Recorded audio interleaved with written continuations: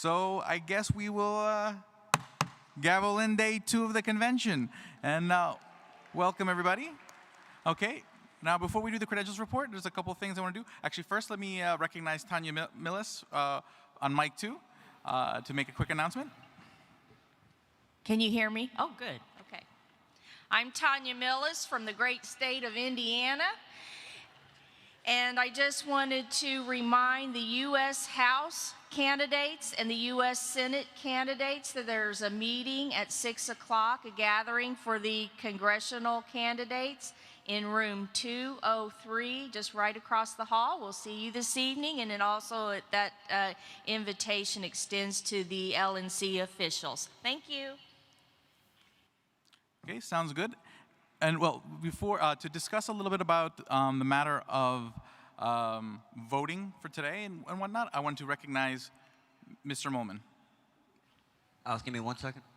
Okay, go for it, Omar. Just real quickly, again, if anyone would like a printed out copy of the platform report, we have limited amounts. We have limited copies available. Come to the Florida delegation table and I'll give you them. Thank you. Thank you very much. And actually, Mr. Molman, should we do this after the credentials report or before the credentials report? It doesn't matter. Okay, let's just go through the credentials report first. Let me have Ms. Hogarth on. Yep, Mr. Molman. Sure that they can hear us on Zoom and that we can hear the Okay, Zoom. let's verify that. Yes. Could you put on is Mr. Fishman on Zoom? Can the Zoom mic be turned on? I can hear you. Can you hear me? I can hear you loud and clear. All right, just to let you know how the Zoom is going to work today, all the state chairs are panelists, and so they can unmute their mic, and they're going to be helping out in running the Zoom today as well. Got it. Thank you very much. Okay, Ms. Hogarth? Oh, I'll give him 1 moment for Ms. Hogarth. And we will have the credentials report. And then we can do business. Okay.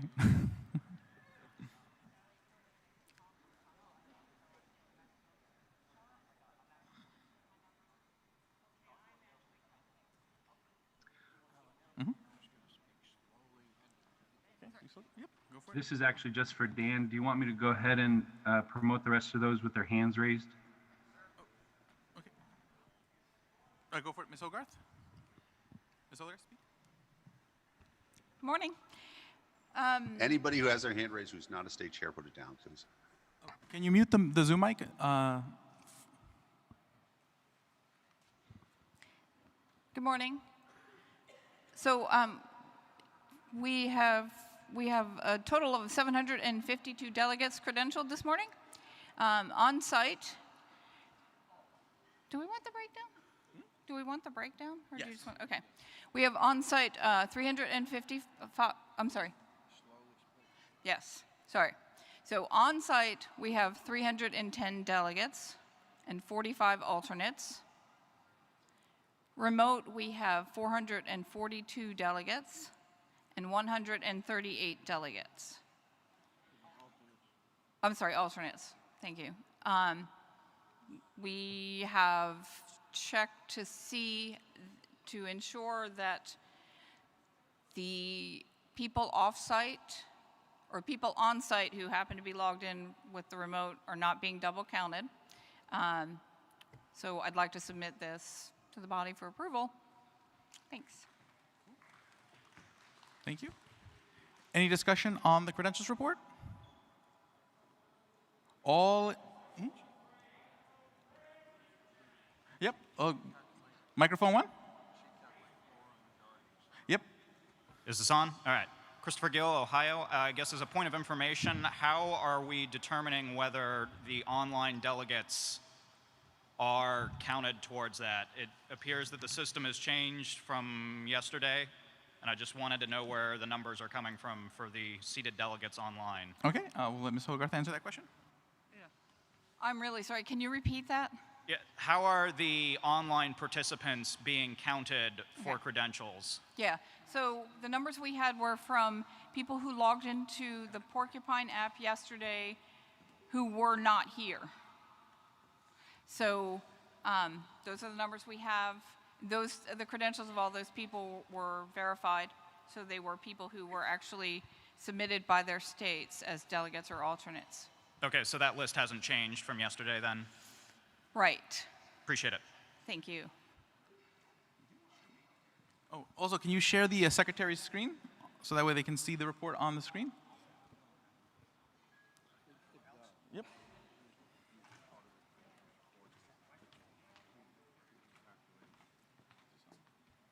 Yes. Okay, Ms. Holger, right over here. Use this mic. Okay. Cool. And there's the report chart. Okay, the report's on the screen. Good. Okay. And mic 1? Microphone 3? Thank you. Yesterday, we passed a bylaw change at the very end that says, for the 2020 regular convention, if authorized by their state delegation chair, delegates may register in attendance, be counted as virtually present on the floor, and participate in business remotely through electronic means provided for by the National Committee. My question for the Credentials Committee is, do we have authorizations from these state delegation chairs? My presumption is we do. Yes. Yes. Excellent. Thank you. Thank you. Is there anyone at mic 1? Microphone 1?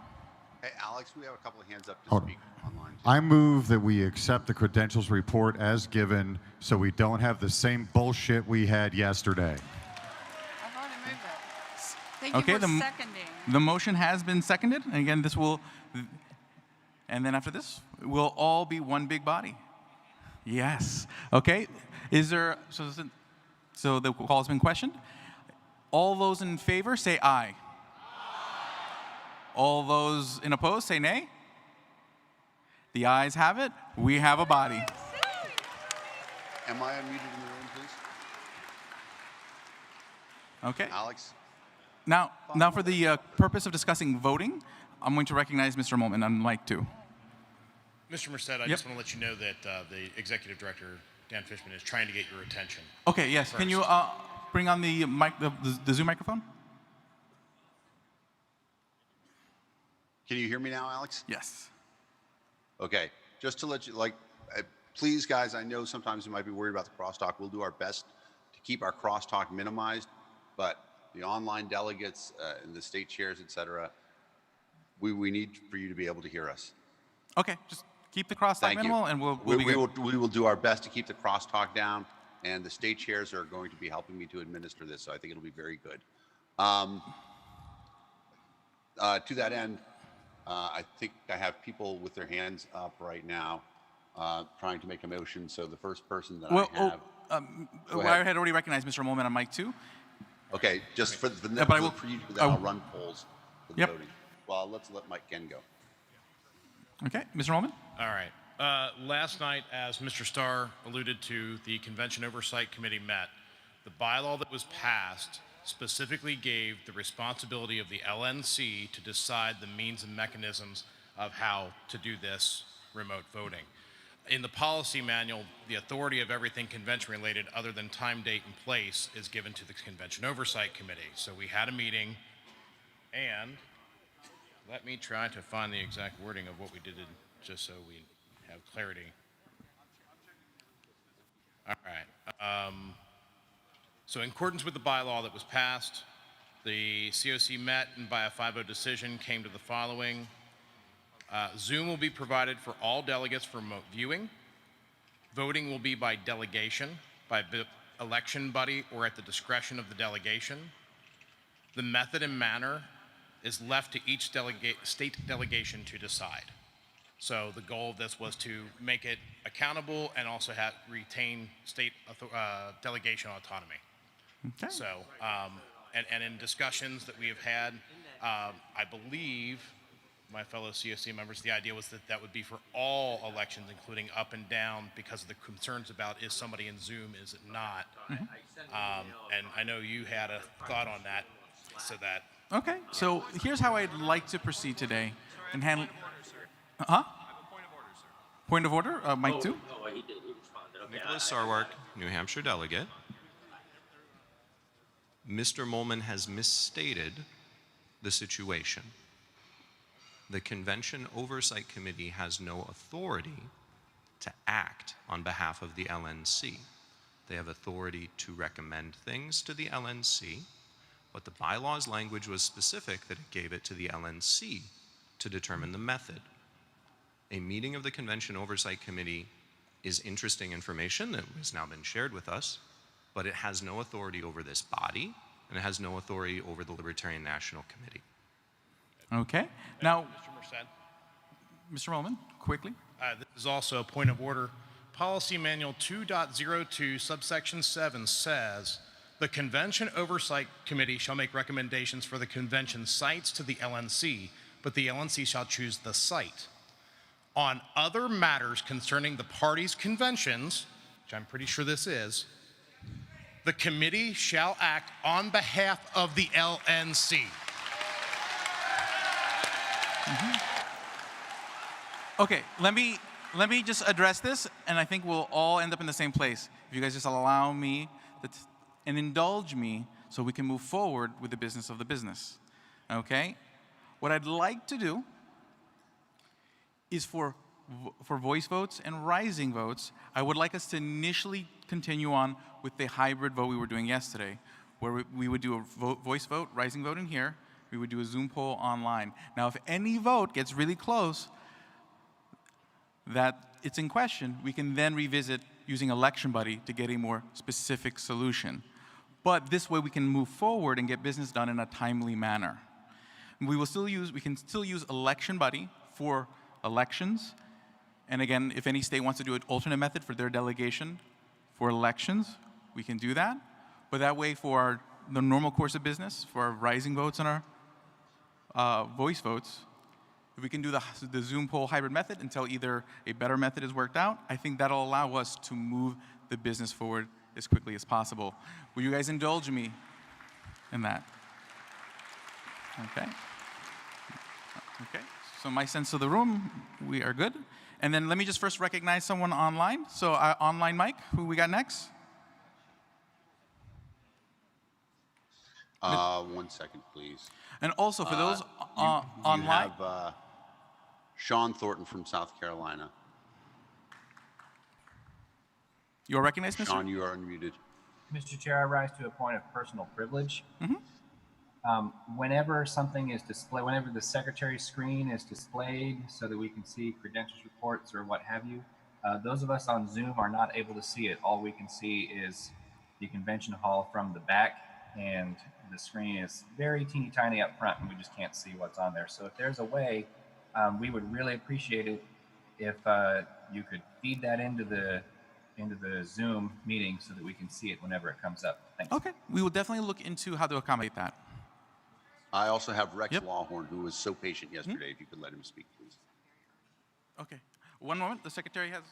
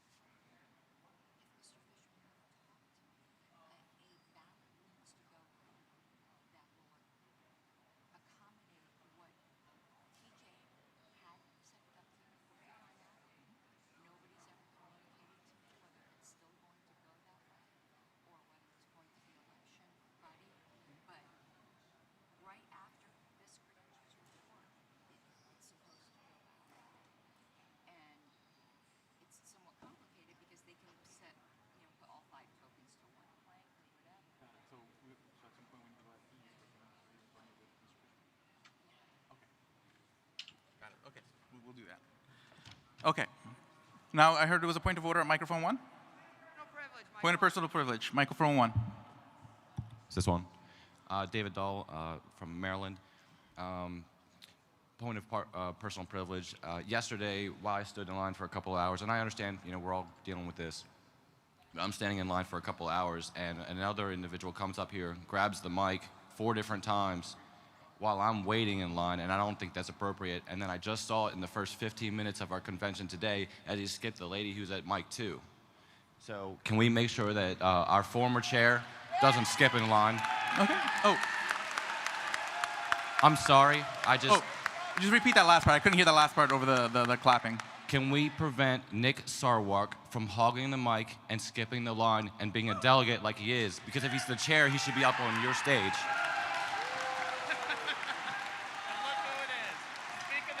And when we complain, please don't tell us to eat a dick.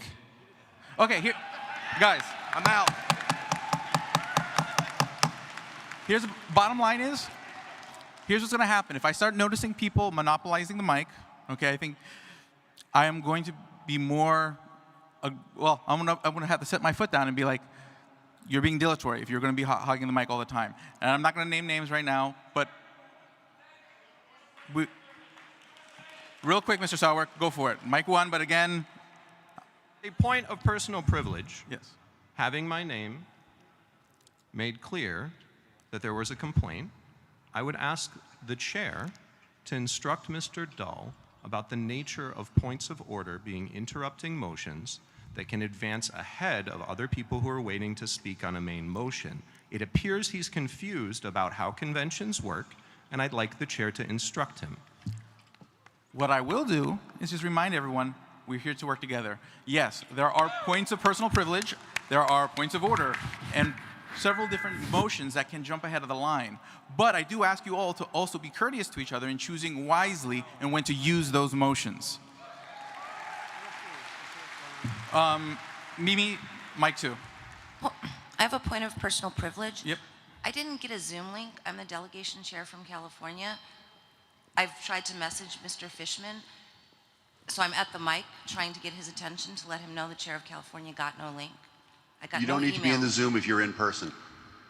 I thought you said that delegation chairs were in the Zoom meeting as panelists, and I didn't get a Zoom link. Only if you need.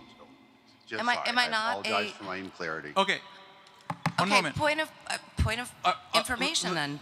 Let me address this issue real quick. So here's what's happening.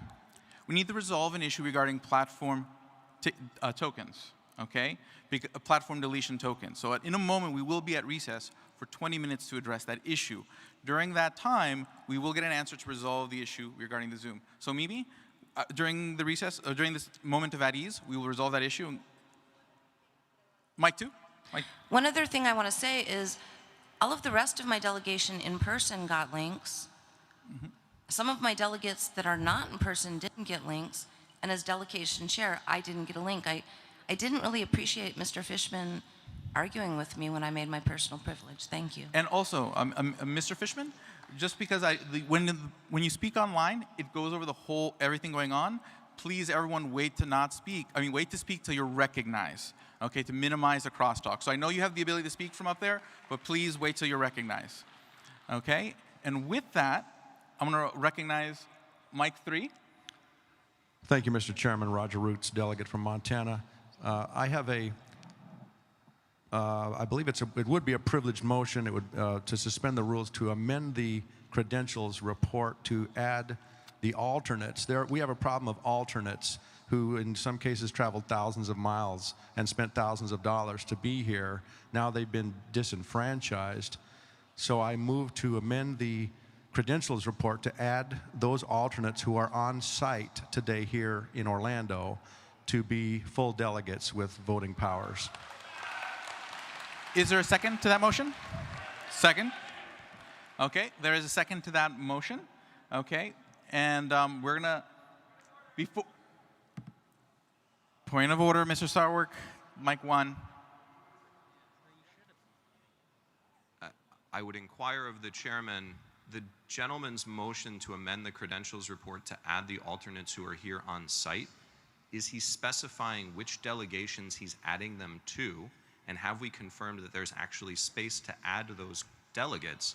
It is improper for the convention body to add delegates to a state delegation that are not added by the state delegation chair. So I think that this motion is out of order and should not be considered. Well, here's what you can do. So for the person on mic 3, if you wanted to keep that in order, it would still have to be a suspension of the rules, and it would have to be a temporary bylaws amendment that would only be good for this convention, that would allow basically the expansion of delegations to facilitate when there's not enough space for those alternates. Is that the route you would like to go down?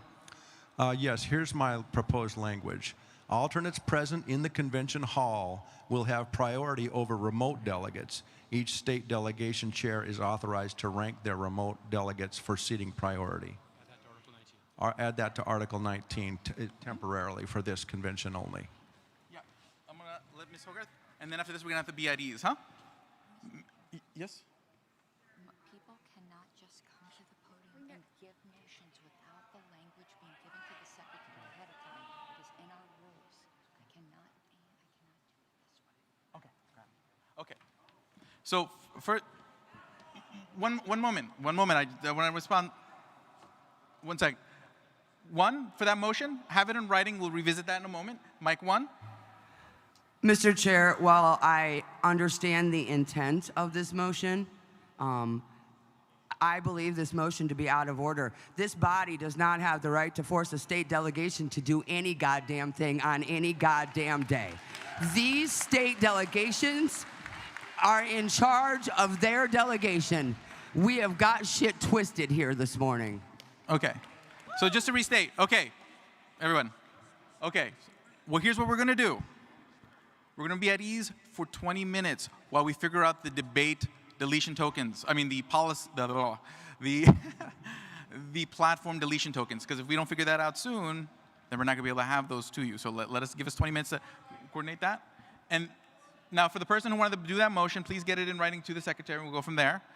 But we're going to be at ease for 20 minutes, and then we'll have everyone come back to the mic, and we'll start recognizing everyone. Yep.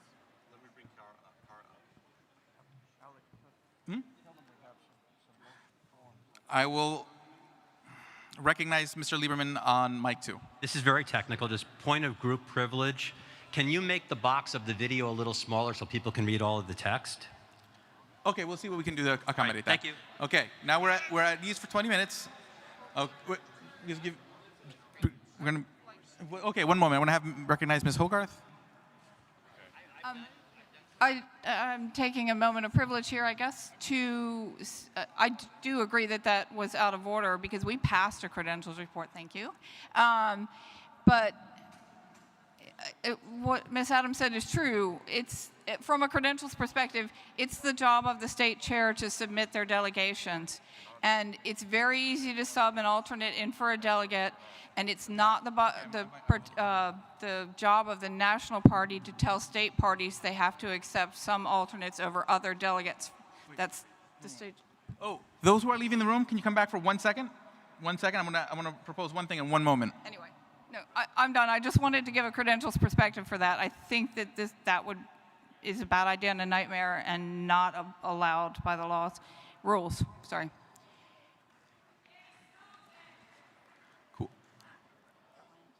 Okay, everybody. Now, while we figure out the issue with the platform deletion tokens and make sure we get those to you in a timely manner so you guys can submit them, would anyone be so moved to take up, or would you guys indulge me to take up the treasurer's report in the meantime and listen to the treasurer's report? Do I hear Okay, good. Okay, so then we were going to move to the treasurer's report. We're going to, Mr. Fishman, if you can coordinate with Ms. Harlos to figure out the platform deletion tokens, and we will resolve this while the treasurer's report goes on. Huh? Yeah, we're still at ease in the mic.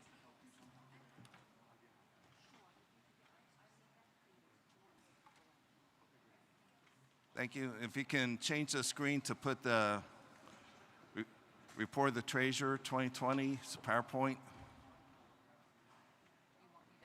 Oh. Oh, sure. I thought the audio maybe did it.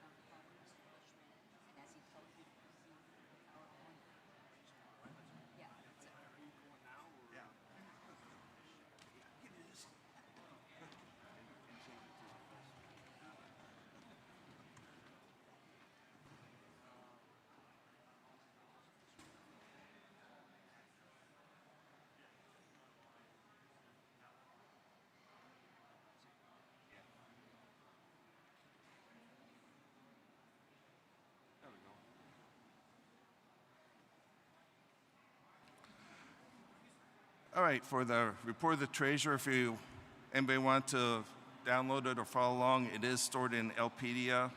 It's a wiki we use, lpd.org /wiki file report of the treasurer 2020. It's PowerPoint. Next one. Bylaws require the treasurer to report the financial situation of the party, including an independent auditor's report on the financial statements. The non-officer members of the Libertarian National Committee appoint the members of the Audit Committee, and serving on the Audit Committee were Julie Fox, Aaron Adams, and Richard Bowen. I want to thank the committee for the work they did on the Audit Committee. And the Audit Committee selected Mark Fry from Fry & Company CPAs to be the independent auditor for the 2018 and 2019 financial statements. And both those statements have been finalized. And the financial statements are available also on the Wikipedia, lpdia.wiki/National Party Audited Financial Statements. And next. And the financial statements include a statement of financial positions, which is the assets, liabilities, and net assets, a statement of activities and change in net assets, which covers revenues and expenses, and a statement of cash flow. The auditor's opinion is that the financial statements present fairly, in all material respects, the financial position of the committee as of December 31st, 2018, and December 31st, 2019. The annual report is also available, gives statement of operations and balance sheet summary for the last 5 years, and that is available at lp.org/2019 report. And we also have unaudited monthly financial reports that are stored in the LPedia. Yeah. Before we get to financial statements, I'd like to mention some of the projects that your donations have supported during the past 2 years. Ballot access, usually higher on the presidential election years, with many states having to do petition drives to get our presidential ticket on the ballot. This year, with the stay-at-home restrictions and voters' health concerns, many state parties have had to seek relief from gathering the petitions. They've had some successes and had to litigate in other states. And donations for the ballot access can be made at lp.org/ballot access. And the Customer Relations Management Project, or CRM, is a database been used for fundraising, memberships, and communications. It's available for the state affiliates who choose to use it, and it was also used during the first sitting, the online sitting of the convention in May, for sending ballots to the delegates. And donations to CRM can be made at my.lp.org/state CRM project. Libertarian Frontier Project started 2 years ago to recruit, train, and support candidates in state legislative races. And Bethany Baldus came within 53 votes of unseating the majority leader in Wyoming. And this project, this project is working with selected candidates, mostly in Mountain West states, to provide support for their campaigns. And there's more information available at frontier.lp.org.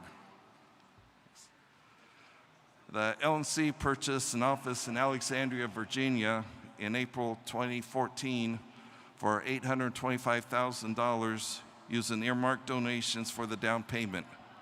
The LNC took out a $500,000 25-year mortgage with a 4.922% interest and a balloon payment due in July 2024. The LNC's been making extra payments toward the principal on odd years, and as its dedicated donations are received. The principal is down to $83,042 as of the end of May, and the mortgage is on track to be paid off within the next 2 years.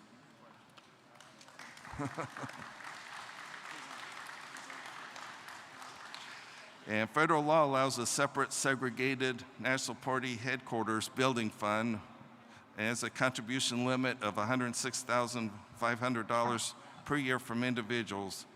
So interested, donate to the building fund. It's at lp.org/office fund.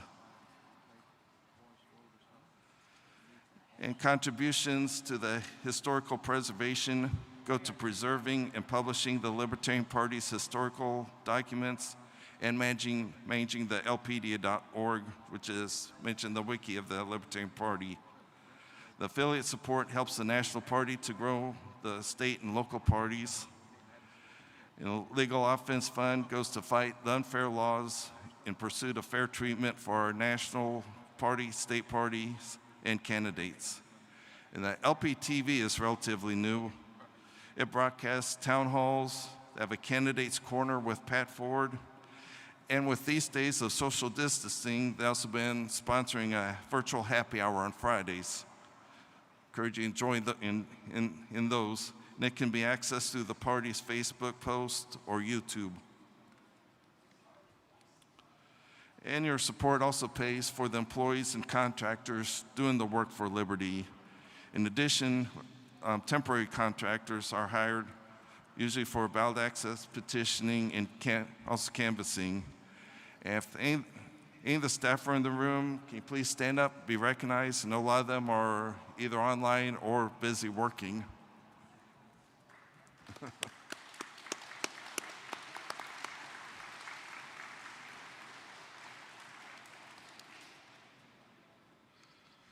And also providing the links to donate to the general fund. If not already, you can join the National Party as a sustaining member at lp.org/join-the-LP or at lp.org/membership. And if you're already a sustaining member, you can donate at lp.org/donate, take credit cards, and we'll also have a link for Bitcoin. And auxiliary memberships started in February of this year. They're for people to gift a membership, being used for pets or kids too young to be able to sign the certification, and they receive an auxiliary membership card. And now to the finances. Wait for it. These tables summarize the financial numbers for 2018 and 2019, and also the unaudited numbers for up to the end of May of this year. We'll start with the property and equipment or fixed assets. The land and building for the headquarters facility are the major assets that we have.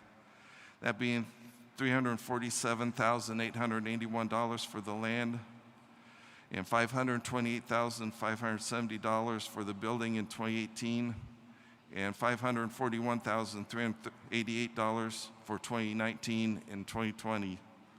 The other fixed assets are the furniture and equipment, computer equipment, and computer software. The sum of these, the property and equipment total costs, were $1,072,228 for 2018 and $1,089,359 for 2019. Then after subtracting depreciation, the net value of our property and equipment were $838,857 in 2018, $866,059 in end of 2019, and $851,064 at the end of May. And this table gives assets. The cash and cash equivalents were $13,728 in 2018, $217,236 in 2019, and $324,336 in May. And FEC has ruled that individuals' contribution limits applies whether the donor is alive or if they left a bequest and the donor is no longer with us. We have lost a lawsuit challenging the FEC over the ruling that contribution limits apply to bequests. So donations from bequests over the contribution limit are placed into an escrow where the LNC can receive the limit for each year. And the amounts in trusts were $141,161 in 2018 and $73,782 in 2019. And while on subject of the bequests, you can name the Libertarian National Committee as a beneficiary to your will, IRA, or 401k. Just listed as Libertarian National Committee, Inc., 1441 Duke Street, Alexandria, Virginia. And one advantage of leaving an IRA or 401k is that when we receive it, none of the money will go to the IRS since we're don't pay the taxes on donations. And the net property and equipment were from the previous tables. And add these up, get the totals of $997,607 in 2018, $1,170,975 in 2019, and $1,280,453 in May of 2020. Next. The liabilities includes accounts payable, accrued salaries and related benefits, accrued vacation owed to the staff, deferred registrations, the mortgage on the office, capital leases, line of credit, and accrued real estate taxes. And at the end of 2018, we had $270,018 left paying the office mortgage, and the principal got down to $103,105 at the end of 2019. And as mentioned previously, it's $83,042 at the end of May. So total liabilities were $368,797 in 2018, $359,826 in 2019, and $371,057 in May. And temporary restricted assets are earmarked for items like college campus programs, radio ad project, and legal offense project. And the difference between the total assets and the liabilities is the net assets is more commonly referred to as equity for corporations, but since the LNC does not have shareholders to own the equity, the auditors refer to it as net assets. And those for respective years were $628,810, $811,149, and $909,396. And if you add the net assets to the total liabilities, you get the same totals that match the total assets from the previous slides. So they balance. And give you an idea how the assets and liabilities compared to previous years. This graph shows the assets in blue diamonds, the liabilities in red squares, and net assets in green triangles since 2011.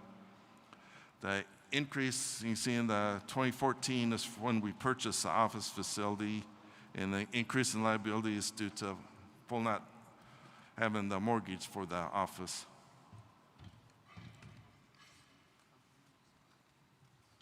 Next slide. And statement of activities and change in net assets presents the revenues received and expenses paid throughout the year. Our generous members and contributors gave $334,149 in 2018, $1,388,515 in 2019, and $666,484 through the end of May. Not sure about the relevance about the 666K. The convention revenues are accrued on a even number of years and on the month when the convention happens, so those will show up for the first convention, probably for the July, be accrued in July. And the political campaign material, most that's from purchases from lpstore.org. The sponsorships and classifieds includes ads taken out in LP News. And these give total revenues of $1,773,436 in 2018, $1,501,318 in 2019, and $709,830 up to the end of May this year.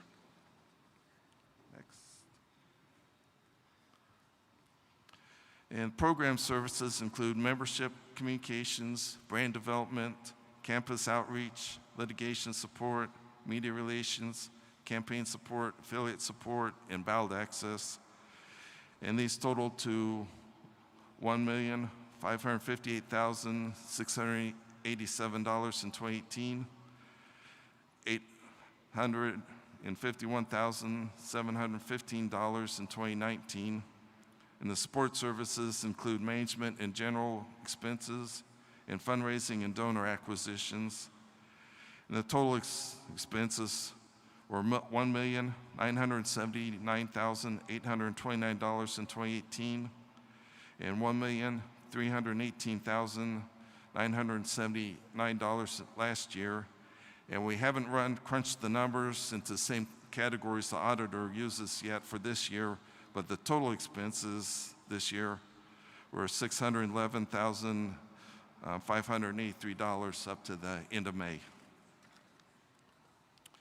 And total revenues and total expenses on this sheet are from the previous two slides.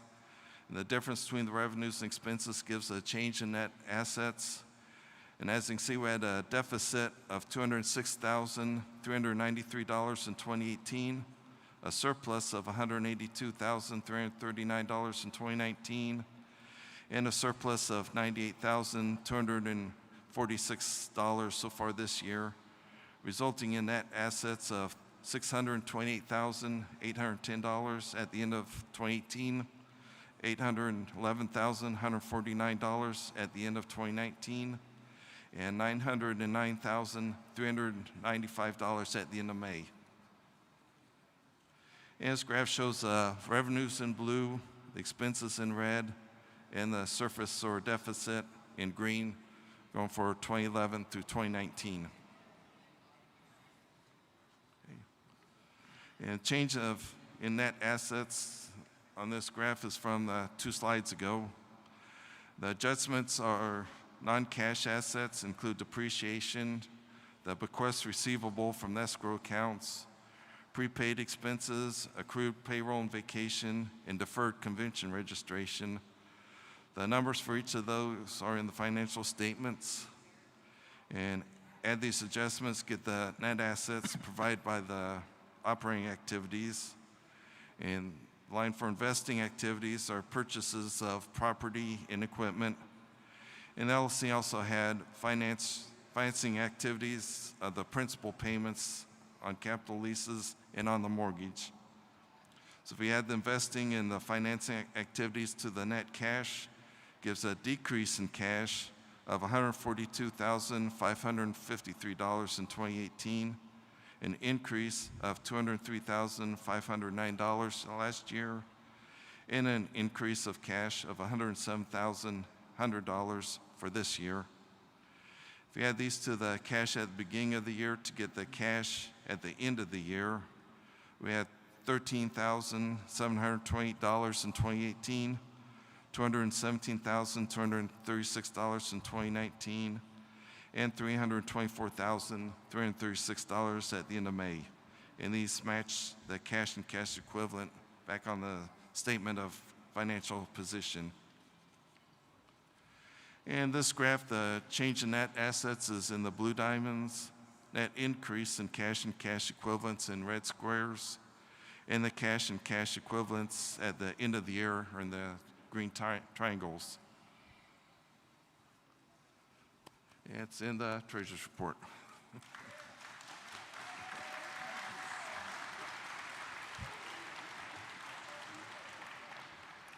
Thank you very much, Mr. Hagan. Okay, so just to give you guys an update. Oh yeah, any questions for Mr. Hagan? And one moment, let me just update this so people can. And Mr. Hagan, you can be right here. Let me just see here if there's any online. Any questions for Mr. Hagan? I'll give it 30 seconds to see if anything shows up on either mic. Oh. Okay, I guess there's no questions. I don't see any questions online, so we're good. Oh, which one? You can go Mike. Oh, Mike 1? Is that for Mr. Hagan? Nope. Okay. Cool. Okay. Thank you very much, Mr. Hagan. You're welcome. Nope, I have the cue. So just to give you an update where things are at with technology and the process for today, and again, I want to express from the bottom of my heart the appreciation for the patience as we sit here and we explore uncharted waters together to figure out how to be all together all the time. So I appreciate that. But here's the status of things. Now with the online delegates, I did end up creating something that is going to make it easier for me to see who's standing to speak online as well. So it should be, so to all the online delegates, again, hopefully everything will be more orderly as far as making sure everyone gets equitable time at the mic. And I can see some of the people who are in there now, so that's pretty cool. Now, far as those who may not have a Zoom link, I am still working on trying to figure out what's going to be the best process. Again, everything's kind of moving together moment to moment, and again, we're limited also on manpower, so we're trying to do the best we can to make sure that everyone gets online as soon as they can. Everyone's got everything they need, so we're working on that. Now, with that, would you indulge me so we can listen to the audit report as we clean up these issues and finalize the things with the delegation deletion token? I mean, the platform deletion tokens. Would that be okay to hear the audit report?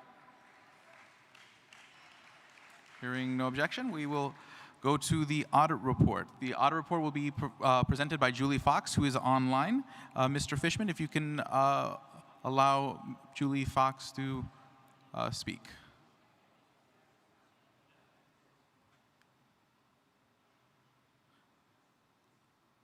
Mr. Fishman?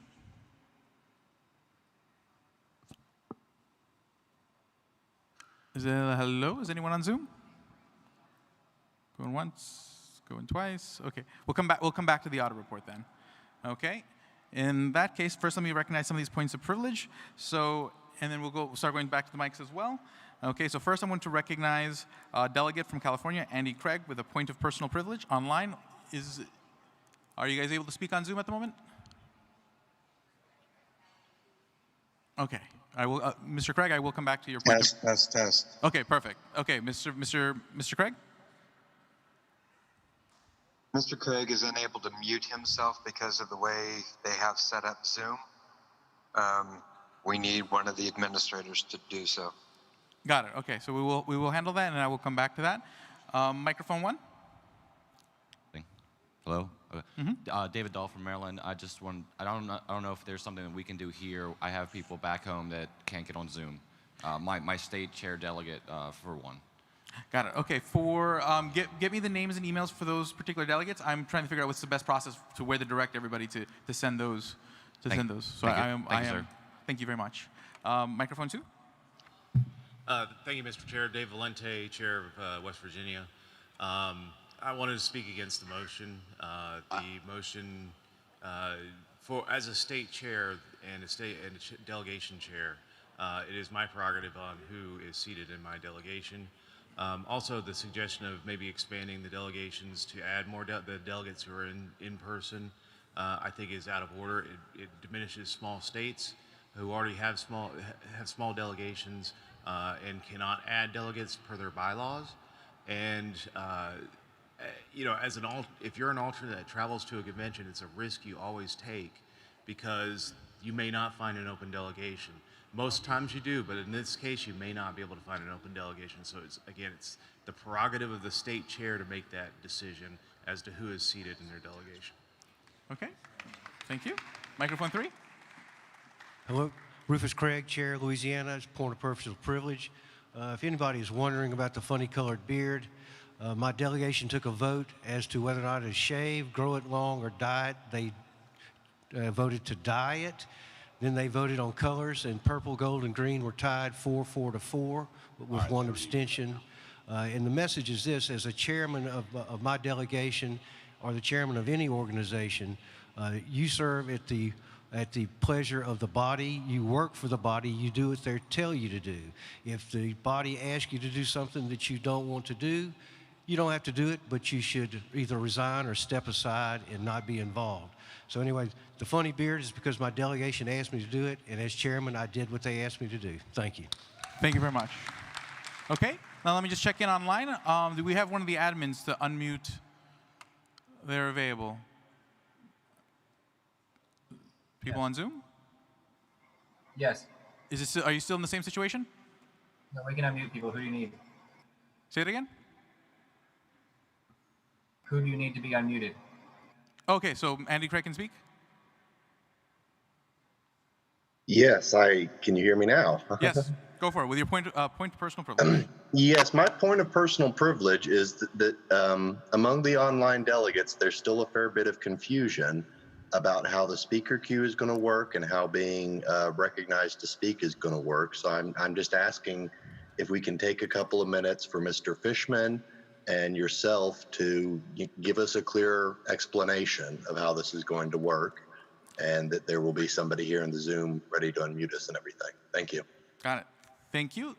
So we are, basically what I did is I created this spreadsheet that you guys online are using right now, so that way I can see which of you guys are in the queue.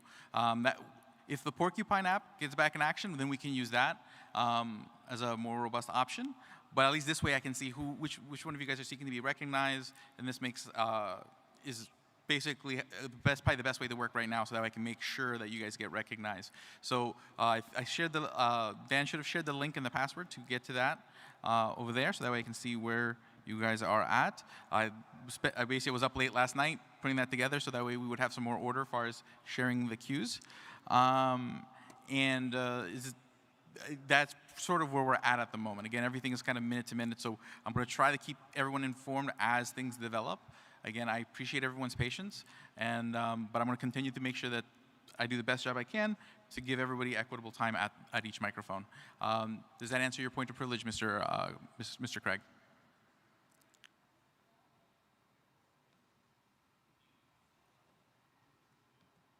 Yes, I will just add that people in the Zoom should not be re-muted until we've had the chance to have this follow-up. And also, just to clarify, that's the same thing. I'm sorry, I'm getting feedback.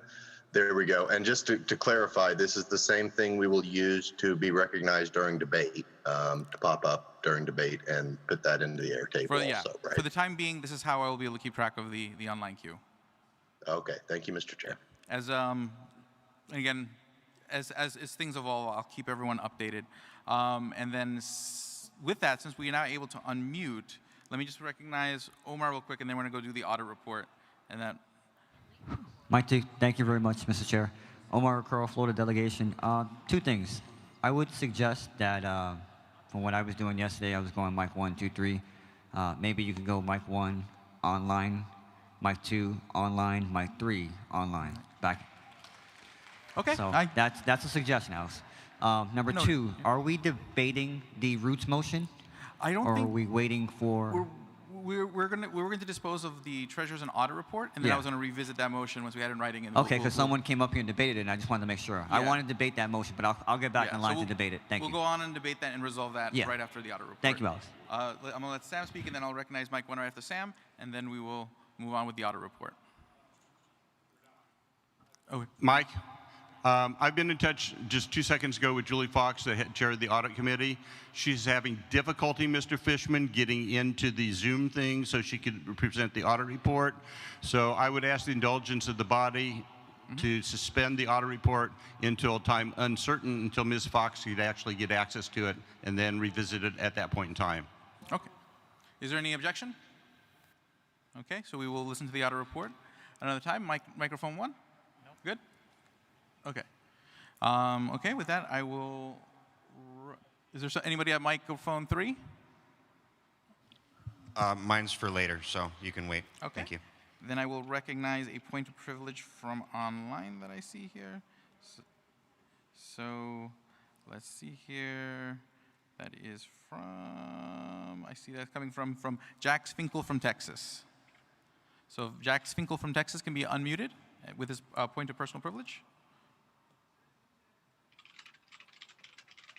Hello, thank you very much for recognizing me. I have a few things that point of personal privilege that I'd like to bring up. The first one, actually, Omar kind of touched on, you know, the virtual delegates there are significantly more than in person. So rotating mic 1, Zoom, mic 2, Zoom, mic 3, Zoom is much more fair. Additionally, there is no way for delegates online to object. When you just ask for an objection, there's no way for me to object for that, not to say that I would. but that's a problem. Additionally, on the screen that we see in Zoom, which time rather than delayed like YouTube is, we can't see any of the reports. We have a Dan screen that's shared with us, but we can't see what the people in the hall are seeing projected onto those two main screens. So these are three major issues allowing for participation.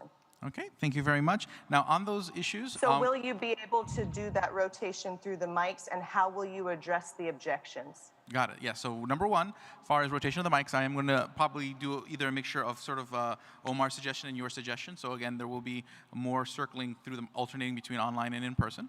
So I will do my best to accommodate that in as equitable way as possible.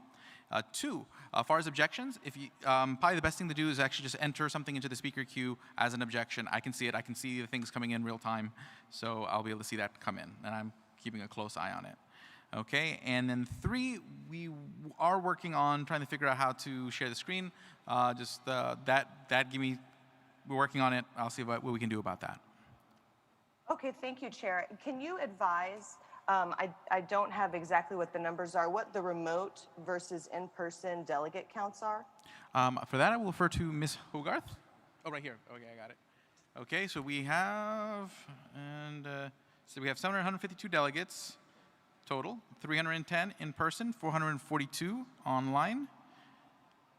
So those are the numbers. Thank you. Thank you. Wish I was there with y'all. Me too. I wish we were all together. Okay, on that, I will are you seeking to be recognized, Mr. Omar? Is anyone seeking to be recognized at microphone 1? Oh, no. Anyone seeking to be recognized at microphone 3? Mr. Chair, I believe there are additional points of privilege in the online speaking queue. I would request that you yield to them first and then come back to me. Okay, let's see. We took care of Andy Craig. We took off Jack Svenko. Point of order. Okay. Let's see if I know. Okay, Matthew Bugman from Wisconsin, if he can be unmuted. And he is recognized for his point of personal privilege. All right, thank you, Matthew Buffman, Wisconsin delegate. I just want to piggyback on some of the other personal privilege. I would ask that you slow things down a little bit, especially when it comes to objections, and refer to the Zoom group as well. We ran into this yesterday quite often, where there were quite a few people seeking to be sought for points of personal privilege or interrupting points of order, and business just went on. So we need to obviously have that resolved, so we're not doing that. So that's why I'd ask you to slow things down just a little bit. And then I would also ask, there's been quite a few times where people on the floor are speaking, but they don't identify themselves with either a name or a delegation. So I just ask so we know who's speaking to certain. Okay. So yeah, so keep that in note. When you come to speak, identify yourselves. I think most people have been pretty good about that, but again, it always helps to identify yourself. Okay, with that, let's see here. I think that resolves the points of privilege in the queue. Mr. McVeigh? Mic 3. Thank you, Mr. Chair. This is Will McVeigh from Delaware. I believe the current pending item of business is the proposed suspension of the rules for Mr. Roots. I first want to point out that I believe that motion at this time has been improperly seconded. When he initially introduced it by speaking it, it was worded differently than when it was actually submitted to the chair. So I don't know if everyone wants to second that again or not. I will take an additional second if someone wants to second it. Second? Okay, so the motion has been seconded. All right, in that case, I don't know if it's in order to amend it or offer any debate on it at this time, since it is a suspension of the rules and we would have to agree to suspend the rules first. First, I would give the mover of the motion. Would the mover of the motion want to speak to their motion before I take an amendment?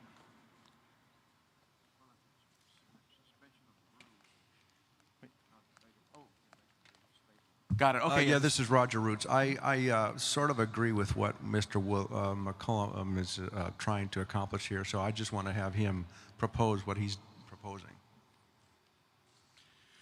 I appreciate that. In that case, the amendment I would like to move. Mr. McVeigh, I was just notified by the parliamentarian, since we're voting on the suspension of the rules, that has to be disposed of first, which is not debatable. Once we vote on the suspension of the rules, we'll take up the motion, and then we will take amendments. All right, I appreciate it. Thank you. No problem. Thank you very much. So since this is not debatable, we will take a vote on the suspension of the rules. Is there someone online who can spark up a queue on suspension of the rules? Just want to make sure that we're able to take this vote at the moment. Can you guys hear me? I can hear you. Yes, you want to have a poll to suspend the rules? Yes, to suspend the rules, to take up a motion that reads as such. Mr. Roots from Montana moved to suspend the rules to amend bylaws Article 19 to add for the 2020 convention only, alternates present in the convention hall will have priority over remote delegates. Each state delegation chair is authorized to rank the remote delegates for seating priority. That is, so it would be a suspension of the rules, which requires 2/3, to take up this motion.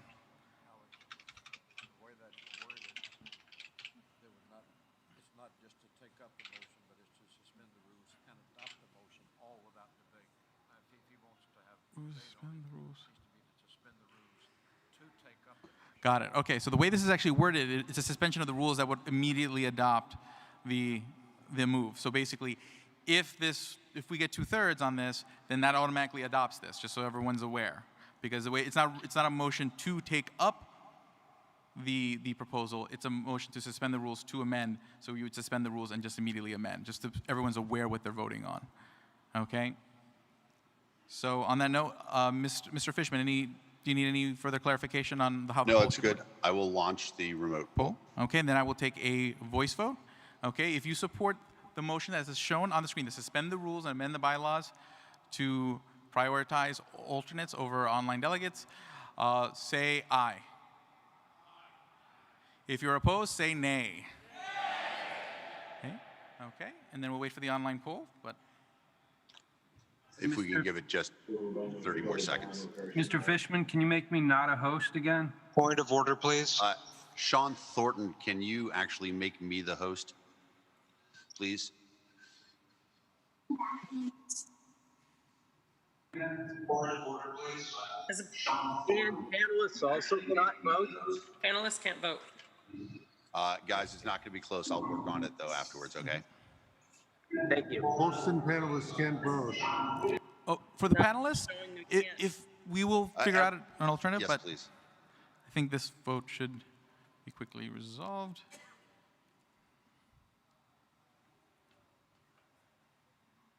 We voted 246, online voted 246 against, 31 in favor. Do we have the results? Yes, can you hear me? Yeah. Alternates voted 246 against, 31 in favor. Okay, so the motion fails on both counts. See, that wasn't so bad. We can do this together, right? Nice. Okay.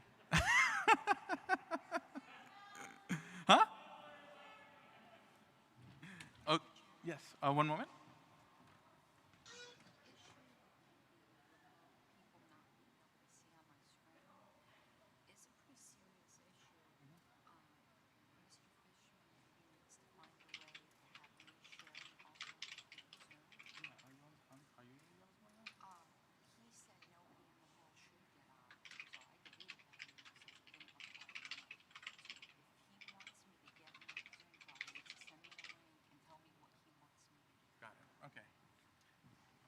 Mr. Fishman, are you available?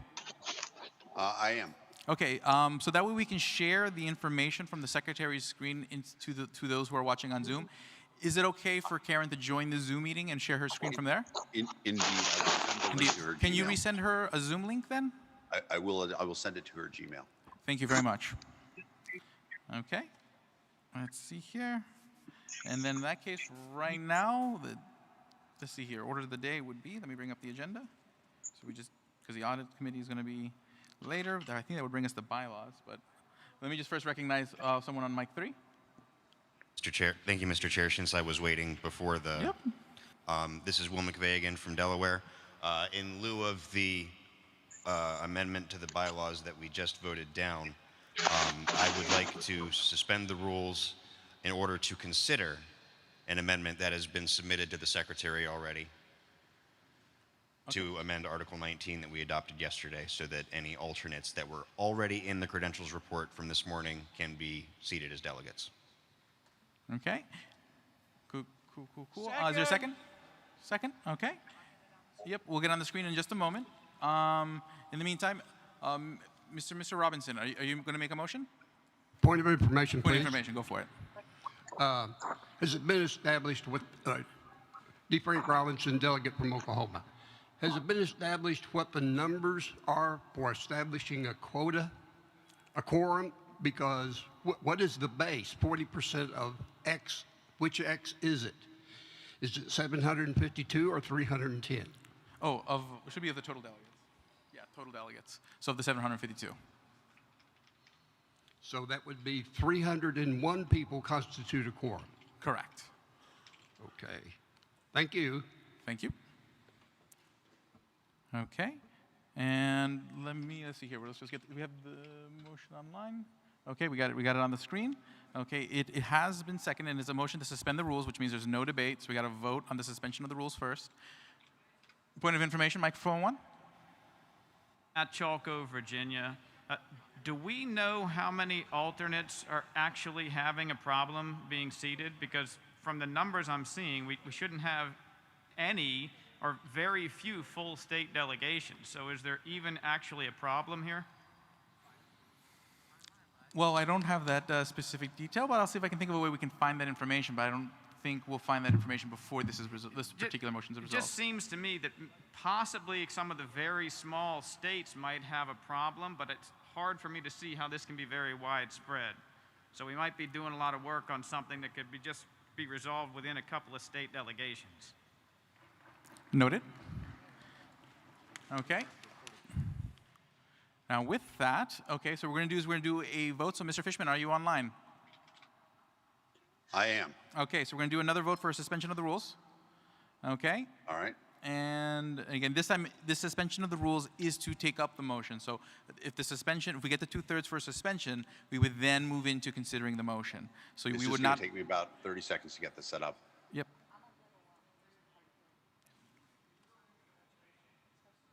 This is a suspension of rules. Could you repeat it, please? Yep. So basically, this is a vote on a suspension of the rules to take up the consideration of the following: to amend Article 19 to add any alternates on the credentials report adopted the 10th of July 2020 may be added directly to the affiliate party delegate entitlement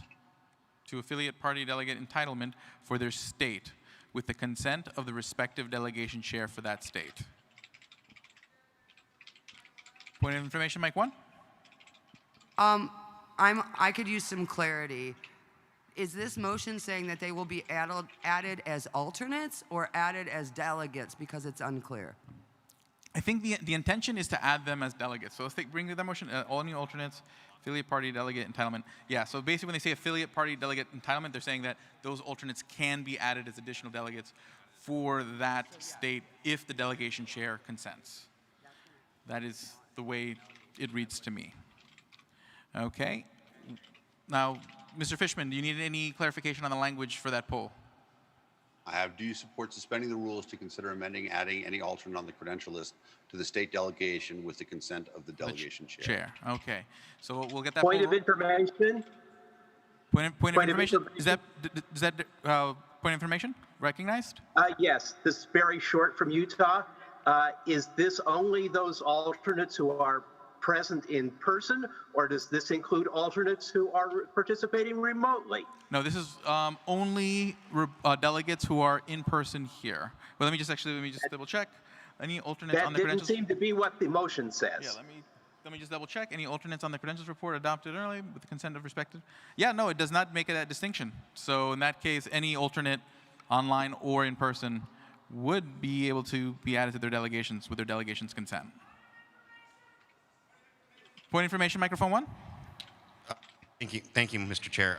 Just want to clarify, if we do agree to suspend the rules at that time, we can debate, discuss, amend the proposal. Is that correct?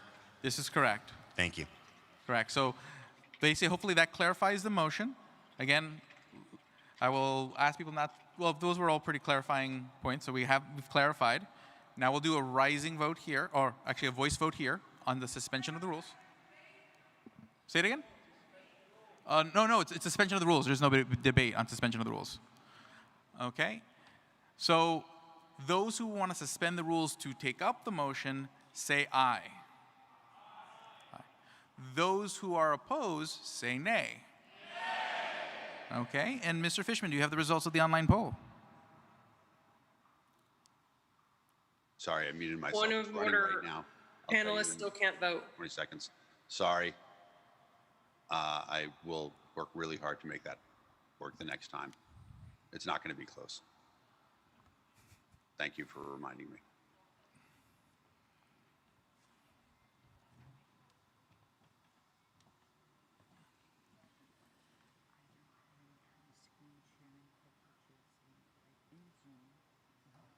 Thank you, Dan.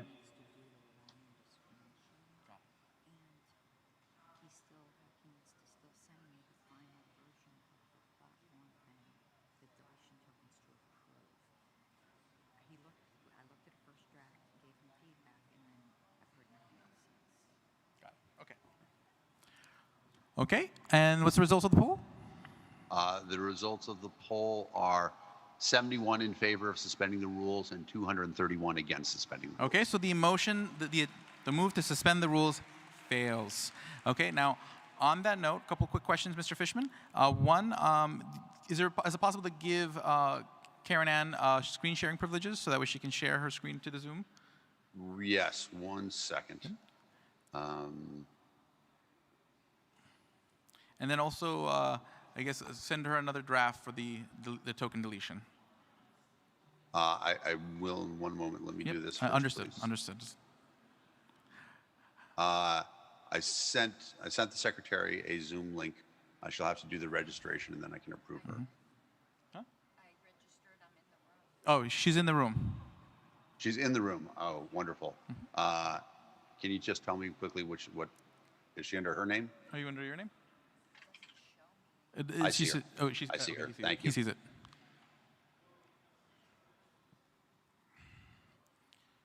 Okay. And then next, I will be recognizing someone from online.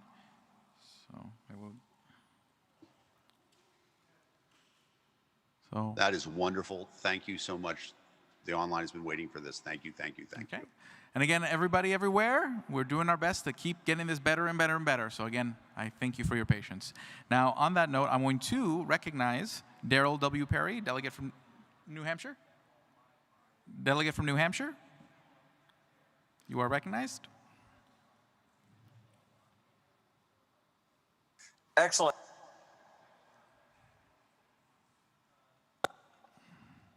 Yes, Mr. Chair, can you hear me? I can hear you loud and clear. Excellent. Motion to suspend the rules to amend the agenda to set the order of LNC elections to elect at-large rep before electing LNC officers. Okay. Is there, okay, the motion's been seconded. Okay, so that means we move to a vote on the suspension of the rules. Okay, so I'll just give a moment to get this on the screen. Okay, 1 moment.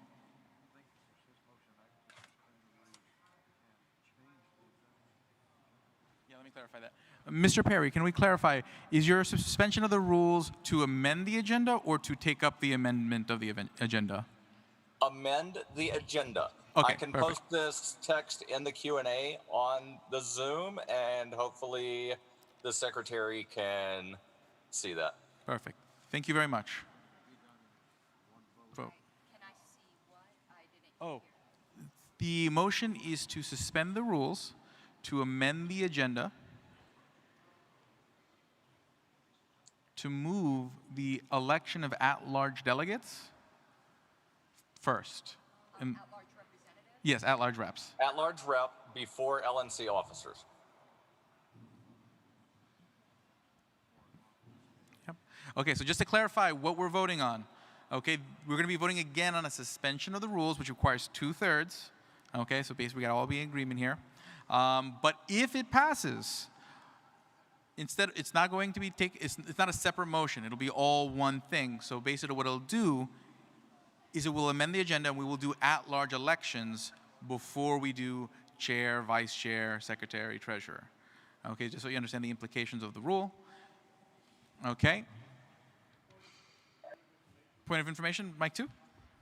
Motion mean we immediately go to at-large elections, or just when we get to at-large elections, that's the order of elections? When we get to LNC elections, we would start with at-large. So it does not move it before bylaws.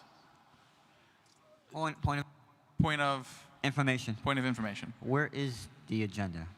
The agenda is on the website. Let's see if we can get that. Maybe. Yep. Yep.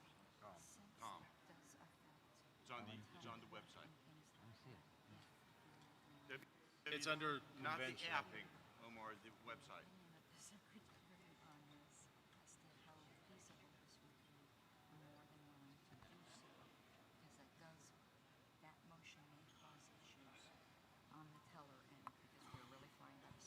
Got it. Would the body indulge me in recognizing the speaker just to kind of discuss the feasibility of making that change, so what the impact it would have on the volunteers we have acting as tellers? Would the body be okay with that? Okay, with the objection, we will not recognize. Okay. Now with that, let me get the, okay. But again, on the agenda, we had treasurer's report, audit report, bylaws, and then we'd get into the LNC elections. But here we go. So right now, we're going, yep, do you have point of information, privilege? I do have a personal privilege. My name is Anthony Harwood. Mike 2? Mike 2? Mexico delegation who is remote can. Microphone 2? Microphone 2? There we go. New Mexico delegation that is remote cannot get into Zoom. Either they did not get a Zoom link in the email, and they. Okay. Infinite loop, and never gets them in. Got it. Can we resolve the mic issue with mic 2? Try. Huh? Yeah. Got it. Just keep speaking. Try again. All right, I'll start over from the beginning. New Mexico delegation that is remote can't get into Zoom. They can't either get the Zoom link in their emails, and they did not get an email. So the Zoom link does not go into an infinite loop, and then they can't get into the room. Got it. Mr. Fishman, what is the best? I will send the link to Chair Mr. Lucchini on Slack, and he can distribute it. Okay, perfect. Thank you. Okay, with that, we will move to the vote. May I rise to a point of personal privilege? Dean Ahmed, Maryland. Mr. Ahmad, you're recognized. Thank you. Our alternates in Maryland did not get the invitation to the Zoom meeting. Can that be sent out to them too, or to me to relay? Because we are polling in the Zoom, we cannot admit alternates. Okay. But the alternate, wait a minute, but alternates can vote if they're substituting for delegates who are not on the floor. If there's Mr. Ahmad, can you follow up with me on Slack, please? Yes, thank you. Okay, so now we're going to move on to the vote on the suspension of the rules. Okay, so Mr. Fishman, I will reread the motion so that way you can prepare the poll. Okay, we are voting on a motion to suspend the rules to amend the agenda to move the election of at-large representatives before LNC officers. Bylaws, anyway.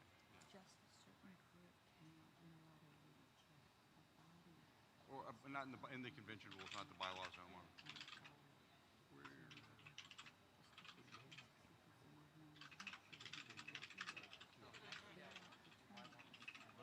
Out of 3 people coming in, but there's only 330 delegates, and way more different. Yeah, but how could 301 be a quorum when we've only got 340 delegates?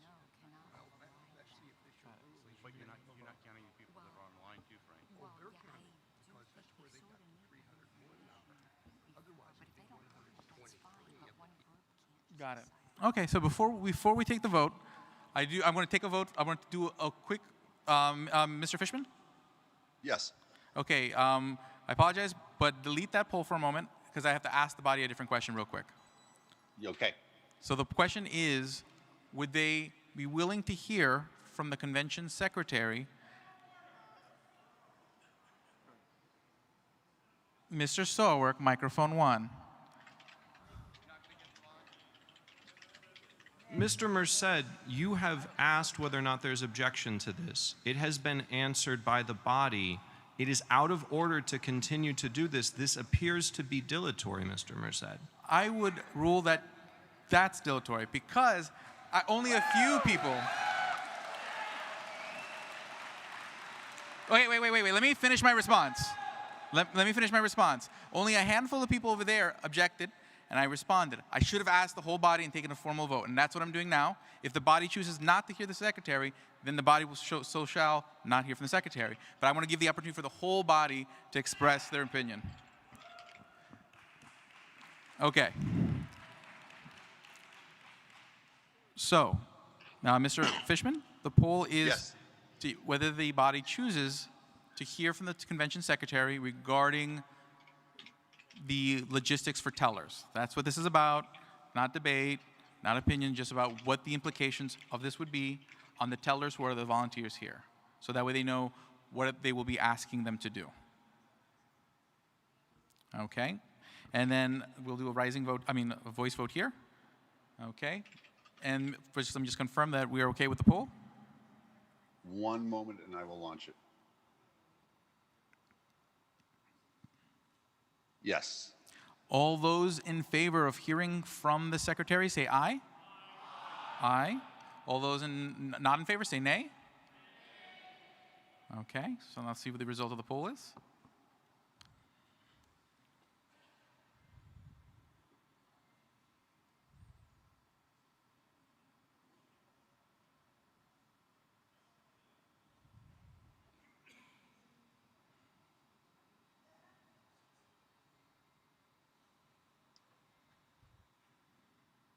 Mr. Chair, because it's a 2/3 vote, I figure we should wait a.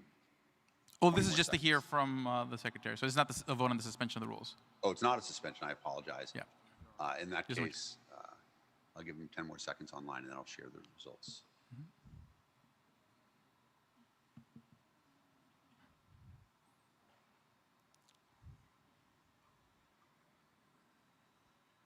I have 179 votes yes, 107 no, and 41 abstentions. Okay, that passes. That's a majority. Okay, so in that case, we will hear from the secretary on Nick Sowerk, mic 1. Mr. Chair, the point of order is, this is in the nature of debate on a non-debatable motion. The secretary's comments will be in the nature of debate on a non-debatable motion to suspend the rules, and thus you would require a 2/3 vote in order for the body to allow that to happen in violation of the rules in Roberts, that this is a non-debatable motion.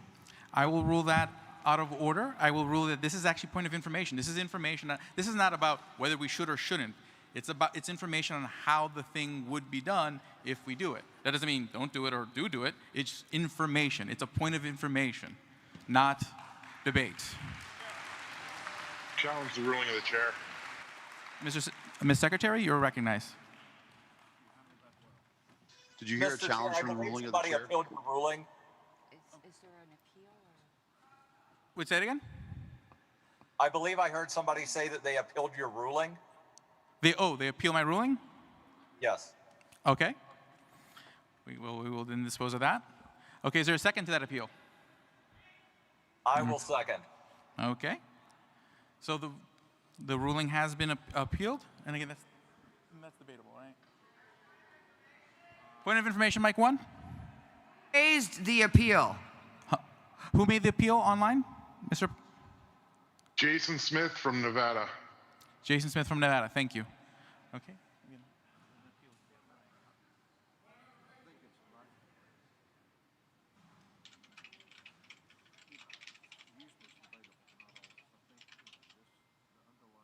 motion is not debatable, so it's not.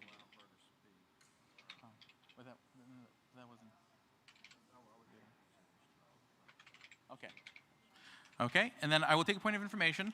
Due to the nature of the underlying motion, this is not this appeal is not debatable, so we'll go to a vote, and I will recognize point of information, Mike 2. Oh, Mike 2, Mike 2. Point of information.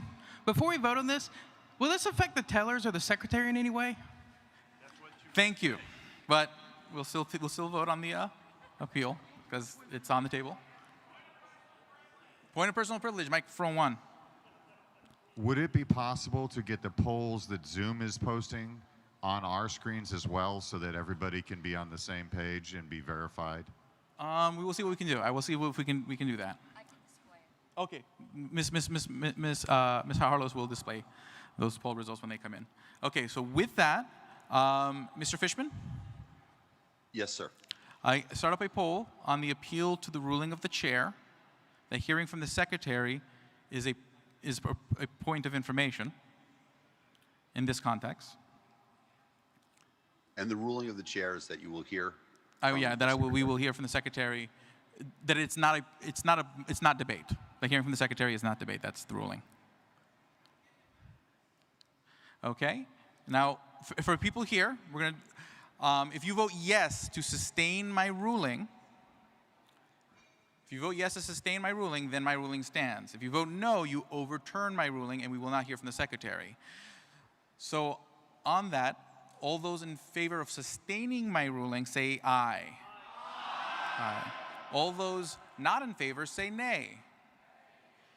Nay, okay.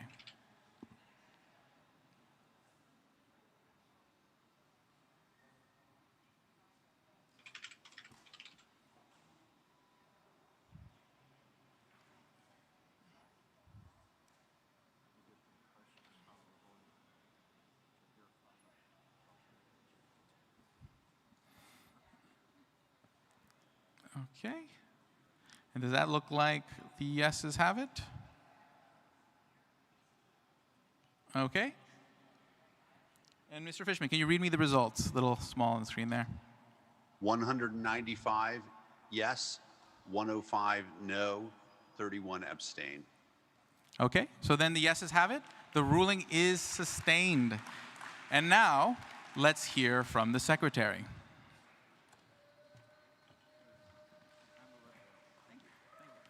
Right, thank you, everyone. That's Wayne's job.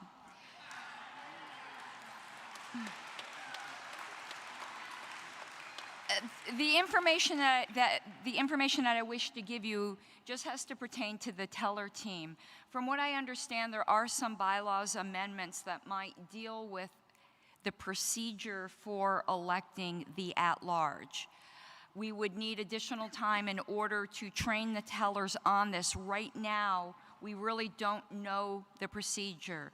We all here have had to do things on the fly, and we've been very tolerant with each other.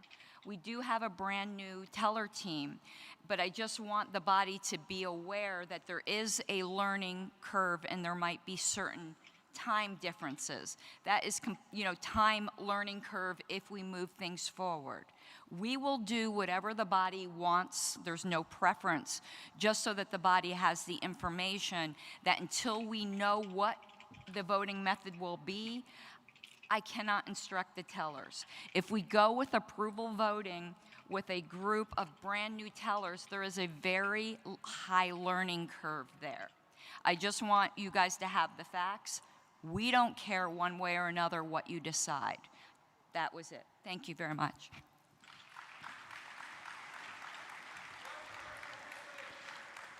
Point of personal privilege, Mike 1. Michael Heiss, delegate from Pennsylvania. I want to ask for a recess for 15 minutes. There's several delegates who have not received their Zoom link from Dan Fishman, and we need to get that solved. Okay, let me just check if that's in order.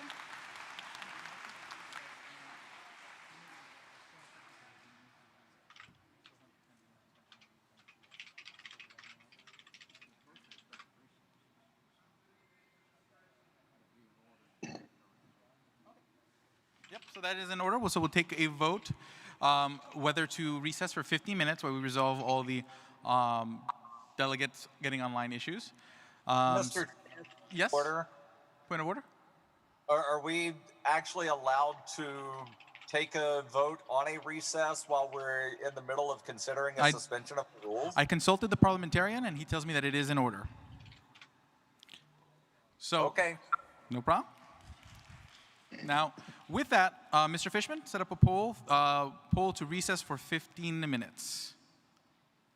And then we will come, and then after that, we will take up immediately the vote on the suspension of the rules. I'm in the process of creating it.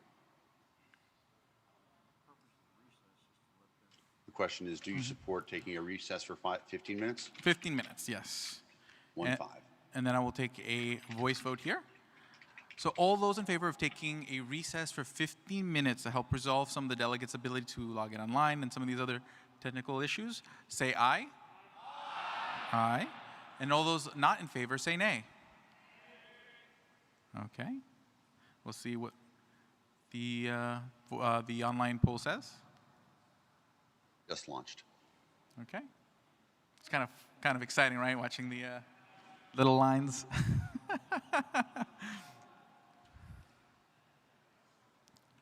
Okay. Microphone 3, do you have a point of privilege? Effectively. I can wait for this. While you're here, I wanted to speak. I know we're going into recess about some of the technical issues, if that's all right, just kind of over the mic so some people can hear me who are interested. Go for it. I'll wait for the poll real quick.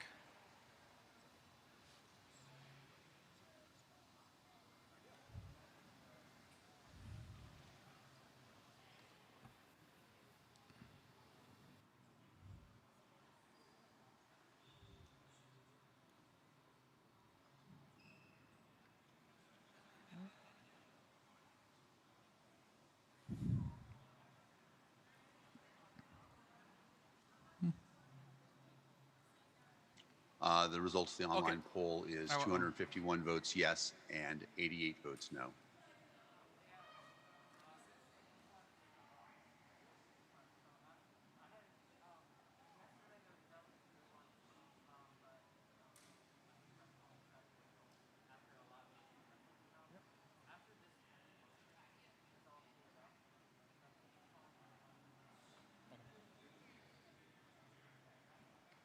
Okay, so what was the result of the online poll? 251 yes, 88 no. Okay. Awesome. And so then we will recess for 15 minutes. We will come back at 10:57, and then yes. Yes, sport. Make it 11. Oh, and we're going to recognize Kara Schultz while we're in recess for a special presentation.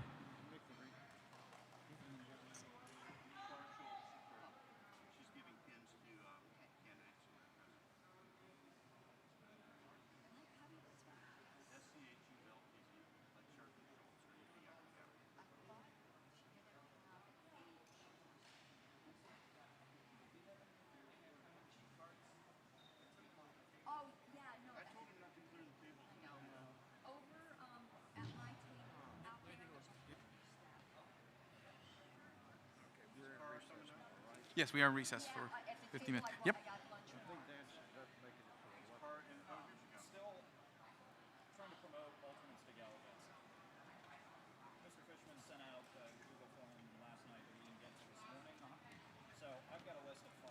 Alex? How do you spell your last name again on my page? No T. Ladies and gentlemen, I present you the Libertarian Party's wonderful resource, Kara Schultz.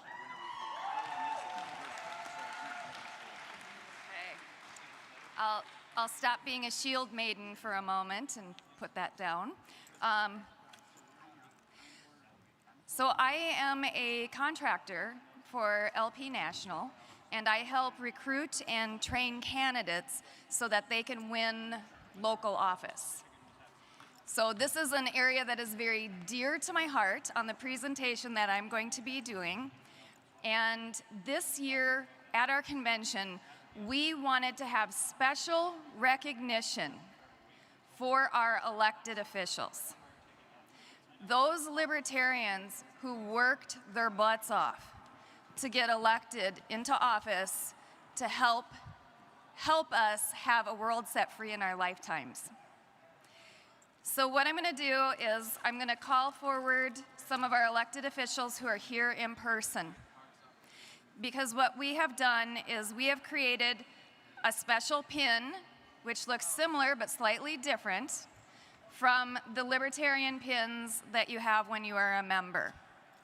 And the pin says that you are a Libertarian county and municipal official. So when you see someone wearing this pin, you know that this is someone who missed every family event for a year because they were out door knocking every waking second. This is someone who, in the year before they even thought about running or announced that they were going to run, they were attending every city council meeting, or they were joining different community groups, or they were volunteering. They were being leaders in their community long before they were an elected official. And these are people who have so much caring and compassion in their heart that they sacrificed so much to get into positions to stand between the omnipotent state and the rest of us and to try to block the evil shit that they try to do day in and day out to all of us. So I would like to call a few of our elected officials. I know some of them might have gone out since we're in a break, but the first, and these are in no particular order, but what I would like to do is I'd like to call them forward so that they can receive their pin, but also so that they can tell you about the office that they're elected to and what they've been able to accomplish while in office. So the first person I would like to call is Mr. Jim Turney from Florida. So if I could have him come up to the stage. He is in. Yes? Yes.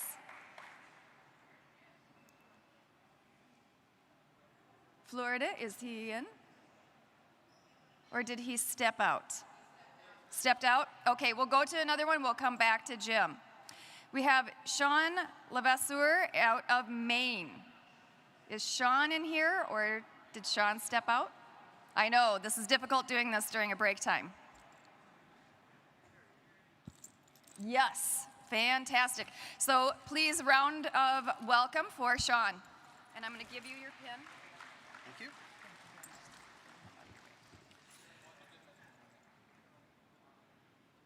After all that, I have to say I didn't do much door-to-door or knocking or spending a lot of time getting elected.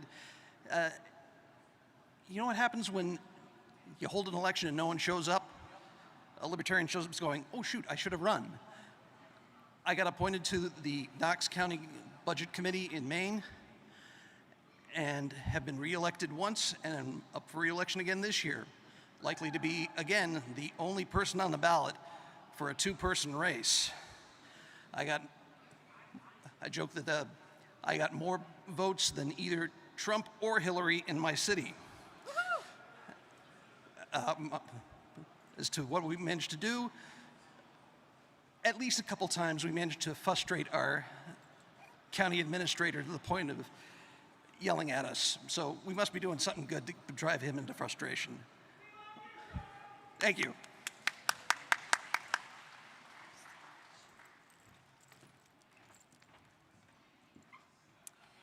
Okay, and out of Florida, I would like to have Larry Schneck come up.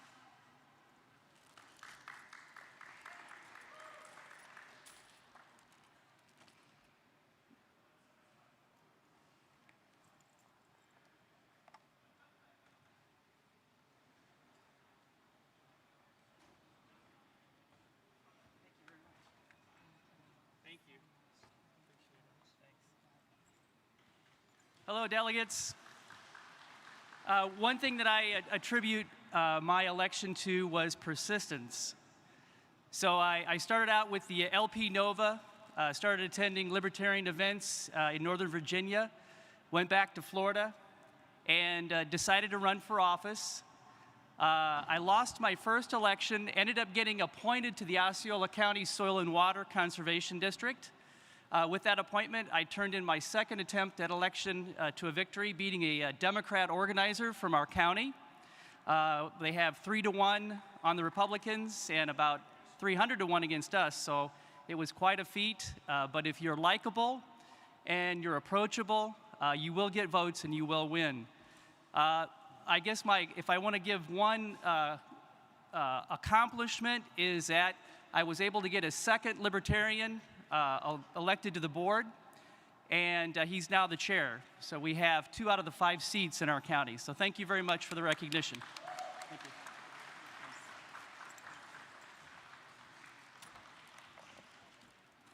Always a fantastic thing, and he demonstrates something that is really amazing. When you are a Libertarian and you get elected into office, you aren't just trailblazing for our wider party. You are trailblazing within your community because people are able to see what does it look like when a Libertarian governs. And you know what? They like it. They really like it. And then they feel confident voting for more Libertarians. This becomes normal to them. It becomes desirable. So just like he was able to get another Libertarian who's now chair on his board, I was able to do that in Burnsville. So in my city, which has 63,000 people, we were able to get a second Libertarian on board in 2018. And let me tell you, once you get a second Libertarian on board on your council, look out, the fun begins. So now we will go to California. And is Jeff Hewitt in the room or stepping outside? Trying to look over towards California. Is Jeff Hewitt in?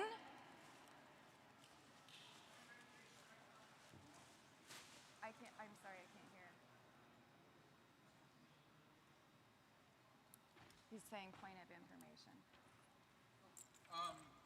Mic 1? Yes. I mean, mic 3, mic 3. Mic 3. Mic 3? I think it's on. Oh, here we go. Starchild from California. I realize we're not in session now, so this is not pertaining to any business. But I was just wondering whether there is a list of all the known elected Libertarians on the national website and what, more importantly perhaps, what they've actually done in office to advance the cause of liberty. If there's not such a list currently, I think that would be an excellent thing to have up there so people can see what our elected officials are actually doing to bring freedom back, or bring freedom where it never existed in some cases. Absolutely. So there is a list of elected officials on lp.org. So if you go to lp.org and you scroll down to the bottom, it says our elected officials. When you click on there, you can sort by name, you can sort by office, and you can sort by state. We do not, however, have an area where they can talk about their accomplishments in office, but that is actually a spectacular idea, and I'm going to be looking into seeing if we can do that. I appreciate that very much. Thank you. Mic 3? Mic 3? Yes. I would respectfully suggest perhaps the staff or the LNC or some other neutral party could compile lists for each elected official with their input, of course, but to have more of an objective list of what they've done instead of just the officials sort of talking for themselves. Thank you. You bet. Thank you. And so I'll check one more time. Is either Jeff Hewitt or is Mr. Jim Turney in the convention floor at this time? No, they're probably at the bar. I mean, I know it's early, but, you know. Yes, it is 5 o'clock somewhere. So with that, I'm going to wrap it up. I am going to be getting these pins out to the individual electeds, and with our thanks. If you want to see what these types of pins look like, we will have that up. Also, I have that pin. And so, you know, you can take a look at it, see what that looks like. And my hope is that so many more of you are wearing these pins when I see you at the next Libertarian National Convention. Thank you. Thank you. Thank you very much. Also, Kara's awesome. Now, okay, so basically where we're at right now, it is 10:55. I think was that what we said? Yep. And basically what's going to happen is at 11:15, we're going to have a very special presentation, so we're going to have a hard cutoff at that point. And also, just so you're aware, there are T-shirts available at the Joe Jorgensen table outside. If you've already made a donation to the campaign at any time, feel free to take, they told me it's free to take a shirt. And if you haven't made a donation, take a shirt and make a donation at some point if you wish. But the shirts are there. Go grab one when you have a chance. But also, so since we have a limited amount of time, and we're still kind of resolving some of the issues with some of the states, what I figured we'd do is, Mr. Fishman, can you hear me?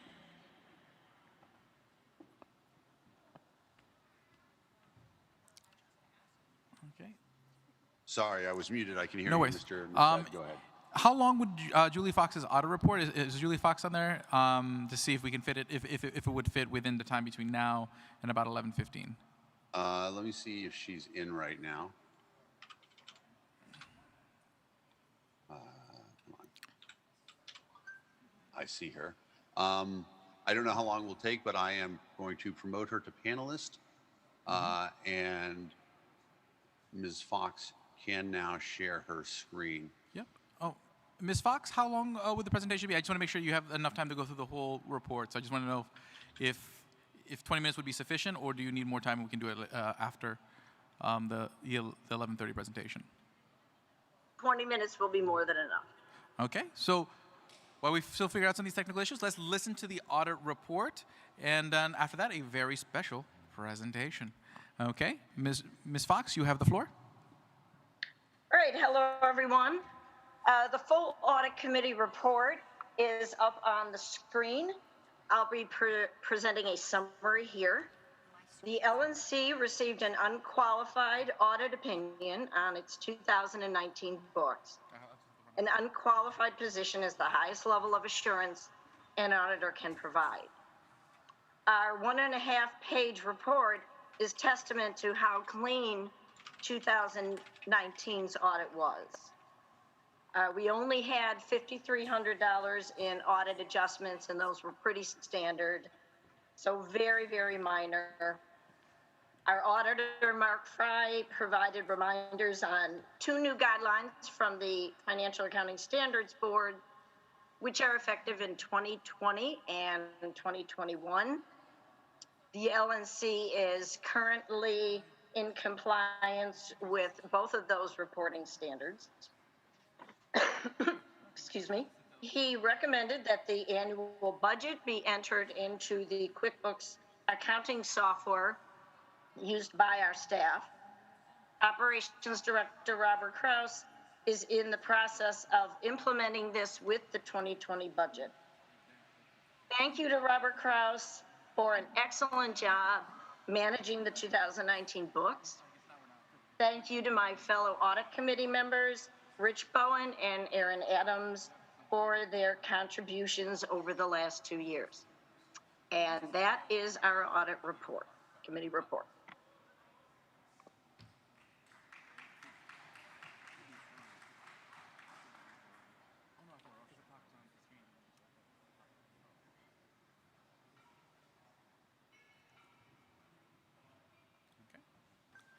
Cool. So the audit report has ended.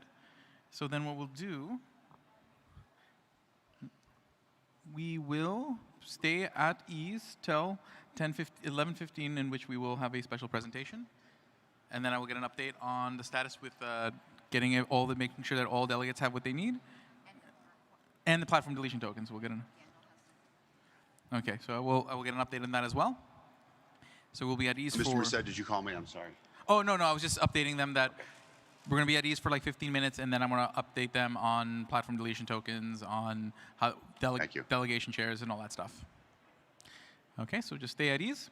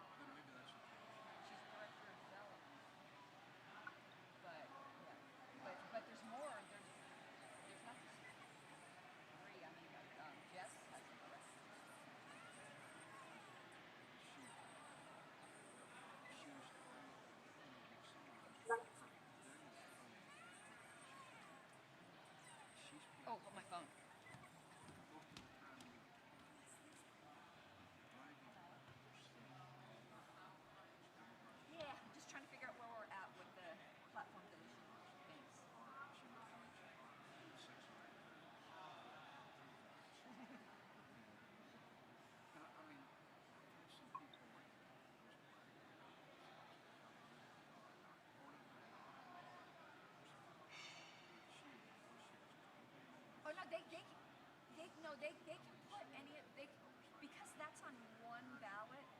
Her thing was when you're in person, she gives you 5 separate tokens, and that's why it says only do it on one per token. But since you're doing it on one ballot, they can do it on different planks. Because before there was 5 separate tokens, and okay. Okay, great, thank you.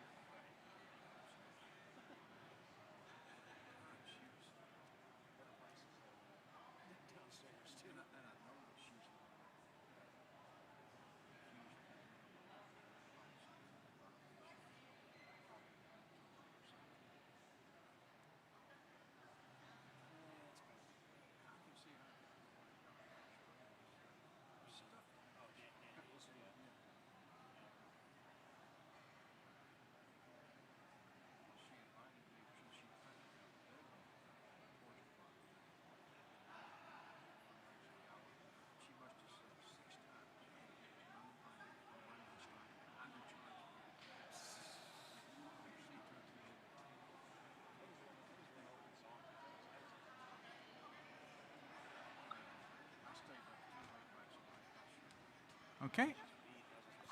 I'm going to bring up Mr. Flores to just speak really quickly about the Povertarian Pizza Banquet.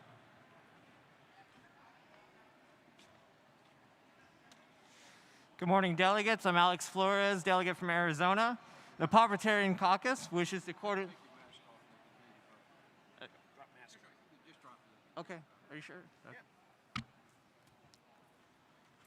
The Libertarian Caucus wishes to cordially invite all delegates to the 4th biannual Libertarian Pizza Banquet to be held this Saturday evening at 8 p.m. in the hotel lobby. Remote delegates can also participate in our first ever virtual pizza party at the link available on our Facebook page. We're collecting money in advance to facilitate the order, so if you have cash, please get it to me, or you can send it through our PayPal at paypal.me/Povertarians. The pizza banquet is a pay-what-you-can event, and no one will be turned away. You all matter to this party so much more than money, so there will be plenty for everybody. Everybody's invited, no matter what, and thank you for your service to the Libertarian Party.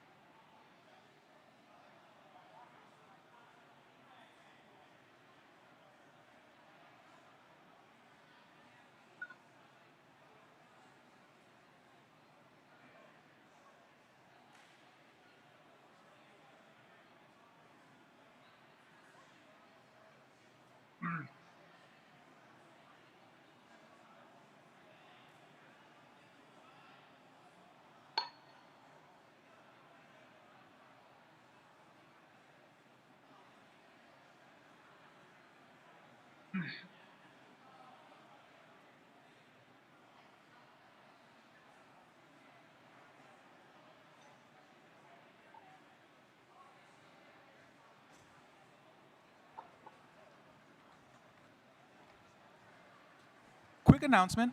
I'm going to recognize Robert Perry to say some words. Just want to.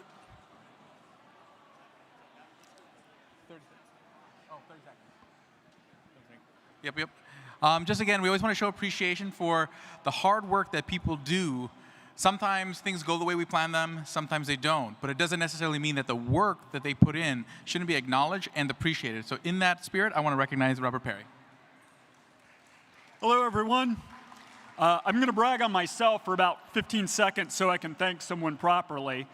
I've been coding since I was 10. I'm a consultant.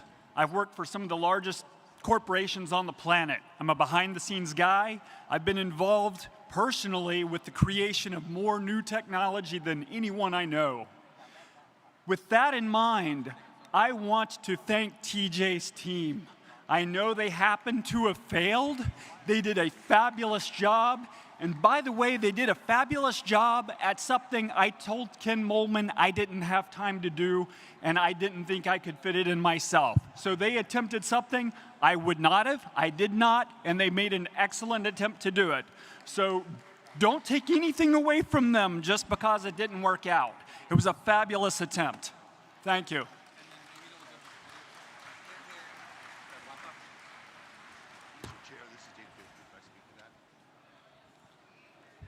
Fellow delegates, please, may I have your attention? I would like to welcome our new Congressman, Justin Amash of Michigan, to the Libertarian Party.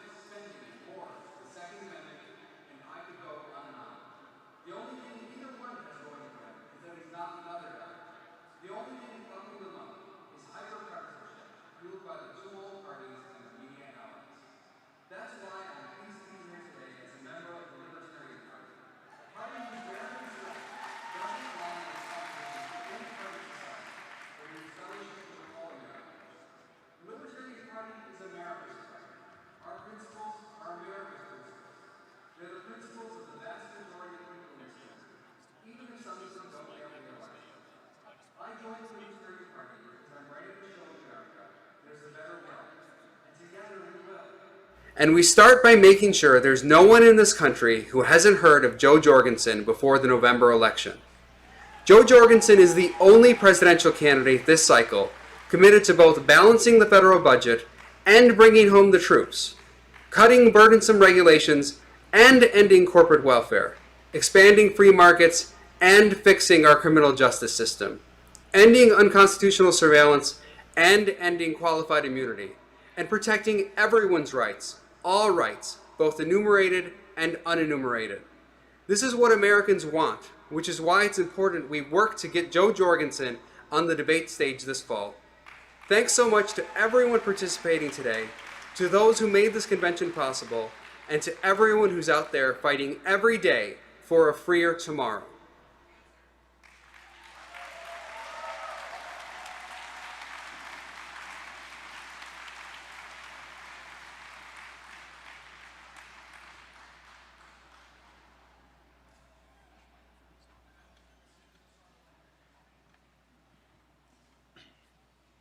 Hello. My name is Chase Oliver. I'm a delegate from Georgia, chairman of the LP Atlanta, And I've been told to give a few introductory remarks about our next speaker. Our next speaker is someone who is full of integrity, passion, empathy, and love for this party. He's someone who's a dedicated servant to this party and who's going to represent us great in our upcoming November election. He is someone who I think we all know and love, and I think we can all be proud to be sending to Washington, D.C. this November. Ladies and gentlemen, I give to you the next Vice President of the United States, Jeremy Spike Cohen.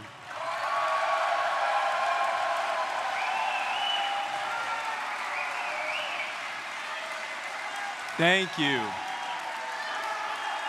Thank you.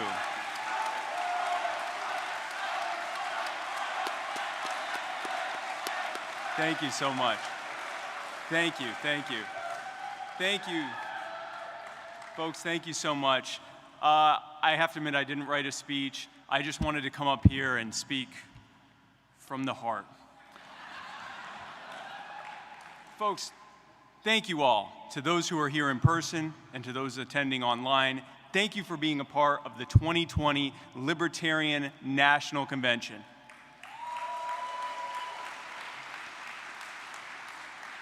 I know that I speak for my running mate when I say that we are both honored to be running as your candidates for president and vice president.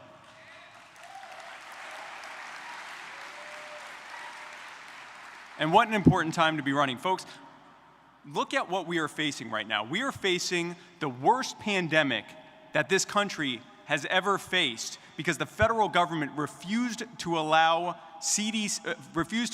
medical professionals to test and treat patients for COVID-19 for the first several weeks that the disease was here. And as a result of that, we are facing unprecedented lockdowns across the country where small businesses are deemed non-essential and shut down indefinitely. Big businesses are given trillion-dollar bailouts, and the rest of us were given $1,200 and told to stay in our houses until further notice, and if any of us refused to comply, we would be arrested and put in jail, where we'd be almost certain to get COVID-19.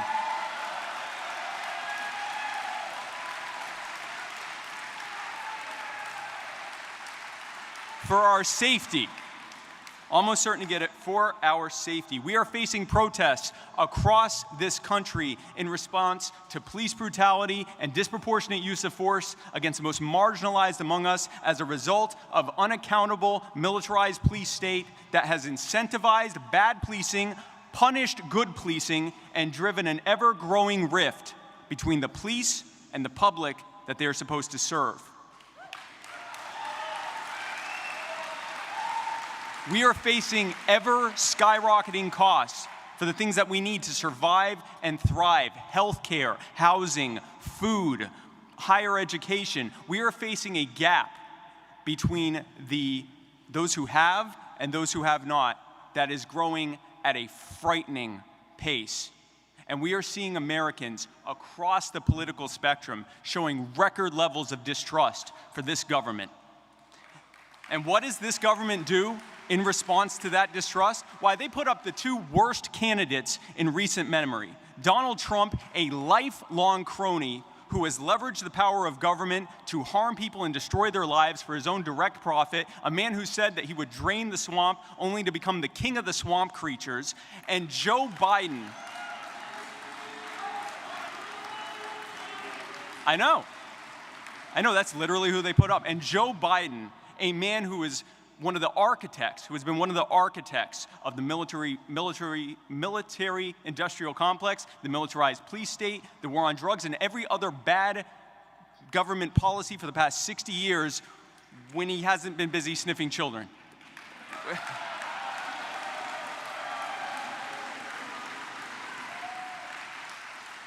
We are facing the logical conclusion of the Republicans and Democrats having control of every lever of power in government for over 160 years and using it to take the power from us and give it to themselves and their well-heeled billionaire cronies at our direct expense. And who is the alternative that we have given to this? Dr. Joe Jorgensen. That's right. That's right.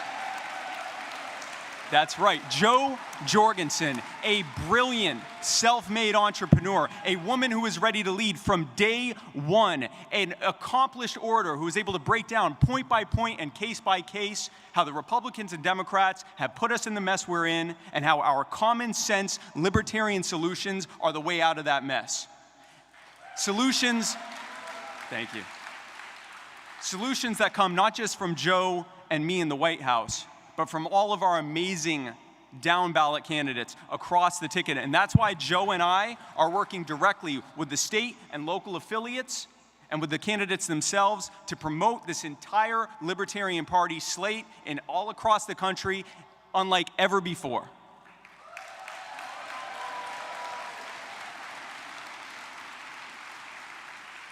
The American people demand change. And I don't have to tell you that when we get on that debate stage, the American people will see that Jo and I, the Libertarian Party, and our movement are the change that we all need.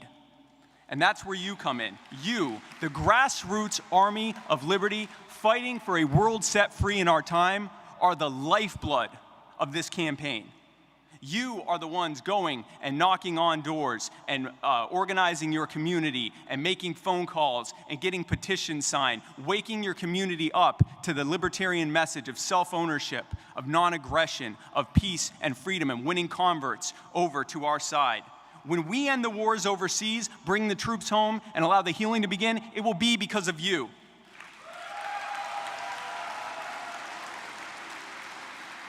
When we end the war on drugs and free its victims from their cages, it will be because of you.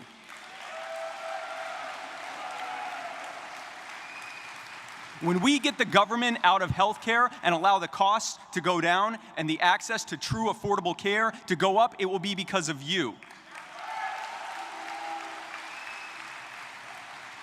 When we end the militarized police state and allow the rift between the police and the public to finally begin to heal, when we end the Fed and the IRS and remove the barriers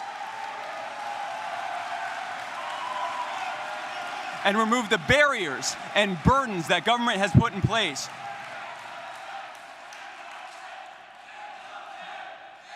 and the IRS, and the IRS, and the IRS, and the IRS.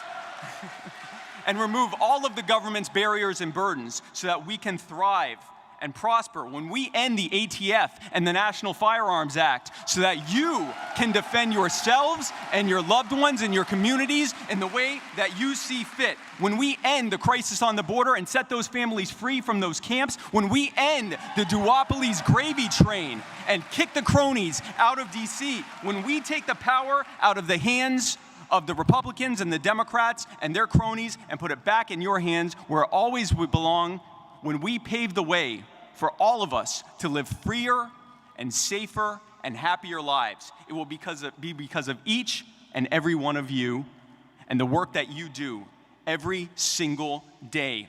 Right now, I want you to know that all of you are the foundation upon which the movement for human liberty is built and the very engine that drives it. You are the power.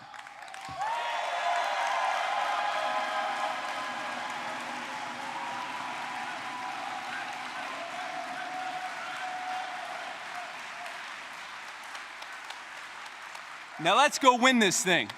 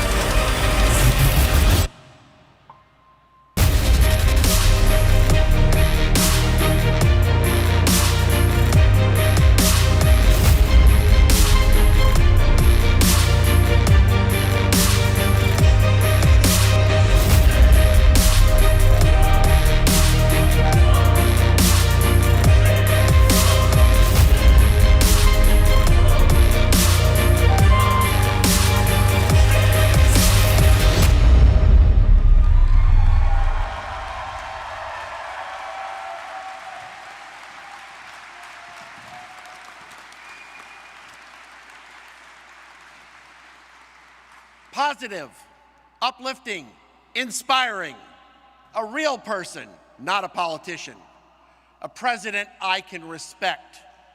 Those are the words that people use to describe Jo Jorgensen. My niece reports that her college friends are posting about Jo Jorgensen, and we see similar comments every single day. Millions of Americans fed up with Democratic and Republican politicians, desperate for change for real people. Please welcome the next President of the United States, Dr. Jo Jorgensen.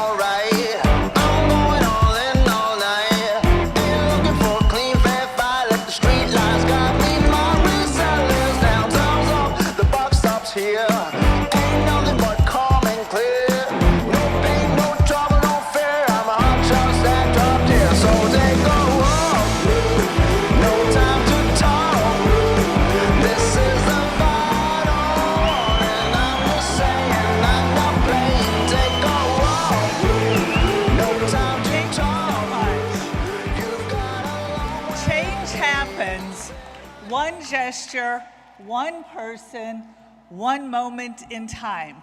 That's a quote from author Libba Bray. Words of wisdom based on her life experience. When she was 14, Libba's dad announced to his family that he was gay. Because he was a Presbyterian minister, he remained in the closet to the rest of the world. It wouldn't be for another 25 years that the Supreme Court would strike down laws banning gay sexual activities. Weeks after her high school graduation, Libba was in a car accident. She needed 13 surgeries to reconstruct her face, including an artificial eye. Weeks after her high school graduation, she had that setback. She graduated from college. She graduated in 1988. Moved in with her friend Ed and his same-sex partner Norbert. When the landlord came by, Libba pretended to be Ed's girlfriend out of fear that Ed and Norbert could be evicted, just for being gay. Over the course of the next 2 years, Libba lost her friend Norbert and her father to HIV/AIDS. Back then, people called it a gay cancer, but Libba persevered. Her first book, A Great and Terrible Beauty, became the first of a trilogy of New York Times bestsellers. Libba's story is rooted in change, good and bad, adversity and adaptation. Her failures and struggles are just as important as her successes. Both equally help shape who she is today. I think that is true of our country as well. There are so many issues that compel me to speak out. I stand before you today to ask you to join me in my run for the White House because I believe this is the most important presidential election of our time.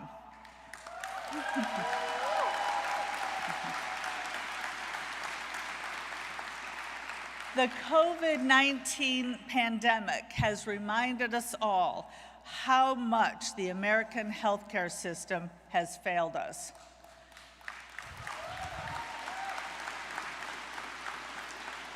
When politicians say we need Medicare for all, what I hear is VA hospital for all.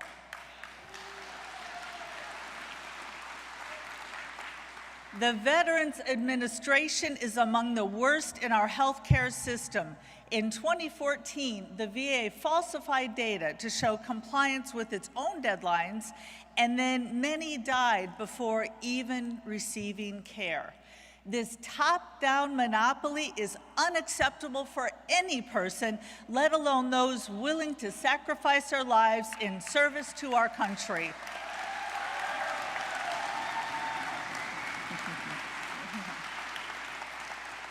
Let's be honest, the current American healthcare system isn't working for anyone. Well, that is, anyone other than the wealthy and the well-connected who always have access, or the billion-dollar insurance companies that bring in new record profits every year. My heart breaks for the millions of Americans who have been left behind, those who go bankrupt trying to care for their loved ones, or those with pre-existing conditions who live in constant fear of whether they'll be able to cover an unexpected hospital visit. For decades, politicians in Washington have insisted that it is the free market that has failed us, that we just need to give in and go to a government-run, one-size-fits-all program. I have some news for them. We haven't had anything even close to a free and competition-based system in nearly a century. The alternative to our current big government failure,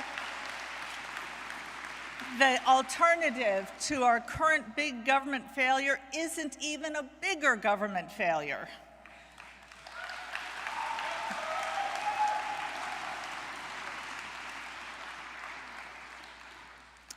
Some of the biggest issues are at the very core of the American healthcare system. The problem is that it isn't actual insurance. In any other industry, insurance only pays for unexpected costs, and because of that, costs generally remain low. Meanwhile, our broken healthcare system has insurance cover everything, and it leads to higher prices for everyone. Just think how expensive car insurance would be if it paid for gas, oil changes, or car washes. You would have no reason to shop around for those services, and all the mechanics and gas stations would increase cost without you even knowing.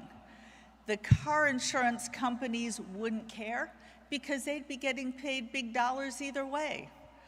This is exactly what has happened in our healthcare system. There is absolutely no incentive to look for better prices and to compete. As a result, healthcare providers have no reason to compete. Insurance companies can charge higher prices without any accountability, and all of us have to foot the bill.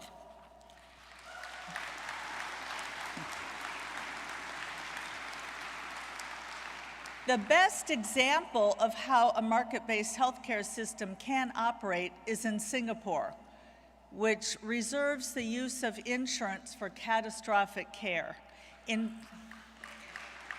2014, Singapore spent less than a third per person on health care than what the United States spent. It's time for real change.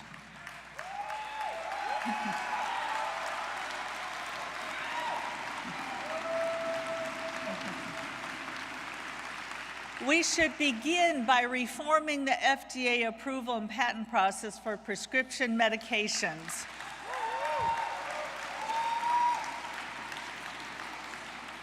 The FDA has completely mismanaged the COVID-19 crisis and has made it extremely difficult for anyone to get tested. At the FDA, only those companies with enough money and resources get approval, and once those companies do, they weaponize patents to keep out competitors.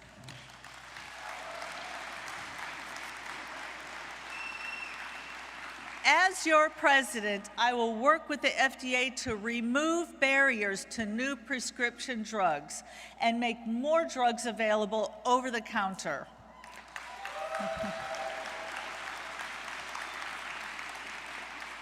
The VA system, the VA healthcare system, should be converted to a system like the one used in the state of Indiana, so that veterans are given control over their health care dollars so they can do with it what they wish.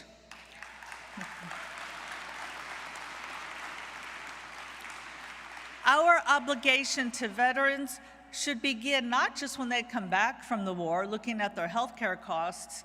There are soldiers currently deployed who weren't even born when the war on terror began.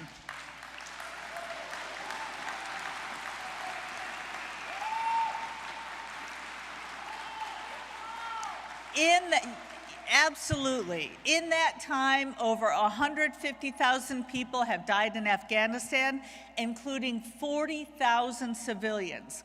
In Iraq, 300,000 people are dead, including 200,000 civilians. In Pakistan, 23,000 civilians and 65,000 people total have been killed. The U.S. spends more on its military than the next 10 countries combined. Our troops are stationed in nearly 150 different countries. I'm getting there.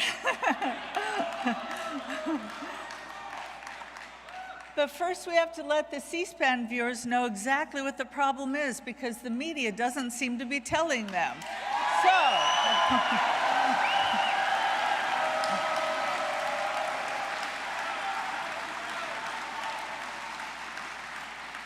To continue with our problems that nobody has heard of, including not only the media, but the two major parties who are both war hawks, our government has increasingly engaged in drone warfare, even striking weddings and hospitals. The names and faces of war change, but the problems remain the same. Nation building and regime change create power vacuums and greater distrust of the United States. And we are left to deal with the same issues over and over again. In every election, candidates promise peace, but they only deliver more war. I will bring the troops home.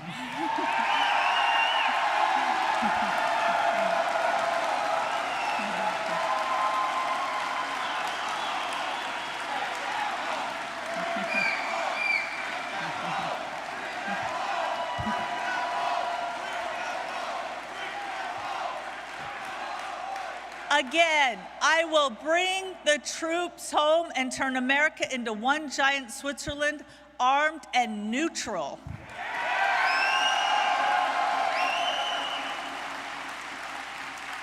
It's time for real change. Another issue we must address is the environment. We hold an obligation to future generations to end the dependence on fossil fuels. The reason we have that is the federal government gives about $15 billion annually to oil and coal companies. And this doesn't even include the billions in tax credits and cheap public land leases, which disproportionately go to these companies. This is nothing but corporate welfare, taking from the poor and giving to the wealthy.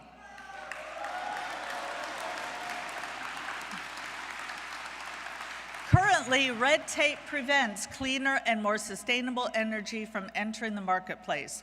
The most promising is nuclear, whose carbon footprint is vastly outmatched by its efficiency. I will work with Congress to eliminate all energy subsidies and level the playing field. I will also reduce regulations that prevent competition that unfairly entrench older forms of energy. It's time for a real change.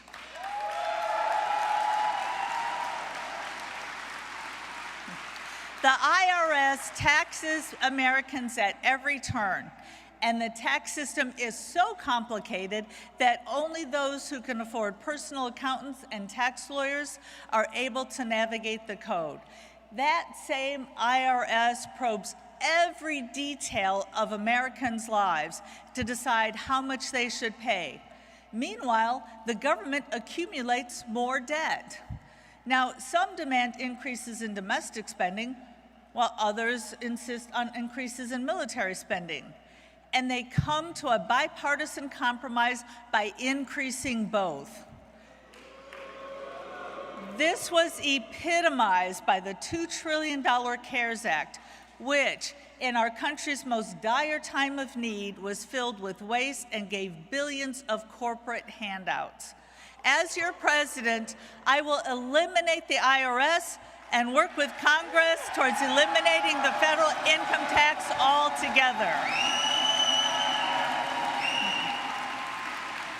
When it comes to cutting spending, we cannot take any solutions off the table. I would encourage baseline budgeting. Instead of assuming an increase, we start at zero every year and decide what can be eliminated and what is absolutely necessary. It's time for real change. As we look to American history, we must accept that the experiences of some do not live up to our aspirations. When Africans were forcibly seized and brought to the United States, to the now United States, only their worst nightmares could have predicted the badges of slavery would persist half a millennium later. While millions of Americans view the Declaration of Independence and our Constitution with great pride, Black Americans are reminded that their ancestors were in shackles for another century when these founding documents were signed. The same men who promised freedom did not extend those freedoms to Black men, women, and children.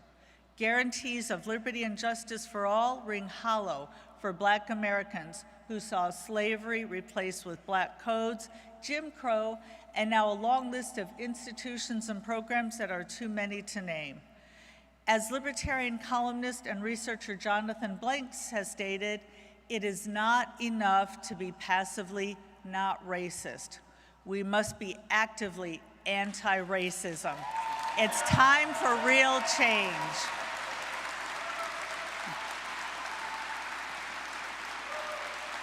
Immigrants also see a stark contrast between our promise and their reality. Though countries of origin have changed, the American legacy of what immigration is supposed to be remains the same. Different cultures held together by inclusion and acceptance. A shining city upon a hill, welcoming the tired, poor, and huddled masses. The data are clear. Immigrants are a positive for the United States. Not only do they contribute billions to the economy, but they also commit less crime and take less in government benefits than native-born Americans. And current immigrants are assimilating at a quicker rate than ever before. Economics aside, the reasons for free and open immigration rest upon charity and morality. The United States should symbolize a helping hand to those in need and build bridges instead of walls.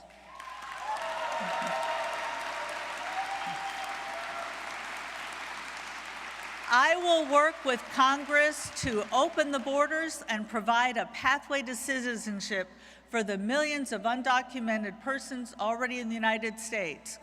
I would like to see the United States welcome new citizens into our country the way my grandparents were welcomed when they immigrated here. It's time for real change.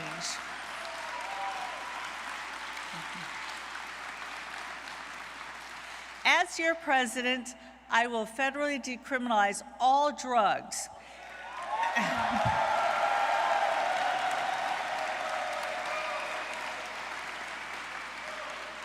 And allow for states, allow them the power to self-determine their plan of action of drug crimes, which would not be how it is today. We would not see all of the people who are locked up for simple possession, for simple use, with no violence and no actual crime. If there is no victim, there is no crime.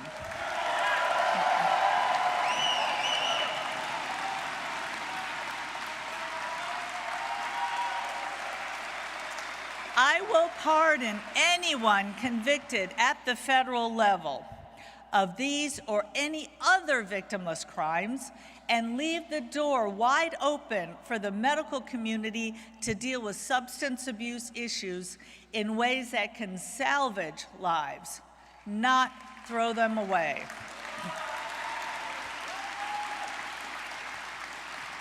This is just one step towards ending over-incarceration of people of color and letting consensual adult activities become safer and destigmatized, allowing the true victims to be recognized so they can be given the help they need.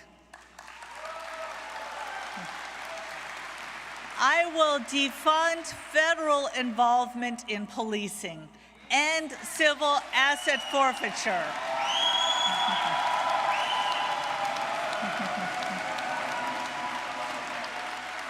And supplying of surplus military equipment and no-knock raids, and the ending qualified immunity so good citizens can take legal action against police brutality when it becomes necessary. I will also increase oversight to ensure that the law applies to its enforcers just as much to its communities. It's time for real change. As your president, I will eliminate the Department of Education and give more choice to students, teachers, and parents, particularly in impoverished areas. We have a large and beautiful country, and people in different parts of the country have different needs and should have control over their educational system. We must end this one-size-fits-all system that the federal government has forced upon us. It's time for real change.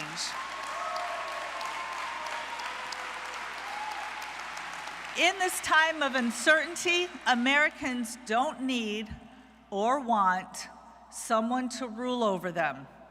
I've had many roles throughout my career, but none has been more rewarding than being on the campaign trail, speaking to people who are simply tired of the failures in Washington. The policies I've outlined today aren't about theories. They're about the middle-class worker who has to decide whether to buy medicine or pay rent. They're about the soldier deployed to a foreign land for no good reason and the people living there who feel like their country is being occupied. They're about the millennial who fears that the damage done to the environment can never be undone. They're about the immigrant who only desires to make a better life for her family without persecution. They're about the person of color who just wants to drive home without fear of being pulled over and killed.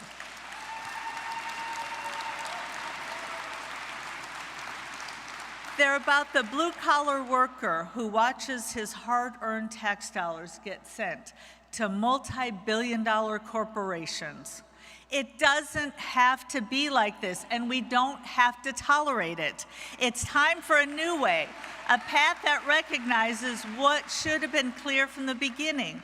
Just like Libertarian persisted despite obstacles, injustice, and misfortune, let's learn from our failures. Let's build upon our successes and create change that lasts. Get ready, Libertarians, because we have work to do. Get ready to talk about this campaign and help those unaware of our platform understand what it means to be all in for liberty. Get ready to get on the phones and keyboards, to knock on doors whenever and wherever you can, to let people know that there is a better option. The old parties have tried to keep us down, but not this time. We are on our way to the White House, and when we get there, we will give it back to the 330 million Americans it really belongs to.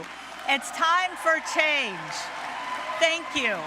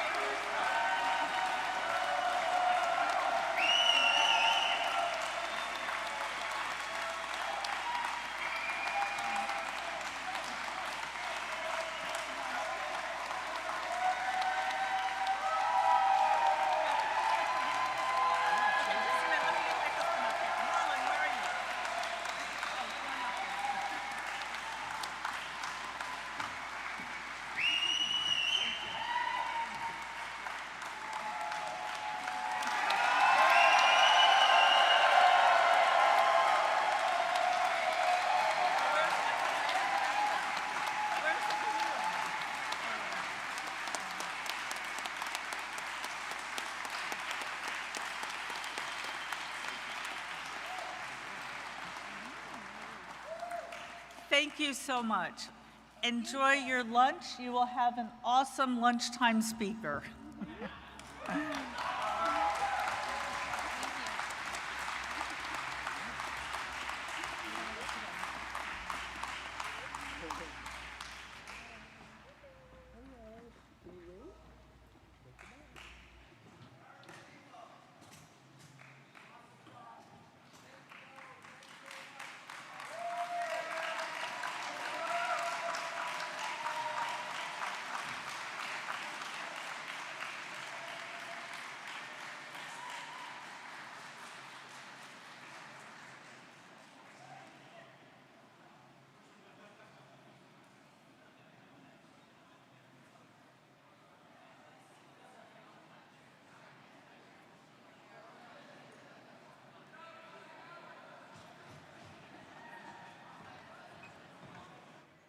Hey, everybody. Okay, we're going to do one quick announcement right before we head on to lunch. I think for the most part, we got most of the technical issues worked out. So if for any reason you're still having, any of your delegates are still having technical issues, contact me and Dan Fishman, and we will make sure your delegates are taken care of. Again, business will resume at 2 p.m., but I want to invite Aaron Adams to talk about a really cool thing. Aaron Adams, take it away. Hey, everybody.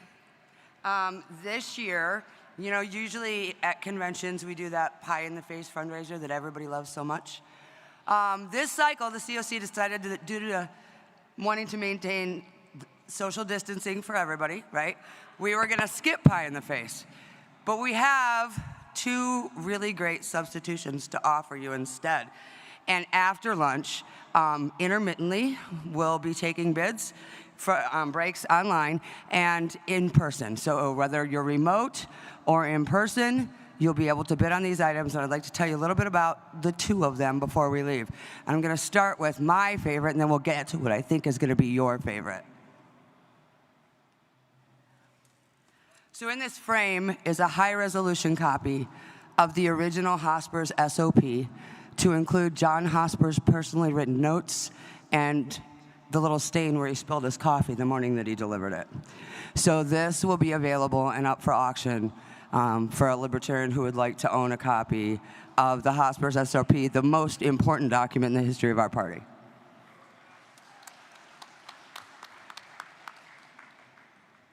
This one is the one I think you guys are going to like even better. I get it. That's really fucking cool, right? But this one you're going to like better. So who in this room is the only true libertarian? Well, I'm going to invite you to put your money where your mouth is and prove it, because I have a trophy right here that will declare that you are the one true libertarian. So after lunch, whether remotely or in person, bidding will start on these two items. We'll do them at breaks, during vote counts. At the end of tomorrow, the highest bidders on these two items will own them. Thank you. Thank you very much for that. I really like both.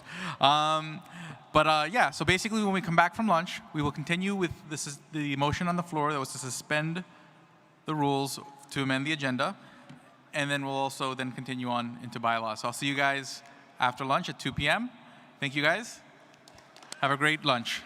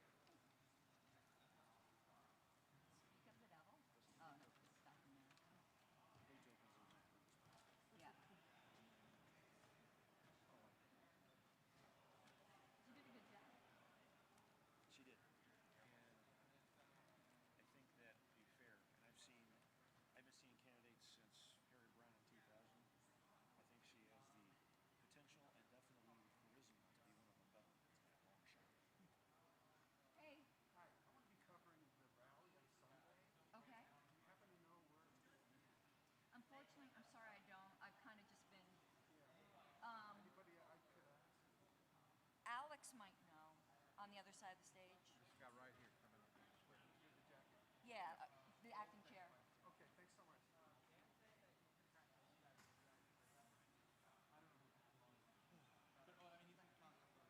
And gotta answer my calls, and I will keep calling more than a jillion girlfriend.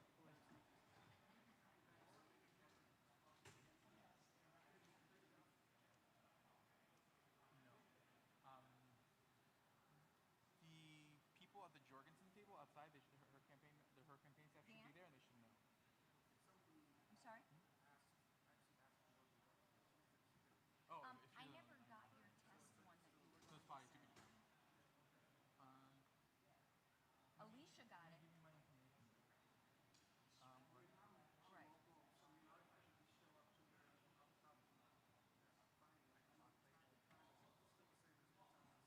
Yeah, everything should still be, everything that's not during business hours should be the same as it is.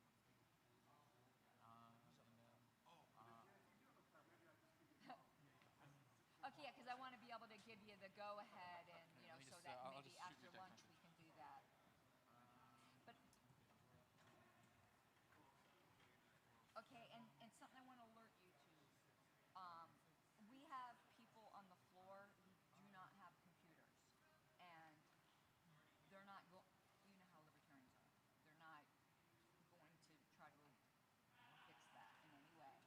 So we're also going to be using, for those people here, our printed tokens, and my teller team will collate them.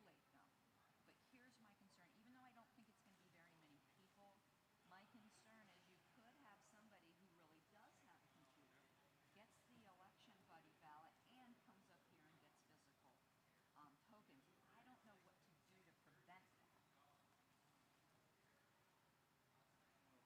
Where's the executive Okay. ballroom?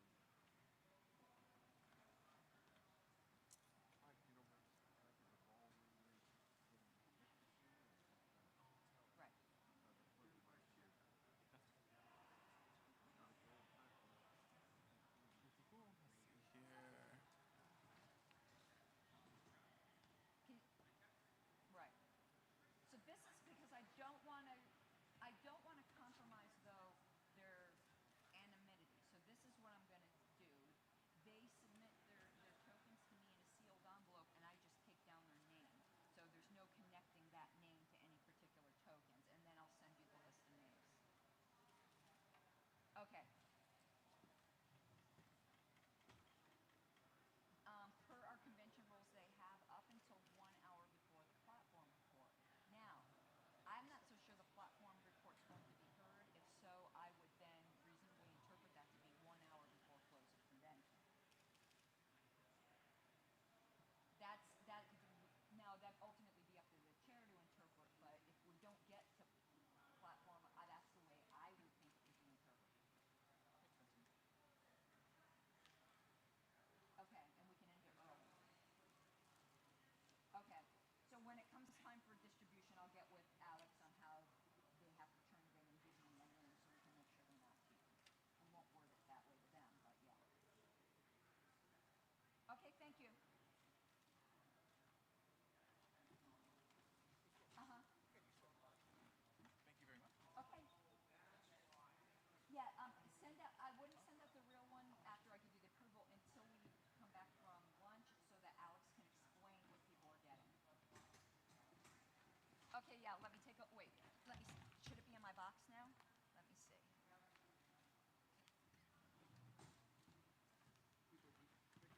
Yep. Yep, so I'll go through it and I'll text you. For national. Okay, bye-bye. County and state and everything. You just literally elect 538 names with plenty of backups, maybe 1,000 total. Number one. Been on candid camera all weekend. President and vice president are 4-year terms, but they also get executive seats. But those are votes of confidence. Yeah. So that ballot can be used for the election. Okay, And let's then I take put a look it at in this. with the main staff. So Yep. say like if you're doing vice chair. No, they Alicia could- Matson they could was. vote only Yeah, I was here with the lightsabers, walking around the floor. They don't have to vote for the president. That was me. All of them.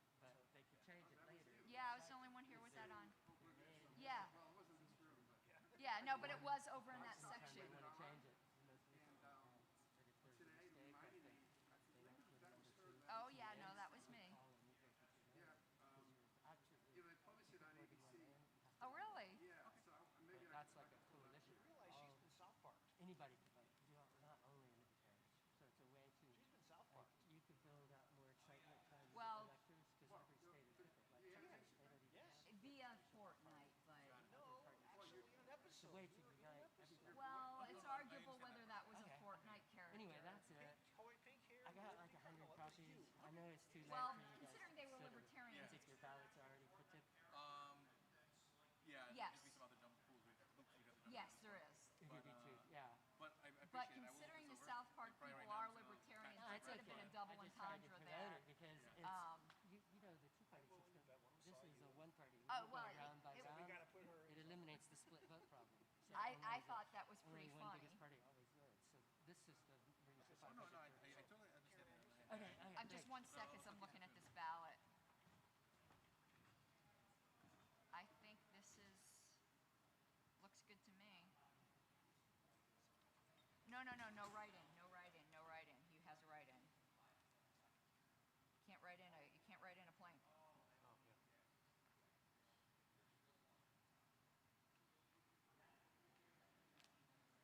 Message.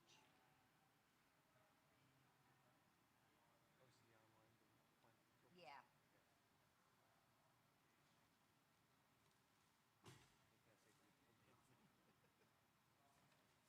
Would spoil, I think, the yeah. Do you have time?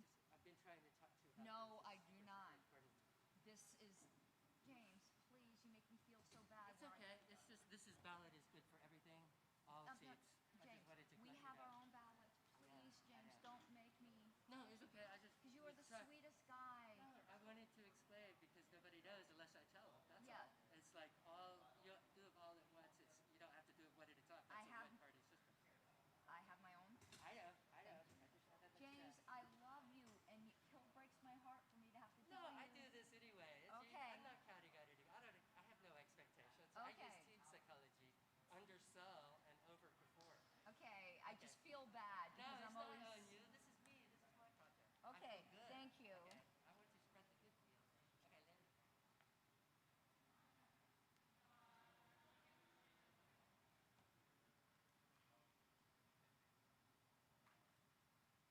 Alex, these mics need to go off.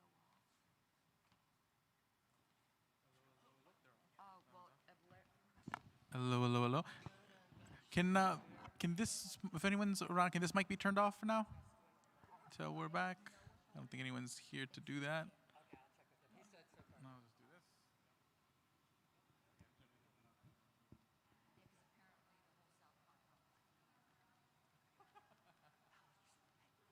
Another question. Yep. Just for the vice chair, may I distribute that ballot? Even though you have your own ballot, I want to be able to say, hey, if we want to try this new system. Well, the way the balloting works is up to the state delegations to decide if they want to go through our method or their own method. But we'll distribute our ballots although we'll cross that bridge when we get there. Because I did make an announcement. I got 100 copies. I could probably cover 1 or 2 states. If they were interested. We'll cross that bridge at a later point. I was just looking for a switch. Some mics have switches. No? Okay. How important is it? I mean, do you want me to run up to the board and turn it down? No, it's just that like people can hear some of the conversations over here in the live stream. But I just moved the mic this way so that way. Okay. Hopefully it gets The loud. audio here is terrible. It is bouncing off the freaking Yeah, the ceiling. acoustics in the room. Yeah, it's bad. This concrete on the floor too is bad. And then it's But worse up here because then you hear the echoes. I 10 know. times worse. I was struggling. I just said, hey, just hey, can you reach that slowly? And then, like, if you kind of move away from the center, I was doing a little bit better when I just like when they were over there, microphone one, all I would do is move a little bit this way, and I was actually able to hear a little bit better. But just standing, there's something about like here, it's bad. It's because those speakers are right there. So Yeah. the sound's going that way, so it's coming back to you after the fact. Yeah. There's like a weird little delay. Yeah. So, I'm glad you got 2 podiums. That's the way it should be for whoever's giving a report. That wasn't my idea, but I like it. All right. So far, so good. I'm gonna go get lunch. You got this. Because I did a Google search afterwards.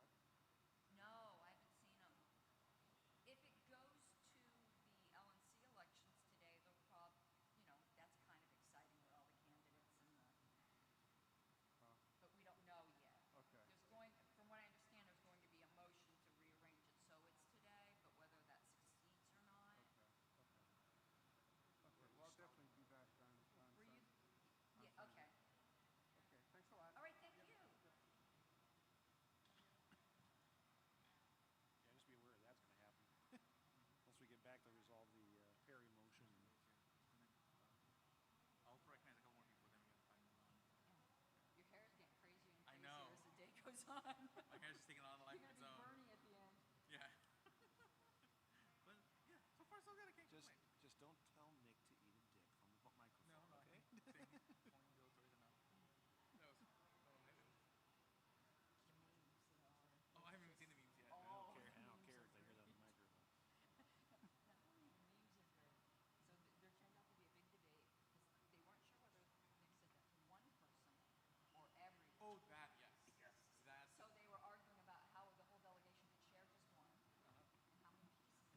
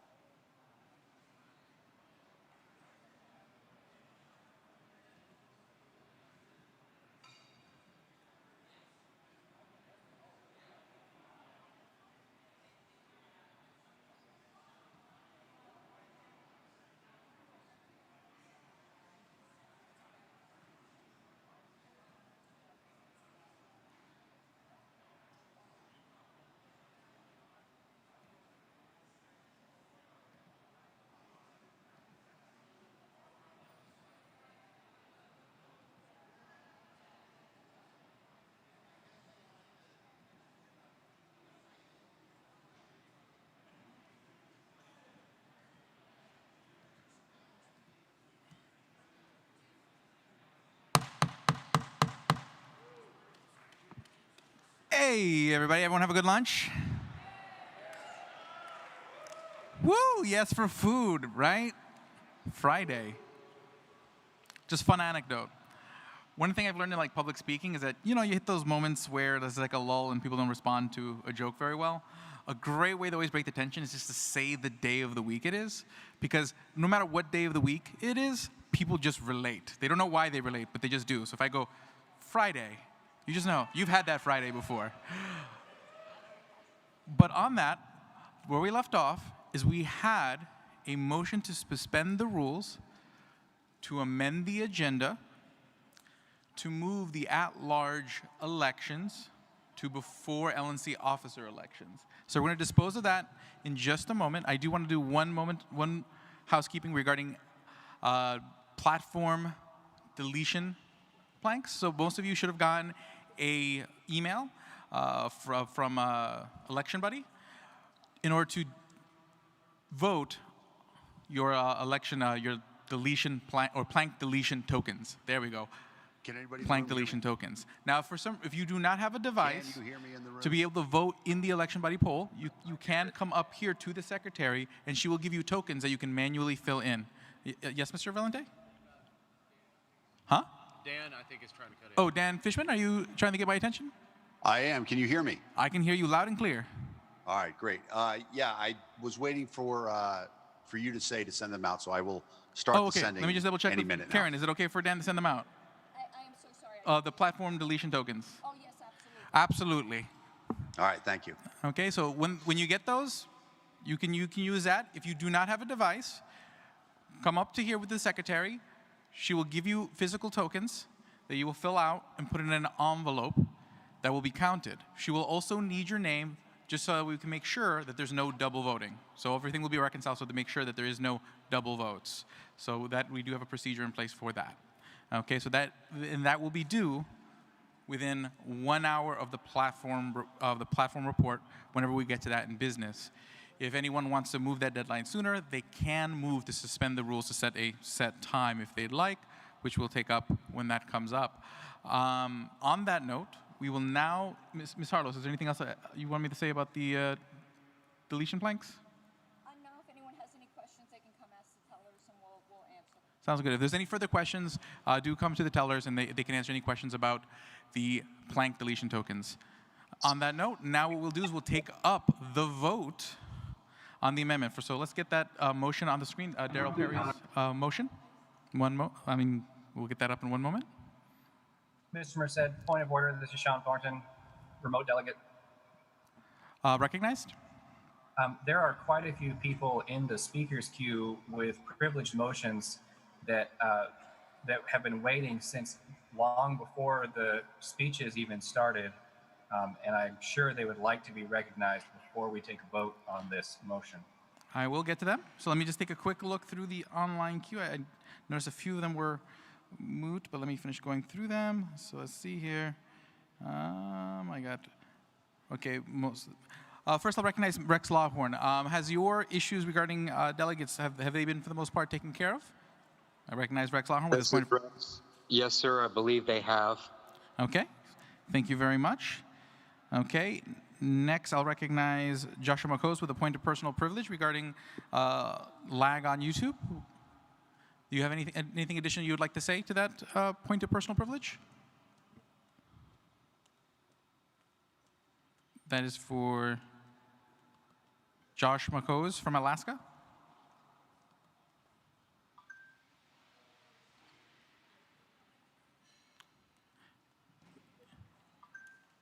Mr. Fishman, is Joshua unmuted? You trying to recognize me? I don't hear anyone right at the moment. Just a second. I am checking. Okay, but I imagine there's not much we can do about the YouTube lag, but if there is something we can do, we'll look into it. He is unmuted. My general advice for everybody, if you see hear me now? YouTube I can lag- hear you guys now. I don't hear anyone right at the moment. I am checking. They can hear you, Josh. Go ahead. It was just a point of information or no point of personal privilege that the YouTube was 30 seconds behind, and I just want to say hello from the Alaska delegation. That's it. Thank you very much. Okay. Mr. Merced, could I address that from a technical standpoint? Yes, you may, Mr. Fishman. So if YouTube lags, I promise you it's not YouTube, it's your connection. Refresh the page and it will bring you to the current time. Thank you very much. Okay, next I have a point of personal privilege from Mr. Andy Craig from California. Okay, just a few more to dispose of and we will get on with business. No, Mr. Chair, that was moot. Thank you. Thank you very much. Just check that one off. Okay, next I got a point of personal privilege from Tyler Rowe from Maine.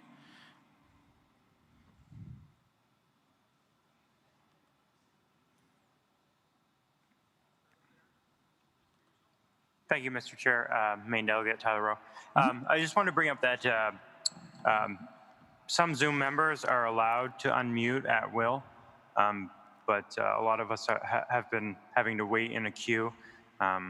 Mr. Perry, I know, has been recognized several times by being able to unmute himself. And I just was wondering if there was the ability to have either a staffer or a volunteer kind of monitor the queue for privileged motions or points of order, both online and in person, so that we will all have equal treatment. Agreed. We'll try to see if we can tighten that up a little bit. I do ask those who may be panelists who have the ability to unmute themselves to be courteous about when they choose to do that. And we will try to see if we can get a tighter hold on that situation. So we will work on that. Thank you, Mr. Chair. Thank you. Okay, then next I have, let's see here, Kyle Markley with a maintenance of online speaker list. Let's see here, that's I think a point of personal privilege. Yep, personal privilege. So point of personal privilege for Kyle Markley from Oregon. Hello. It would be very useful if the online speakers list could have some indication to show which items are still pending and which have been dealt with. Yeah. The link to the speakers list view that's on there for the online delegates, seeing the online speaker queue, that should only reflect the ones that are still pending. I just wasn't able to kind of mark them disposed of while I was presiding, but I did clean it up, and I am cleaning it up as I speak now. So it should be only reflecting the stuff that's pending. Okay, and then I'm going to further work on this thing for tomorrow to even be more robust and more accessible by everybody. So I am working on it. Kyle, thank you. Then next we have Jax Finkel from Texas with a point of personal privilege. Only a few more left. And thank you very much for recognizing me. And Sean, thank you for making sure that we were all noticed here on the virtual platform. I have a continued concern about virtual people not being able to object or actually have their point of personal privileges addressed in a timely manner. I know people that are in person, it's great because you can kind of talk out, you can go up to the mic. However, we don't have that. We can't object, we can't do that. I brought it up this morning, it still has not been addressed. My second issue is the way that voting has proceeded. There's basically two tiers of voting. You're doing the voting in person, which is written down in advance of the virtual votes being tabulated. All of the delegates were supposed to come prepared to use Porcupine for voting. I understand that that has unfortunately crashed and won't be usable, but we should all continue to be voting in unison, whether that be through Zoom, a Google form, or Discord, because otherwise it's influencing the vote to see the results in advance of the voting being concluded, since there are two different ways there, so it can create a bias. And then my last point is that for those that are panelists, they can mute and unmute themselves at will, but for some reason it seems like someone in AVI or something like that continues to mute the Zoom, so even if we're able to get ask them to unmute themselves. If they try to interject like the people on the floor are, we are not being recognized because we are continually being muted. Okay, so on the last point, okay, I will ask AV to keep the Zoom mic on, and just all I ask is that everyone be courteous about preventing any crosstalk online, because the sound does overtake the room. So if someone accidentally unmutes themselves in the middle of someone else talking, it can be quite disruptive. But as long as everyone stays good about that, we should be able to leave that mic on.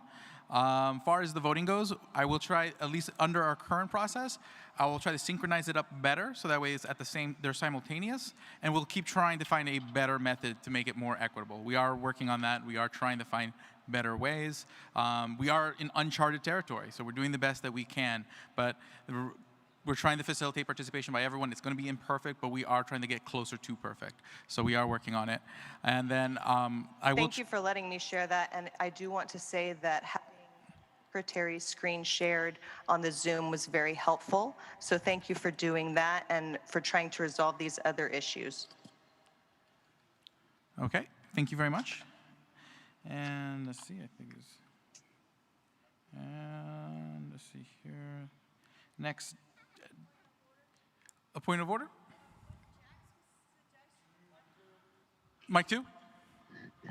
A point of order, Carol Ensiger from Texas.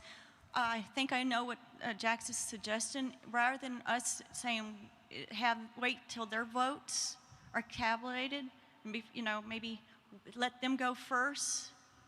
Okay. And not show the tabulation until our vote is done. Thank you. That's a clear solution. I got it.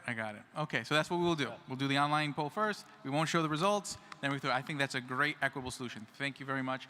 Thank you guys. We're working together. We're finding solutions. We're doing this. Love it.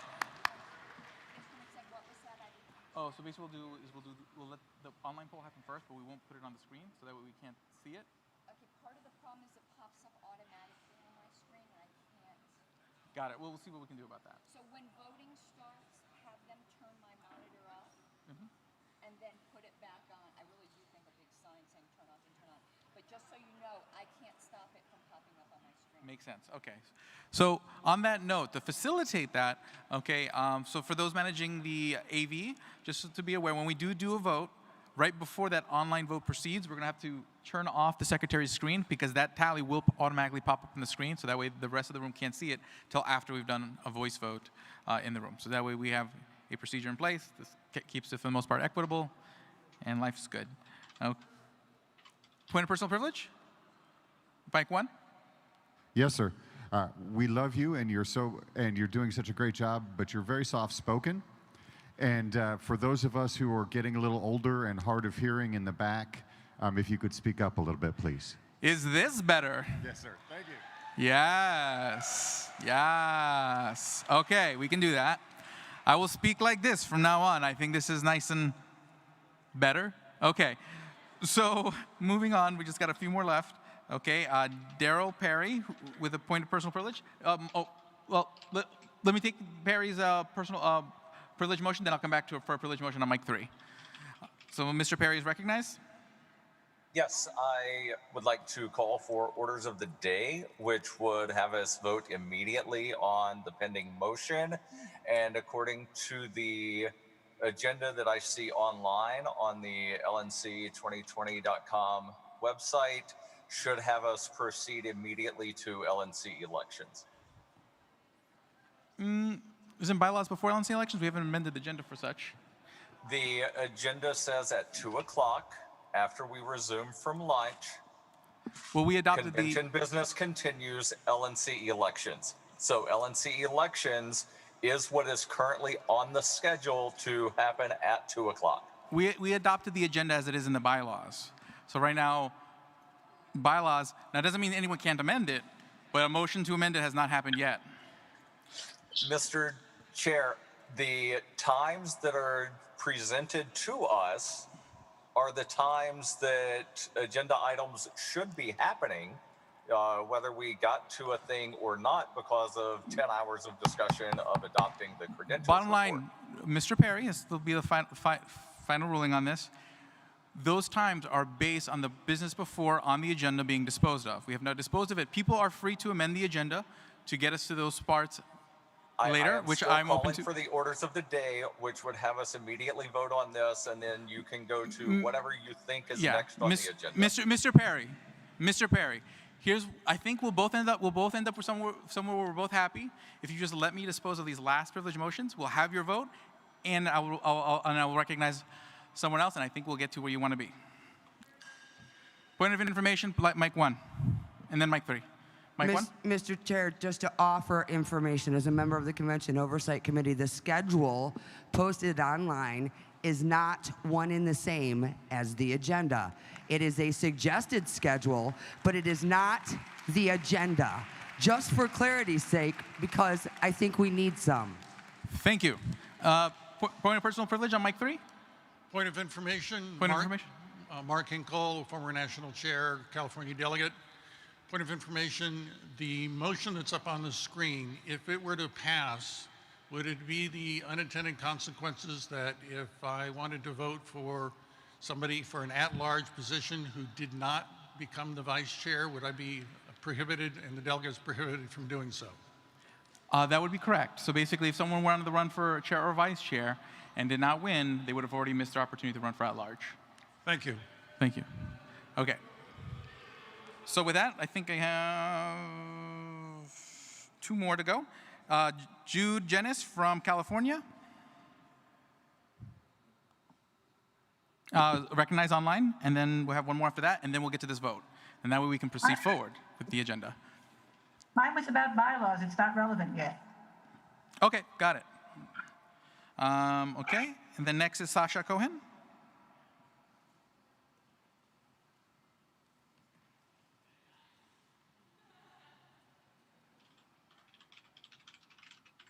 Sasha Cohen is recognized from Illinois online.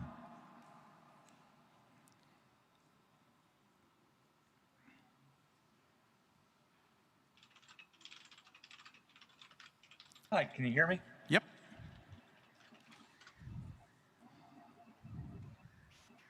Sasha Cohen, delegate from Illinois.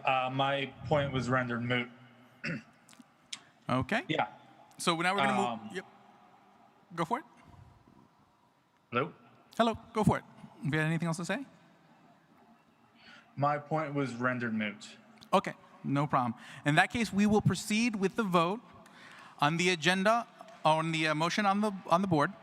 Okay. So let me repeat the motion, so that way everyone knows what they're voting on. Okay. And Mr. Fishman, get the poll ready, but don't run it until I say go. Okay. So the motion on the floor is a motion to suspend the rules from Mr. Perry, who's moving to suspend the rules to amend the agenda to move the election of at-large representatives before LNC officers. Okay? So a vote in the affirmative would amend the schedule, and we would take up the election of at-large reps before LNC officers. And it requires a 2/3 vote. If you vote no, then that doesn't happen, and then we move on with business. Either way, we move on with business. Okay, so first, I'll give Mr. Fishman. First, take off the secretary's screen for a moment from the big screen. So we can remove the, yep, okay. And then Mr. Fishman, do conduct the poll. And then give me a heads up when it's completed, and then I will take the voice vote, and then we'll release the results.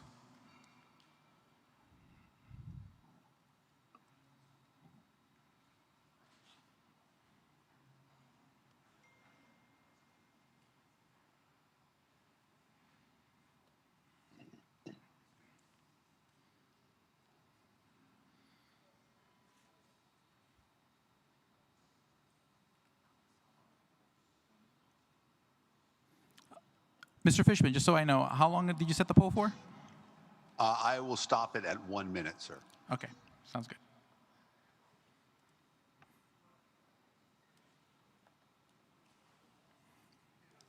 My hair today, it's been quite adventurous. Huh? Thank you. Okay, so yeah, that's right. I got to speak loud and furious, so I'm going to work on that. And I think we should be hearing back from that poll in just a moment. Going once. Okay, and again, don't give me the results, Dan. Just tell me when it's done. It is done, sir. It is done. Okay, cool. So all those in favor of the suspension of the rules to amend the agenda to move the election of at-large representatives before the election of LNC officers, say aye. All those in favor, or no, all those opposed, say nay. Okay, let's take a look at the online results. Okay. The motion fails. Okay. With that, I will recognize David Valente and Mike 2. Mike 2, all right, cool. Dave Valente from Wild and Wonderful, West Virginia. I want to make a motion to suspend the rules. Whoa, thanks. Suspend the rules to change the agenda to have the LNC officer elections now, with platform bylaws following. Okay, there's a second to that motion. And again, let's just repeat that motion one more time and speak a little bit louder. Sure. Motion to suspend the rules for the purposes of changing the agenda. Just repeat that motion one more time. To conduct the LNC elections first, then platform and bylaws. So let me repeat that. So you want to motion to suspend the rules to amend the agenda to change the order of the agenda basically to LNC elections, then platform, then bylaws. Yes. Okay. Is there a second to that motion? Second. Okay. And just double check. And the motion, let me just double check. Okay. Yep. First point of information on mic 1. Before we consider this, is everybody that is going to be doing the LNC elections and those speaking for them available right now? As a consideration. And then, okay, let me take mic 3. I have a request for information. Aren't there bylaw proposals being made that actually impact the way we conduct elections? There are bylaws proposals that do affect the elections. So, to be aware. Okay, and on that, let me actually just go to the online queue real quick. Let's take a look. I think I do have a few more privilege motions. So let's recognize Joe Carl White from Texas. Joe Carl White with a point of personal privilege. Thank you, Mr. Chairman. Just like to reiterate that you are still skipping the people who are in the online queue. Were a number of times on the last motion where people were, recognized at the microphones in person in front of people who'd been making privileged motions in the speaker queue online. So you might need to refresh your screen more often if you're doing it that way, but please be mindful of those of us who are participating online. Noted, and I'll keep trying to improve my balance on this. We're all in uncharted territory, but I am working on it. As we saw, I just went through several points of privilege from online. I'm looking at the queue as we speak, and I'm trying to balance all these, keep everyone balanced. And I appreciate your efforts you're making, sir. Thank you. Thank you very much. Okay, and then next we have one more point of personal privilege, a request for information from Daryl Perry. Daryl Perry, you're recognized. Yes, Mr. Chair, request for information. Where can I actually find an agenda? I was told that it was listed under the convention schedule on the LNC 2020 website. And if that is not actually the agenda, I would like to know where I can find the actual agenda. It is in the Libertarian Party bylaws under the convention section. So under the convention. That is not the agenda that has specific times that you are working from, sir. That is not how this works. It's an order of the agenda is always a list of business to be attended in a particular order, not a list of when you're going to attend a business at certain times. There are also times for how long certain things are going to be taken up. That's how every LNC Okay, Mr. Perry, you're being dilatory. At this point, let us move forward with the business. And again, I do ask everybody online and in person, everyone online and in person, to be very considerate about their uses of privilege motions, because again, they do jump the line. But I want to make sure that. Mr. Chair. Mr. Perry, I do not. You are being dilatory. You are no longer recognized. Mr. Now, I do not. Mr. Perry, I do not want to. Mr. Perry, I want to be considerate to all the online delegates, and I don't want to have to mute that mic. But if if once I unrecognize you, if you don't respect that, then I'm going to have to, and that's going to be at the dismay for all the other delegates. So don't ruin this for everybody else.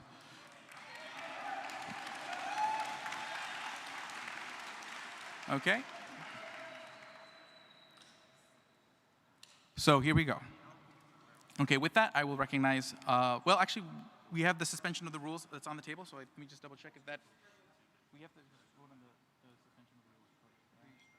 The way he made it, one motion to suspend the rules and adopt change. There's no way for them to take that up on it. Well, we are now on a suspension of the rules to amend the agenda. To the election platform. So two questions, is there a debate? And no debate, and it's all one motion. It's not to suspend the rules. Instead of this, it's to suspend the rules. Got it. Okay. Mr. Bill?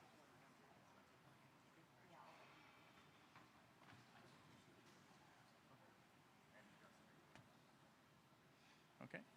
Well, I just consulted with a parliamentarian. This motion, we have to take up the vote first. It's not debatable. Point of personal privilege, and then also I think there's a point of personal privilege on Mike 1, so I'll get to both. All right, thank you. I'm not calling this a point of order because I think the will of the body was very clear on that last vote, so I'm not asking that that be redone. But Robert's Rules does dictate that a rising vote be taken for things other than a majority. Can we at least do a show of hands for in person for a 2/3 vote? Okay. I will do that. Mike 1, and then we'll move to this vote. It wasn't a point of personal privilege, but I do just want to move the previous question. Matthew Long, Connecticut.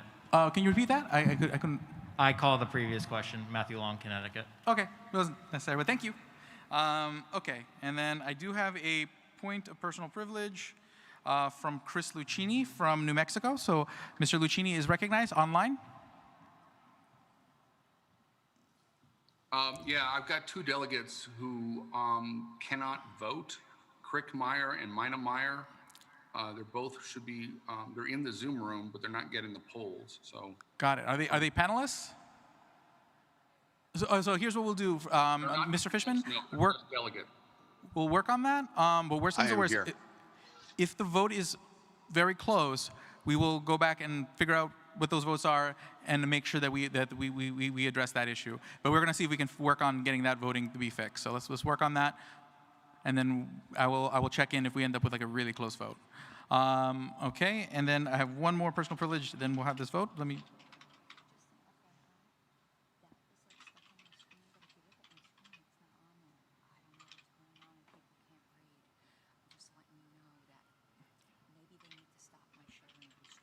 Got it.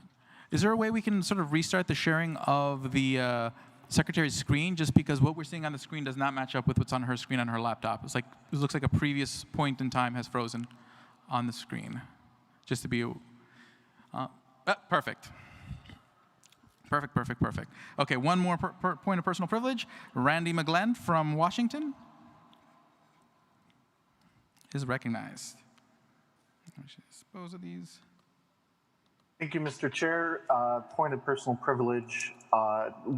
Been trying to get recognized, but just to the previous point of privilege requests by other delegates regarding the speaking queue, if I may request that the chair consider recognizing individuals in the following order: microphone 1, online; microphone 2, online; microphone 3, online, and then if furtherly, if we could perhaps have somebody who could monitor the queue for personal privileges or other privileged motions speak, who has a live mic on Zoom, so that we can have an immediate recognition in a timely fashion. Okay. Thank you, Mr. Chair. We will work on that. And then just to make it clear, sort of what's been kind of going on throughout the day, I do have every intention of going basically, live mic, online mic, live mic, online mic, live mic, online mic. What's been happening is that we've been having a lot of these suspension motions, and the suspension motions, since they're not debatable, we don't go to like a main queue, and it's just basically been a rush for a bunch of privileged motions, and that's kind of what's been dictating the thing. So again, all I ask is everyone to be courteous on how they decide to get into speaking, so that way we can have the floor opened up enough so that way we can have everyone recognized for their non-privileged motions. With that, let's vote on the motion on the floor. So, Mr. Fishman, I'm going to read you the motion so you can prepare a poll, and then once I tell you that the secretary's screen has been removed, we'll start the poll. But the poll is to suspend the rules. So again, this is going to require a 2/3 vote to pass. Yes, sir. Motion to suspend the rules for the purpose of amending the agenda to change the order to LNC elections, then the platform, then bylaws. Okay, that is a motion on the floor. Again, it requires 2/3 to pass. Sir, could you repeat the order, please? It requires 2/3 to pass. So motion to suspend the rules for the purpose of amending the agenda to change the order to LNC elections, then platform, then bylaws. Okay. Got it. Oh, and Mr. Yep. Yeah. And Mr. Valente, I just for a point of clarification, did you intend for that to be to immediately amend the agenda, or did you intend for that to go to consideration of that amendment? I just want to clarify that before we do this poll. Huh? Immediately. So it is intended to, if this vote passes, it'll amend the agenda, and then we'll then proceed on with LNC elections next. So then the next thing that'll happen will be the election of chair. Okay, so that is a motion. Let's unshare the secretary's screen. Thank you very much. Mr. Fishman, you may now do the poll. It is launched. Yep, okay, then tell me when it's done, and then we will do a rising vote for the suspension of the rules for 2/3. Let's take a look at the numbers.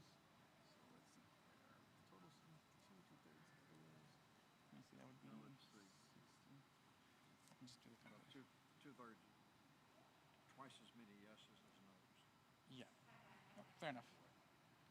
Instead of doing that, it's twice. Makes sense. Problem is I don't have a conflict that's in this room, but 752. Yeah, I think I got the idea. 752 times.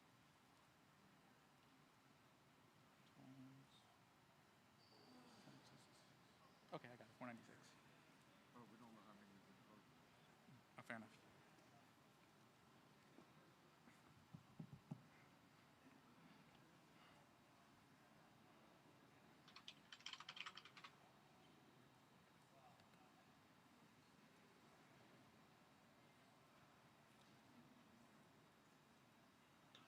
We are finished online, Mr. Chair. Okay, thank you. Now, if you are in support of suspending the rules to amend the agenda, so that way it's LNC elections, then platform, then bylaws, rise.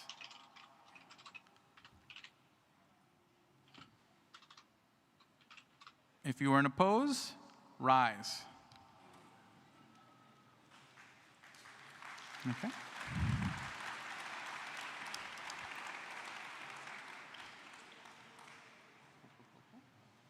And let's see the online poll.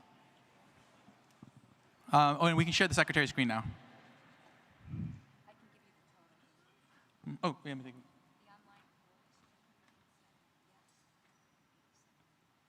Yeah, that is clearly not 2/3, so the motion fails. Mr. Chair, I just want to, Madam Secretary, it's actually 208 votes. I have a helper who's working as a co-host who wanted to vote yes. Got it. Okay. Thank But you. yes, still not 2/3, so that motion fails. Okay. Mike 2. Yes, Mr. Chair, Mike Seebeck, Colorado. To help out the tellers, I wish to move to suspend the rules to modify the due time for the paper tokens to be time certain of 2 o'clock tomorrow afternoon, or when we get to 1 hour of before the platform, whichever comes first. Okay, so basically, just to repeat that, It's a motion to amend the bylaws. Or The agenda. Oh, the convention rule. Okay, so suspension to amend the convention rules to allow that platform deletion tokens will be due at a time certain of 2 p.m. tomorrow, or 2 hours before the 1 hour before the platform report, whichever comes sooner. Okay. Second. Suspend the rules, yes. So is there a second? Second. Second. Okay, let's dispose of this. Let's dispose of this one. This is Mike 1 on parliamentary inquiry. And I could be remembering this wrong, so I need to clear this up. My understanding is that to do a suspension of the rules, that's non-debatable, but you have to vote to suspend the rules, and then you have debate on the underlying motion and vote again. The basically depends on how you word the motion. So if the motion says suspension, move to suspend the rules to take up an item, then you would vote on the rules, and then you would take up the item as prescribed by the motion. If it's just to amend, then you're saying that you're suspending and amending. Kind of like that's basically as the move yesterday, like the motion yesterday that actually was originally proposed for amending the bylaws to allow online delegates. That was a compound motion that would have been suspended, all in one swoop would have made all those changes. Okay. And then small point of personal privilege is that seems to be an abuse of the thing, because then we cannot debate what people are motioning, and that seems to be an issue to me. Okay. So there would be no debate on this, and just to be aware that that is the implication of a motion formed in this way. Point of information, Mike 3, and then I'm going to go to some online point of privileges. Mike 3. Request? It's a request of information from the secretary. So as these ballots come in, especially manual ones, does she have a way of determining when that 1 hour before start, before that 1 hour before cutoff takes place? Because it's a moving target. Does she have a way to distinguish between those that come in after and before that time? Oh,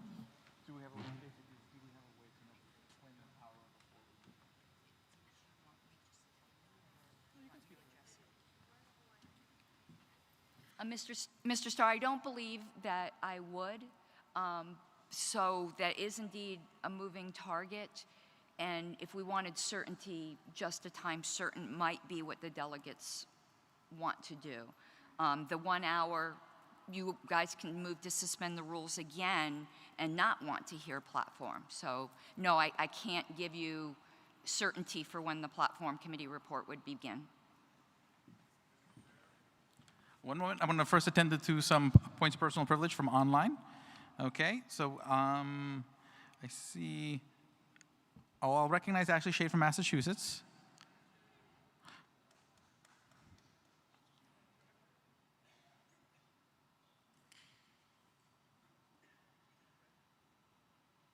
Thank you, Mr. Chair. My point is mute. Please skip me. Thank you. I can hear you. Oh, the report is moved. Okay, got it. Got it. Understood. Okay, so next is Elliot Jackson from Washington.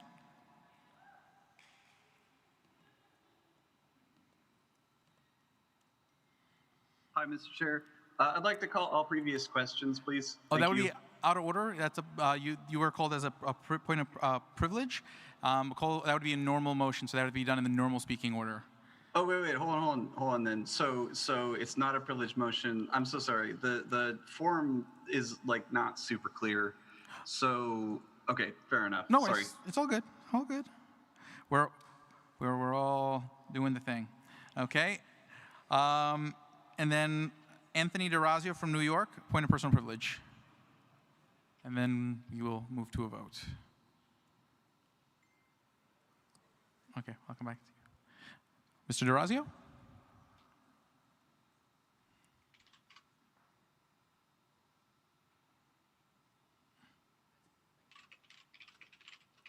I'll give one more moment for Mr. DeRazio to be able to speak. Hi, thank you, Mr. Chair. Hi, can you hear me? I can hear you loud and clear, Mr. D. No, I'm not muted. No. Hi, yes. Thank you, Mr. Chair. You have been taking motions from the floor when you have several people looking to make motions online. that have been waiting here since 9:45 a.m.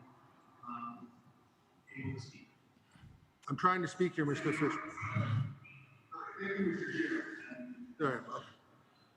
So, Mr. Chair, I would like to ask you to please go through the queue of people online looking to take motions before you accept any more motions from the floor. Fair enough. Fair enough. Okay, there was a point of parliamentary inquiry on line 1. Mike 1. Okay, just to clarify from my earlier one, on Robert's Rules of Order 11th edition here in my hand on page 261, regarding suspensions of the rules, point 2, can be applied to any rule of the Assembly except bylaws or rules contained in Constitution or corporate charter. No subsidiary motion can be applied to suspend the rules. So once again, I question the judgment of the ruling of the chair on whether this is permissible.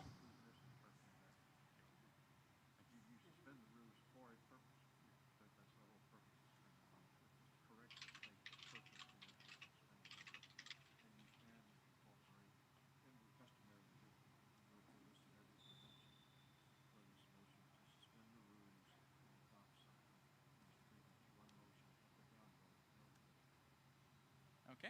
I've consulted the parliamentarian, and it is in order. It is customary that it basically motions that are worded this way are treated this way, and they are in order. Okay. With that, let's move on to the suspension of the rules that is on the floor. Okay, and we will move on to a vote on that suspension. So I will, Mr. Fishman? Yes, sir. Okay, and let's see here. Let's read this. Mr. Seebeck moves. Oh, can we refresh the secretary's screen? Or actually, no, it's not even that. Can we remove this poll result from the screen? Let's see here. Huh? Oh, can you unshare? Oh, wait, no, I think it's on. I think it's on your screen.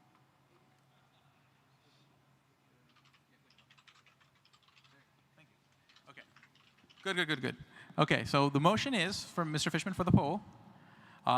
Delegate Seebeck moves to suspend the rules in order to set a time certain for turning in of the platform deletion tokens to 2 p.m. tomorrow, or 1 hour prior to the platform report, whichever comes sooner. Okay? And then at this point, I would ask that we unshare the secretary's screen while this poll goes on. Thank you very much. And Mr. Fishman, just tell me when the poll starts.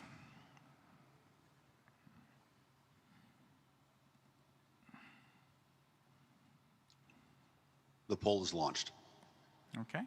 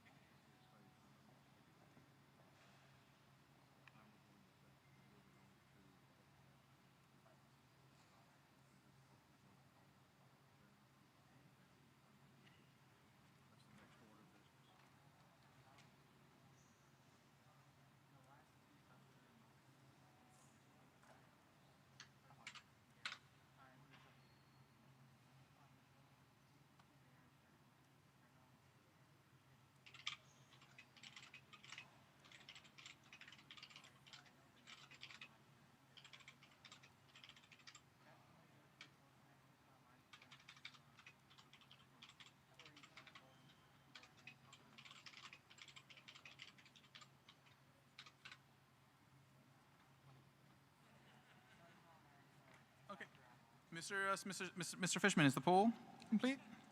The poll is complete. Okay. Time for a rising vote on the motion. Okay, so all those in favor of amending the convention rules to allow the deadline for turning in platform deletion tokens to a time certain of 2 p.m. tomorrow, or 1 hour before the platform report, rise.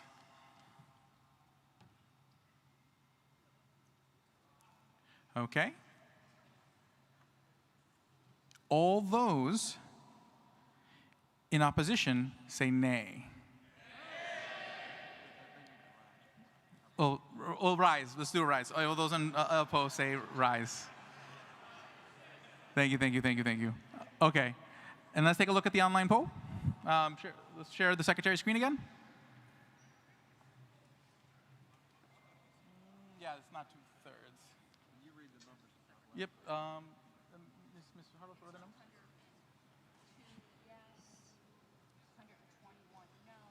Yep, so 202 yes, 121 no. The motion fails. Now, looking at the last couple of votes to suspend the rules, reading the room, it looks like people's appetite to suspend the rules over and over again at this moment.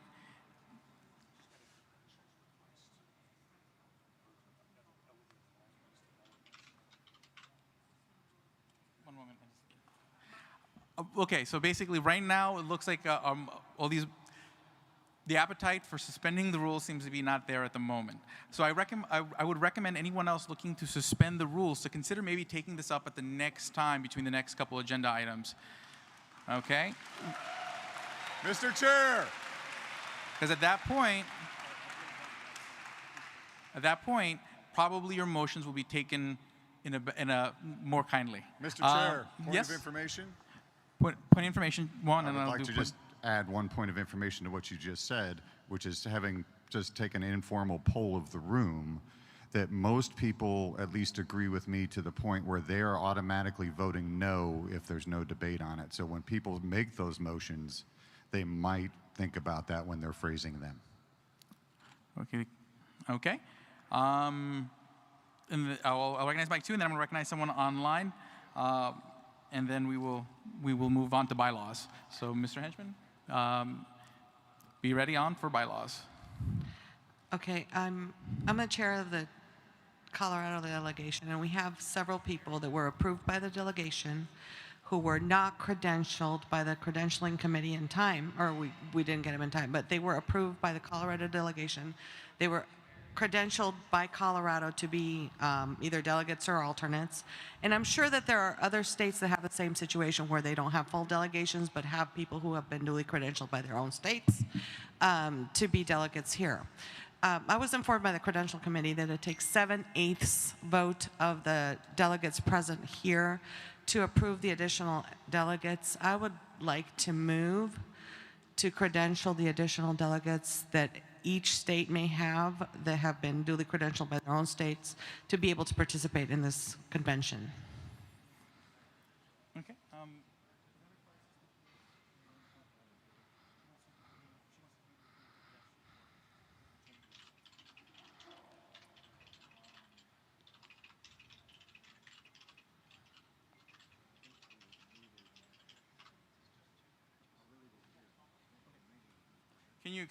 Can you repeat the? We have delegates that were duly credentialed and approved in our state to be at this convention who were not credentialed by the credentialing committee because there is a rule in the bylaws of the LNC that they have to be approved at convention by 7/8 of the delegates, Understood. according to Susan. And the motion is? And the motion is to approve such duly the delegates that were already approved by each state to become part of their states as the chairs of those delegations would see fit. Mine are exactly 5 people that were credentialed, they were approved at our state, but they are not on the list. Got it. Let me check how we can best handle that. One moment. Thanks. The delegation list. Okay, so I am, Joe? What is the exact wording that I would have to use? I think what you're saying is you'd like to amend the credentials report to add those 5 delegates to Colorado. Yes, thank you. Ken, so if that is not to exceed the initial allotted delegates of the states? No, it won't. And not to exceed the additional allotted delegates of the state. So the delegation would still have the same number of delegates that were allowed. That will be done. Right. Got it. Okay, so that, assuming that basically if the motion passes, everything goes through the right process, that is in order. So was there a second to that motion? Second? Okay. And that was that a suspension to the rules? No, it was just amending the report, right?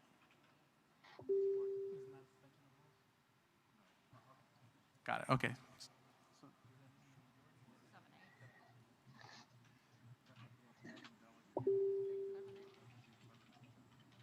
Got it. Okay, so this vote will also still take 7/8. Yeah. Okay, so it's going to require a 7/8 vote. Okay, with that, is there any opposition to this motion? And first, well, actually, let's do it this way. Let's start a poll online. Okay. Let's start a poll online. Mr. Fishman, let me give you the wording for the poll. Mr. Fishman, are you there? I'm here, sir. Okay. The poll should be worded, move to amend the credentials report to include, and can you help me with this part of the wording? Oh, into the mic too? Oh, microphone too? Okay. I think I'm. Just give the names. Just give the names really fast. And then. Oh, wait, one moment. I'm getting an update from the parliamentarian. There's no Victoria, business pending. this might help. Sorry to dialogue, but this might help other chairs as well.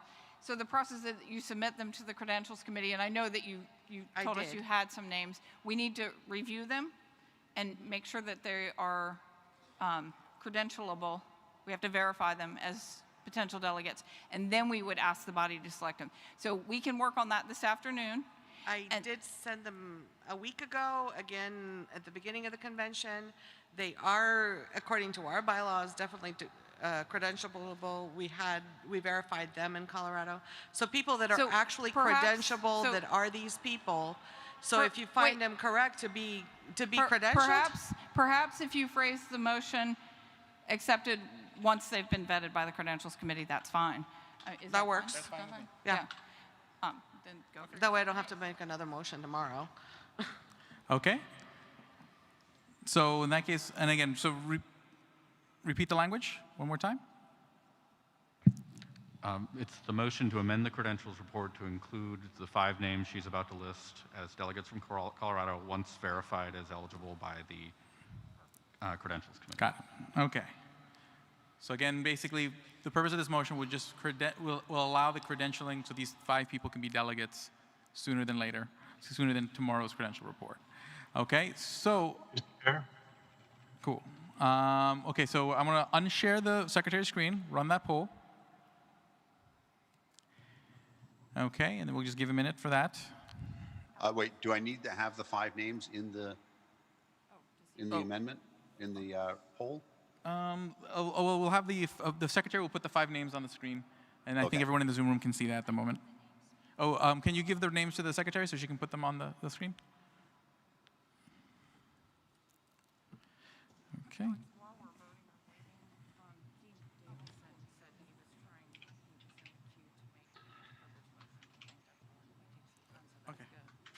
Okay.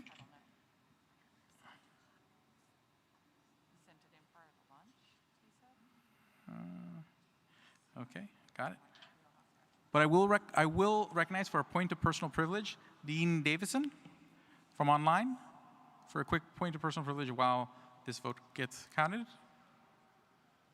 Dean Davison is recognized. Thank you, Mr. Chair. It's Dean Davison, delegate from Virginia. Point of personal privilege, I would like to thank, and I hope everybody here would thank Dr. James Lark for his service as the 5th region representative for many years, his work on the LNC, his work for the state of Virginia, and in the Libertarian Party as a whole. I would like that to be placed in the minutes. Thank you very much. Thank you very much, Mr. Davison. Mr. Fishman, is that poll complete? I can send it right now. The names are on the screen. So. Oh, Oh, they can't see it when it's not shared? Oh, okay. So let's share the secretary's screen for just one moment, just so that way everyone can see the 5 names that we are speaking on. We'll have that up there for a few seconds, and then we will unshare to do the poll. Microphone 2, is that a point of order? Request for information on the voting method? That's fine. Yep, 2. In this particular case, can you just simply ask if there's any objection to seating these 5? If maybe there's no objection, and we can avoid the poll altogether. Okay. Is there any objection in the room here physically? Mr. Fishman, can you ask if there's any objection online? And if any... Yes, what I'll do is I will ask everybody, I'm going to lower all the hands. Raise your hand if you have an objection.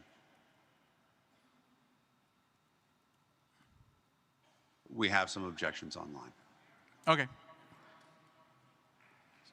So we will continue on with the poll. Unshare the secretary's screen. We will do the poll, and we will then do the rising vote.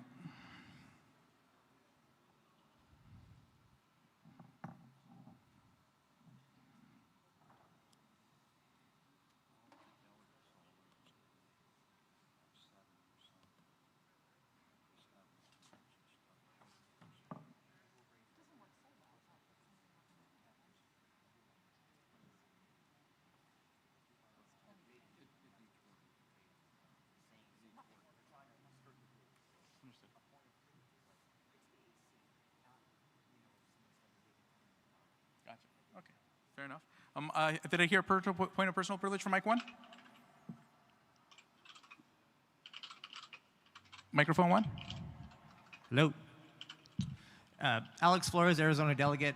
I just had a request from some people online that if those of us in the hall that are coming to the microphone, if we could identify ourselves for those online. They're asking who's speaking at the microphone, and they're not sure who it is. So if you could just let everybody know who you are when you speak. Thank you. Okay. Thank you very much. Okay. And is the poll complete, Mr. Fishman? It is. Okay. Now, all those in favor of adding these, basically amending the credentials report to add these delegates, rise.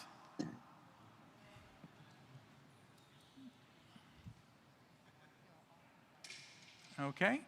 And all those in opposition, rise. Okay, let's take a look at the online poll. I think we hit 7/8. Wait. Just make sure I read that right. Yeah, whatever. Yeah. Okay, we're good. Yep.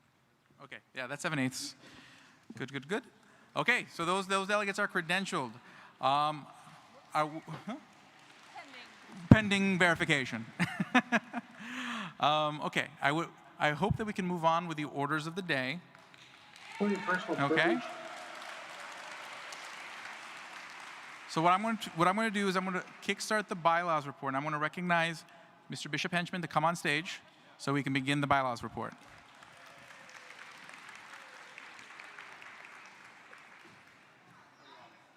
Right here.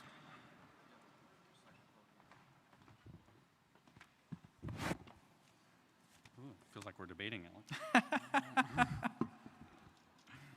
Omar's got something. Mr. Microphone 2?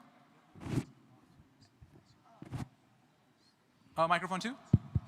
Yes, point of privilege. So 2 points of privilege. Omar Recurl, Florida delegate.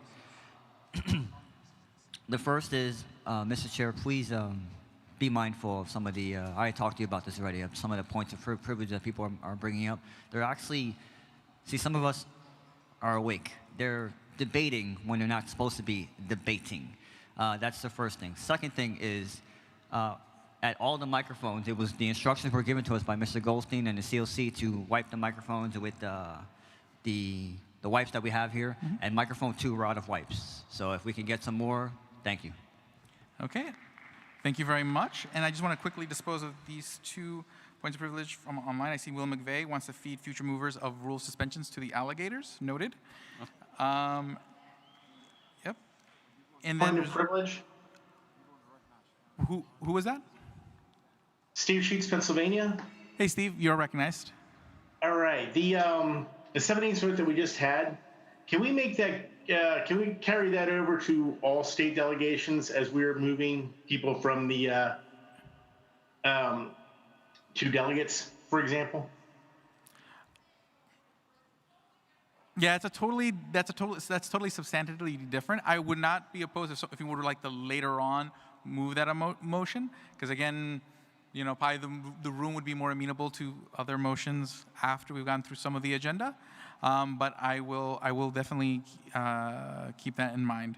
And then we'll leave it at that. And Mr. Henchman? Thank you, Mr. Chair, and thank you, everybody.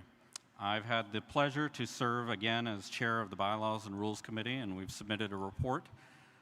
The report's available on the convention website, and hard copies are also available at the registration desk.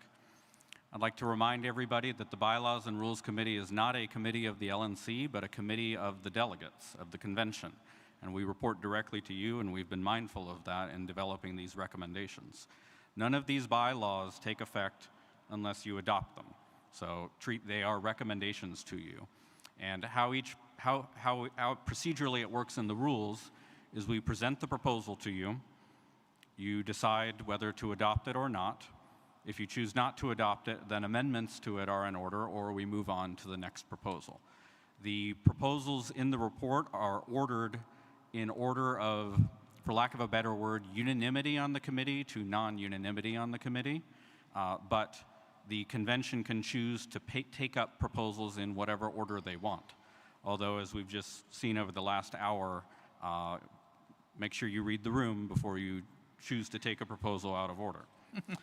I'd also like to say that how we chose these proposals is the Bylaws and Rules Committee, which consists of 10 members and 4 alternates, who are listed on the first page, met several times over the many past few months remotely, giving long hours in the evenings and on weekends in order to develop these proposals. All of our meetings were open to the public and properly noticed, and we had a lot of public input into crafting the proposals. Any one member of the committee was able to bring a proposal forward to be considered and voted upon. And we then sent out all the proposals as a survey, I believe it was last weekend, to all the delegates and alternates, as well as all party members. 1,815 people responded to that survey, and they provided 1,675 individual comments on proposals. I read all of them. I know many members of the committee read all of them, and from that we developed a package of 11 amendments to proposals, most of which were adopted. So we took your feedback very carefully, and we incorporated it, and thank you to everybody who did take the time to fill out that survey. With that, we can proceed. Proposal 1, as you all know, was dispensed with yesterday, so next up is Proposal 2. Oh, and I should also say, I'm not monopolizing the time at the podium.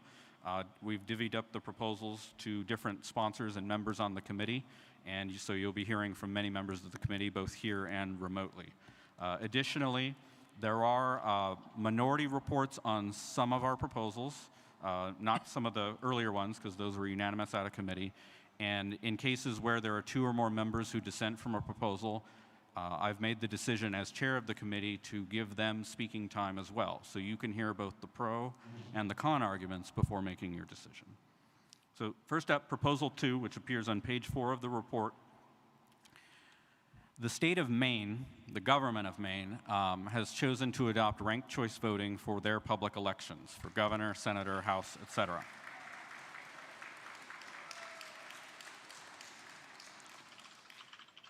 Our formula for choosing delegates to the biennial conventions does not take into account a state having ranked choice voting. Instead, it just says part of the formula uses the vote for presidential election. And so it creates an ambiguity in the bylaws over whether it is the first round ranked choice voting vote for presidential election or the final round. If it's the final round, a state like Maine or any other state that adopts ranked choice voting will get 0 delegates because at least under most recent elections, because our candidate ends up with 0 votes in the final round. This bylaw proposal would clarify that ambiguity and make clear it's the first round in a ranked choice vote that counts towards our allocation formula.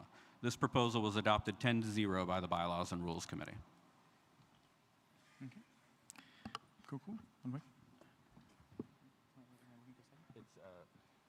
So, Mr. Chair, on behalf of the committee, I move the adoption of the proposal. Okay, so moved. Okay, and we'll open it up to debate, or is there a second? Second. And is there any objection to this this motion? And let me check. Is there any, Mr. Fishman? Can you check if there's any objection online?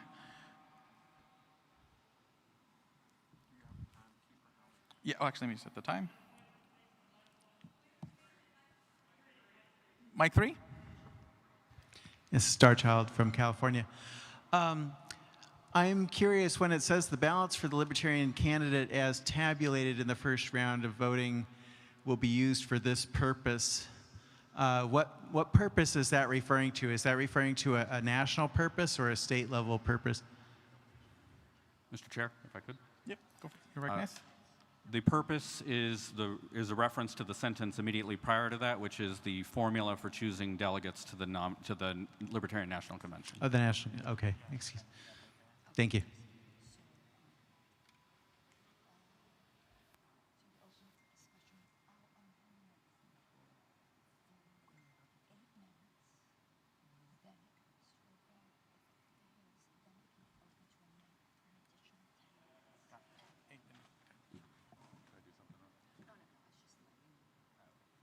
Okay. Any additional discussion? And again, let me actually. Yep. Just give me one moment. I want to set this up online so that way people can mark it up, so they can actually specifically mark bylaws proposal 2. Bylaws proposal 2. So now, when you make your motions online, or when you put yourself in the speaker queue, you can actually mark yourself in line for this bylaws proposal 2. So it'll be an option now. So for those who want to speak specifically on the bylaws proposal, mic number 1. Alex Flores, Arizona delegate. Is there a way that we could put up the information on where we can find this online to view it ourselves as far as the report goes, so that we can read it for some of us that are in the back of the room or online? Yep. On the Thank you. On the convention website, there should be a place where it says reports under convention. And you should be able to find the reports under there. Okay. Cool. Let me just take a look, see if we have anyone online who's put themselves in for the bylaws proposal. So again, add yourself and choose specifically the bylaws proposal, so I know you. That's perfect. I'm going to recognize Kieran Dougherty from Washington.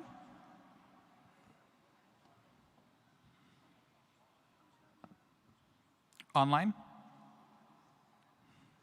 Perfect. Yes, can you hear me? Yeah.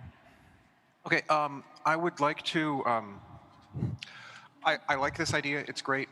I do have concern that it's possible that the LP might get more votes transferred, the LP candidate might get more votes transferred in later rounds of counting. So I would like to consider changing this to not the first round of counting, but the round in which they receive the highest total. Okay. Again, it is right now, so understand right now we're doing 8 minutes Apologies. of discussion, so no amendments right now. But then at the end, huh? Correct. Oh, can we? Yep. So if we can make the font bigger. Down, and then we get to amendments. Yeah. So again, just to repeat the process, we're going to discuss it for 8 minutes. Apologies. No amendments, and then we vote on it. If it gets voted down, then there'll be an additional 10 minutes in which we can make amendments. Okay. And then I'm going to go to mic 2. Mr. Recrow, and then I'll go to mic 3. Thank you, Mr. Chair. Omar Recrow, Florida delegation.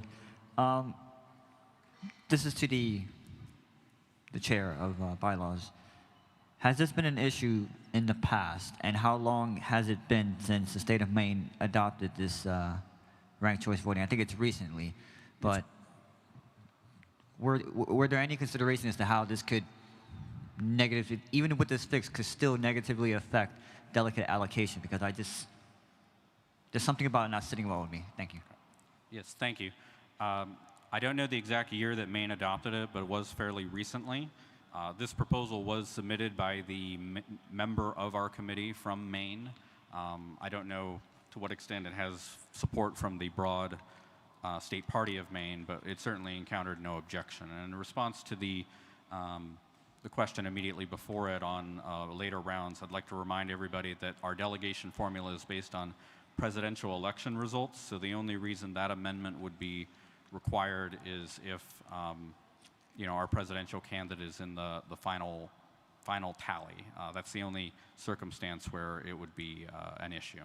And if we keep it as the status quo, it's highly likely Maine would not get delegates in future conventions. Okay. Next, I'm going to recognize microphone 3, and then I will be recognizing Scotty Bowman from Michigan online, but first, microphone 3. Thank you, Mr. Chair. The Bylaws Committee Chair mentioned that hard copies of the Bylaws Committee report are available at registration. However, that's across the skyway over in the hotel. Oh, okay. Someone just brought hard copies. I don't know how many there are available, but I was just going to request that hard copies be brought over, and somebody handed me one. So I guess there's at least one more copy. I don't know how many circulating here, if anybody else wants. Thank you very much, Starhill. Ask and ye shall receive. Scotty Bowman from Michigan online. Hi, I just had to unmute myself.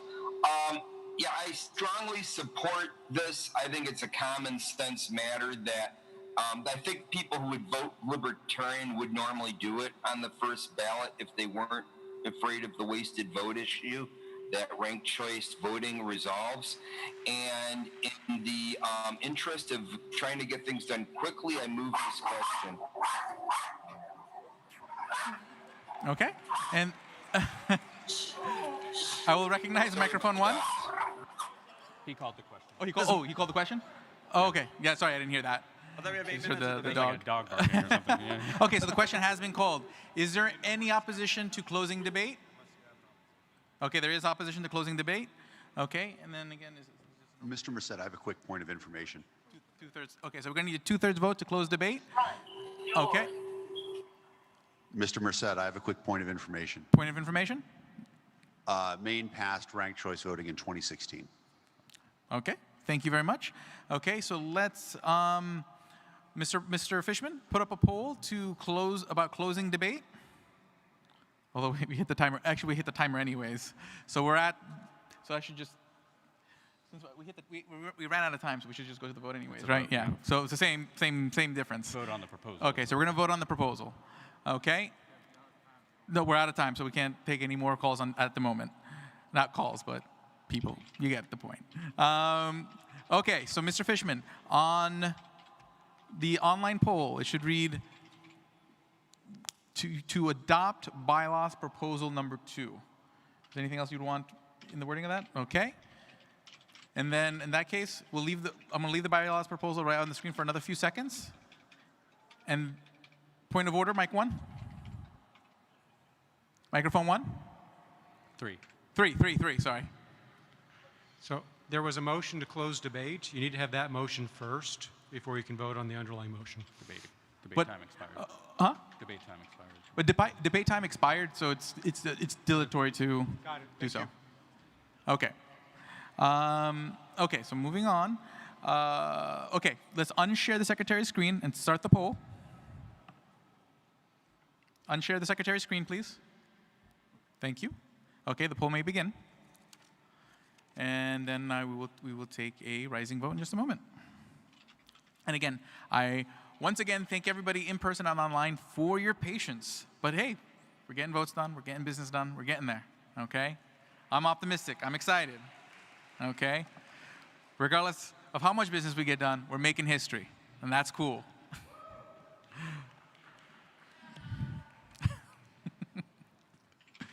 If you can't have fun doing LP business, what can you have fun doing, right?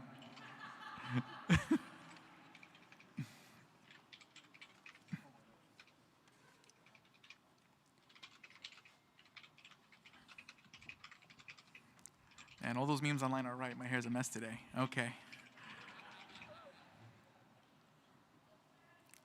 Okay, Mr. Fishman, is the poll complete? One more second. The poll is complete, sir. Okay. All those in favor of adopting bylaws proposal number 2, rise. Okay. That looks pretty nice. Okay, and all those in opposition, rise. Okay. Cool. And let's take a look at the poll results. Let's share the secretary's screen. Okay. Got it. Yeah. Bylaws proposal number 2 Passes resoundingly. Yes. I just love it when we can just do stuff together. It's so nice. So let's move on to the next proposal. Thank you, Mr. Chair. Now we're cooking with gas. I yield to member of our committee, Ms. Matson, who is the sponsor of Proposal 3.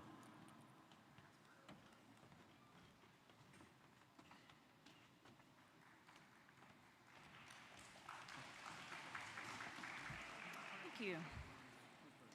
Okay, so now we are ready for proposal number 3. This is titled Clarify Platform Amendments Language. Thank you, Dr. Lark. Inside joke, every LNC meeting, Dr. Lark had to ask me to speak a little louder. So anytime anyone asks me to speak up, I presume it's Dr. Lark. We would sit on opposite ends of the table, so that's how it worked. Not on purpose, he smells fine. He's a lovely man.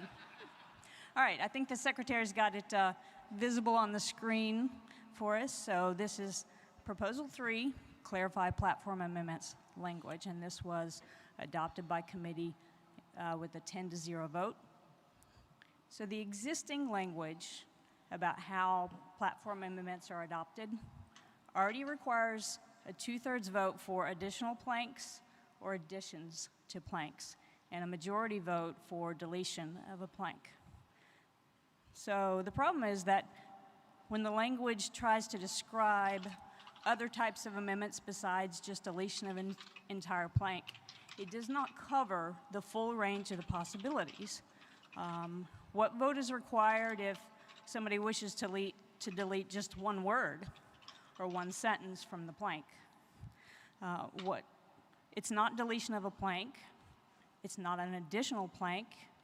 It's not an addition to a plank. So what is it? It's not really covered by the language. It falls through the hole. So, you know, you could argue, well, I want to delete the word not, changes the meaning by 180 degrees, but, you know, what's the vote required? So we believe the intended rule is that all amendments, besides just deletion of an entire plank, should require the consistent standard of a 2/3 vote. We wanted to close the loophole and implement that intention. So on behalf of the committee, I move this amendment. So moved. Is there a second? Thanks, Margaret.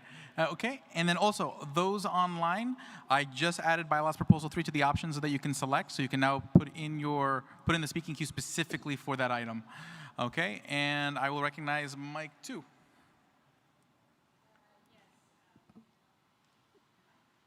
Microphone 2.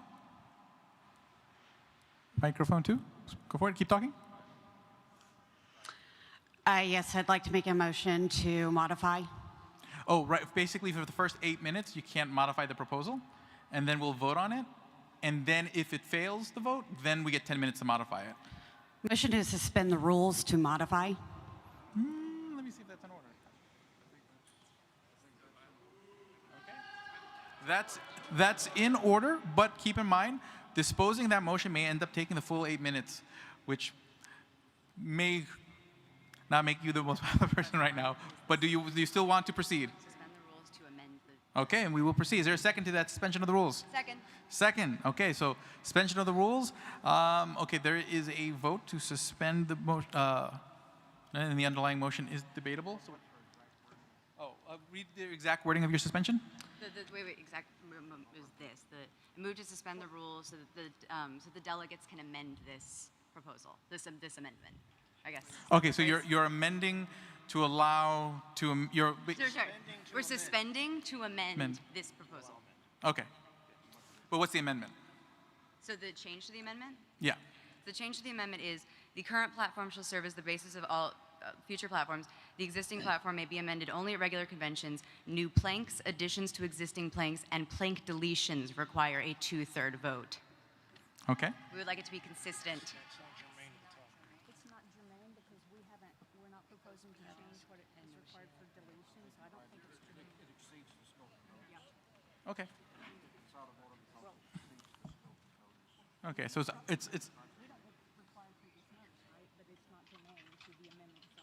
okay. So I'm going to rule that out of order because it's outside of the scope of the motion on the floor.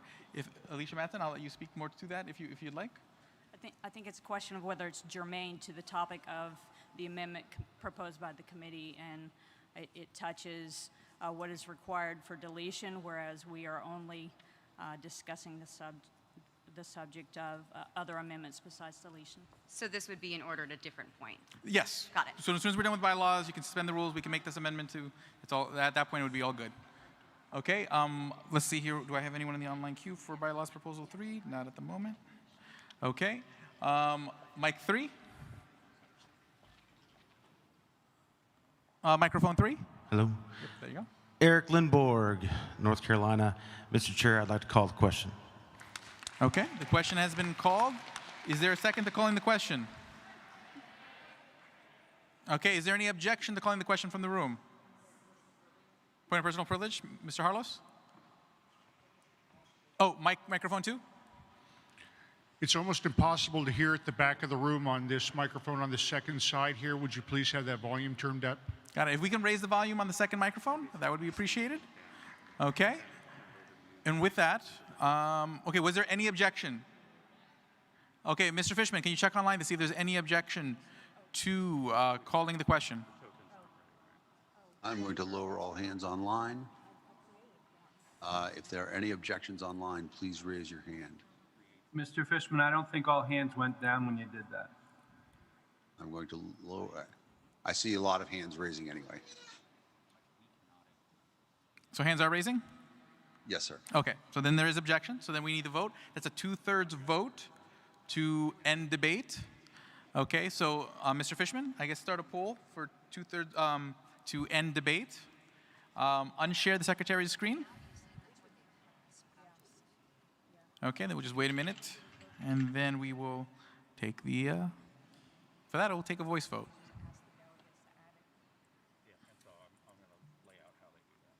Okay, and just a reminder to all the online delegates, as we get through each of these proposals, I will be adding them to the list of things you can choose, so that way I know exactly that you're in there, and I can make sure that you're recognized for what you're in line for.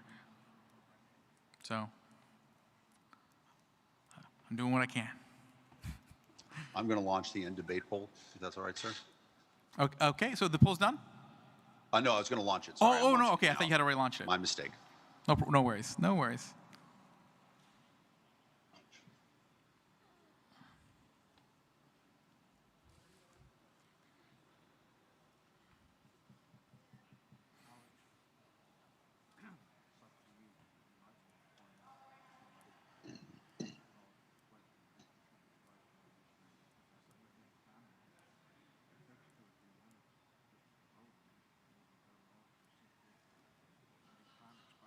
Agreed. Yep. I'll do that after the vote.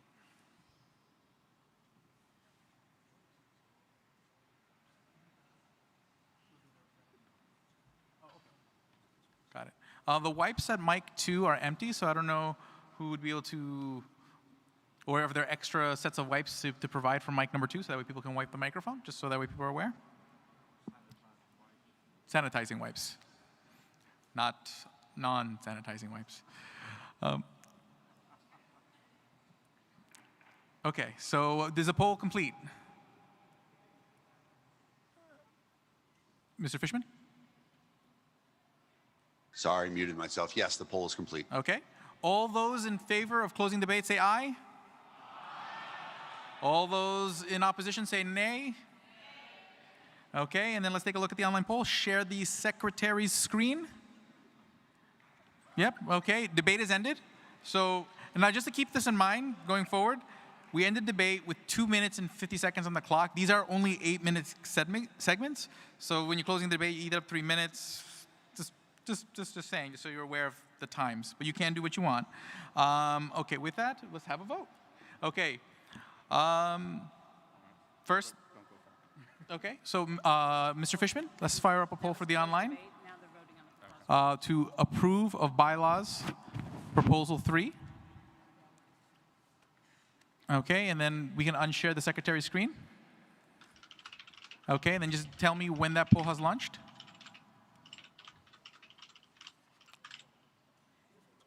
Okay. 1 second, sir. Okay, and again, this requires a 2/3 vote.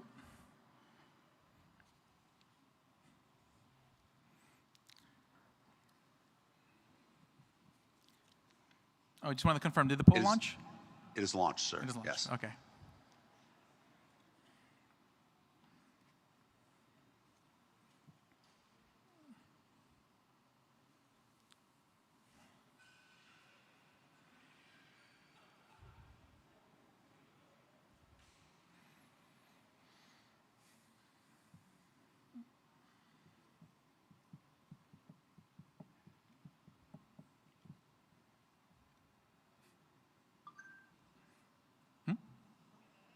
Yes, we're waiting for the online poll to finish. Yep. That way no one sees the results of the other one, and it's fair. And again, just so that way everyone realizes why I'm doing it that way. We're doing it this way so that way the online poll happens without them hearing the voice vote, which might influence their vote. And then what happens is we don't share the secretary's screen until we complete the voice vote here, so that way you don't see that and it doesn't influence their vote. So that way everyone is kind of on even keel with their voting. So that's the reason why we're doing that. I know it takes about another minute or two longer, but it's the fair thing to do. Okay. Thank you. Okay. How's the status of the poll, Mr. Fishman? Poll is complete, sir. Poll is complete. Okay. All those in favor of adopting bylaws proposal 3, rise.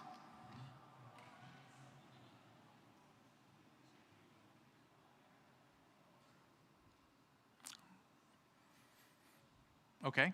All those in opposition, rise.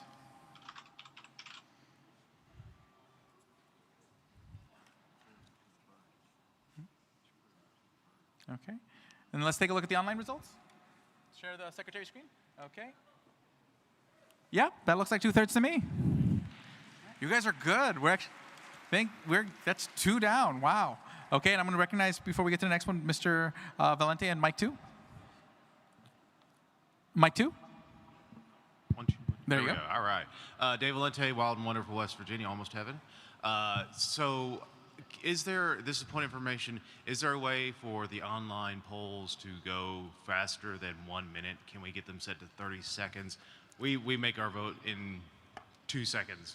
Understood. Let's try this. Let's just, before we, now I don't want to go down to 30 seconds, but let's just first try 50 seconds. And Mr. Fishman, can we try 50 seconds for the next one, see how that goes, and we'll calibrate from there. Okay, and then if that goes really well, maybe we'll try 45 and we'll see where the sweet spot is. Okay. My concern is for the few people who are saying that they didn't see the poll. Sometimes it pops up a Got little it. late. And then do you still see votes coming in when we get near a minute? Like, Usually we're running at about 90% having voted by then, so I think 50 is certainly fine. okay, so we'll move to 50 for the next one, and we'll keep working on it from there. Okay.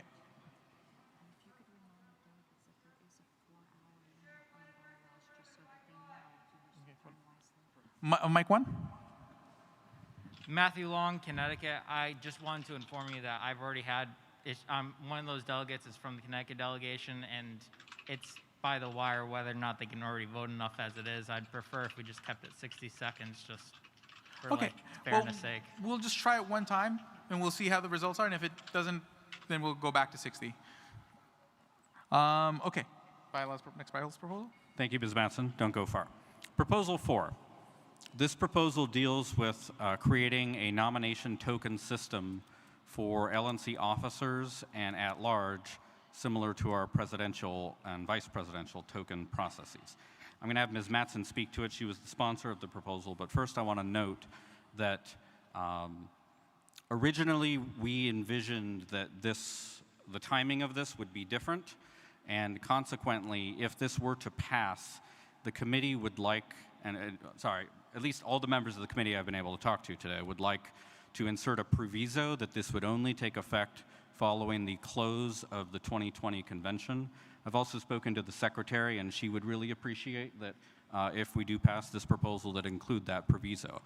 As we've seen logistically, how we have to do that is somebody has to call the question, we vote on it, we vote it down, and then somebody amends with that proviso, and then whatever other amendments you want to do. But with that, let me turn it over to Ms. Matson to describe the proposal.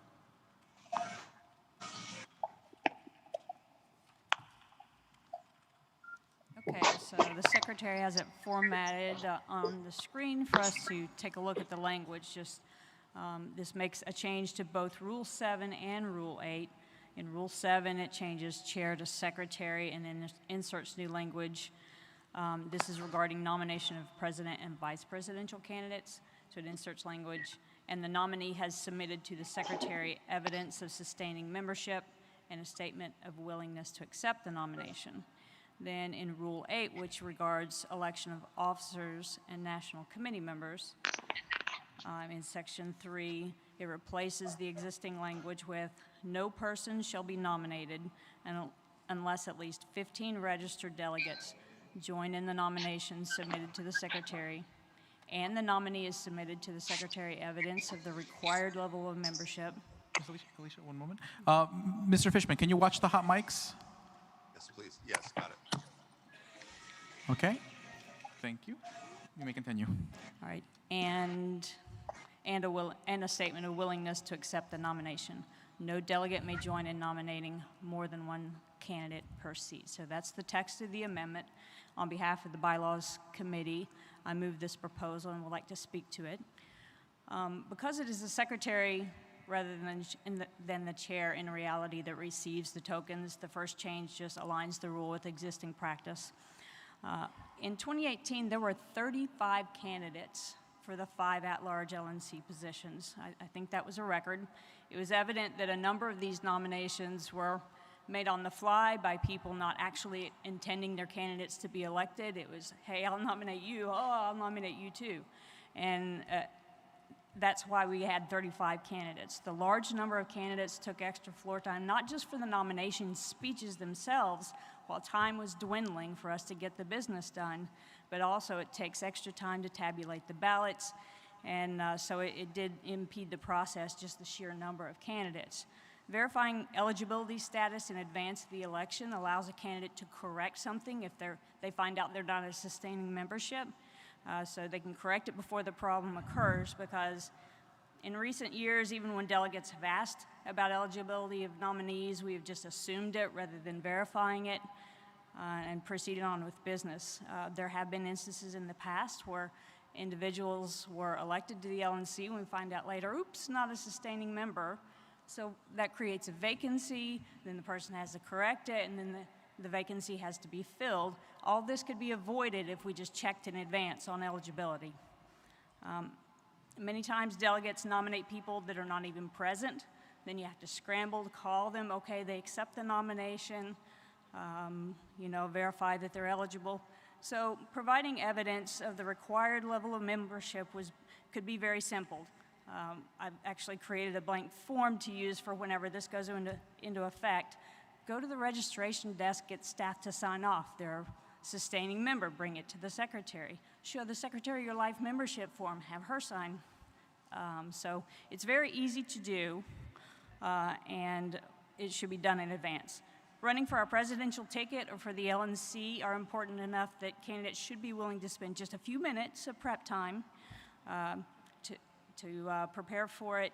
This establishes low requirements for a person to just demonstrate their eligibility, their willingness to serve, and support of more than just a single nominator. All of this could be accomplished at a regular in-person convention with just a single sheet of paper. So it's easy to implement at a standard convention, which is why we're asking for the proviso for it to go into effect later. Okay. And the motion that has been moved. Now I'm going to recognize someone from online. I see 2 speakers. And so, again, for the people online, I've already added bylaws proposal 4 for you to be able to select that when you add yourself to the queue. I see Mr. McVeigh, you're in there, but you're looking to seek an amendment. An amendment would not be in order till after the 8-minute span. So let me get started with the 8-minute span. Let me just get that going. 8 minutes on the clock. Okay, and then I will recognize Darrell Perry from New Hampshire. Yes, Mr. Chair, Darrell Perry, New Hampshire, request to divide the question so that the amendment to Rule 7.1 and the amendment to 8.3 are voted on separately. I'm going to consider that in the nature of an amendment, but that will be in order if it gets voted down after the initial 8 minutes. A request to divide is not an amendment. I have conferred with the, one moment. parliamentarian is checking, so I will get a clearer answer for you in a moment.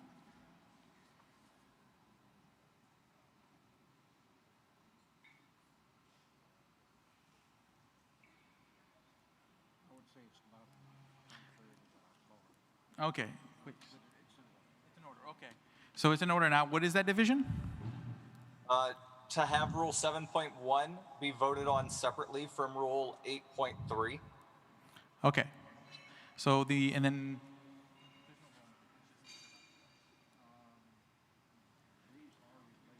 That's complex with the proviso because now we have to amend, add the Okay. proviso to. So we'll take a majority vote to divide the question. So we will have a vote on the division of the question. Okay.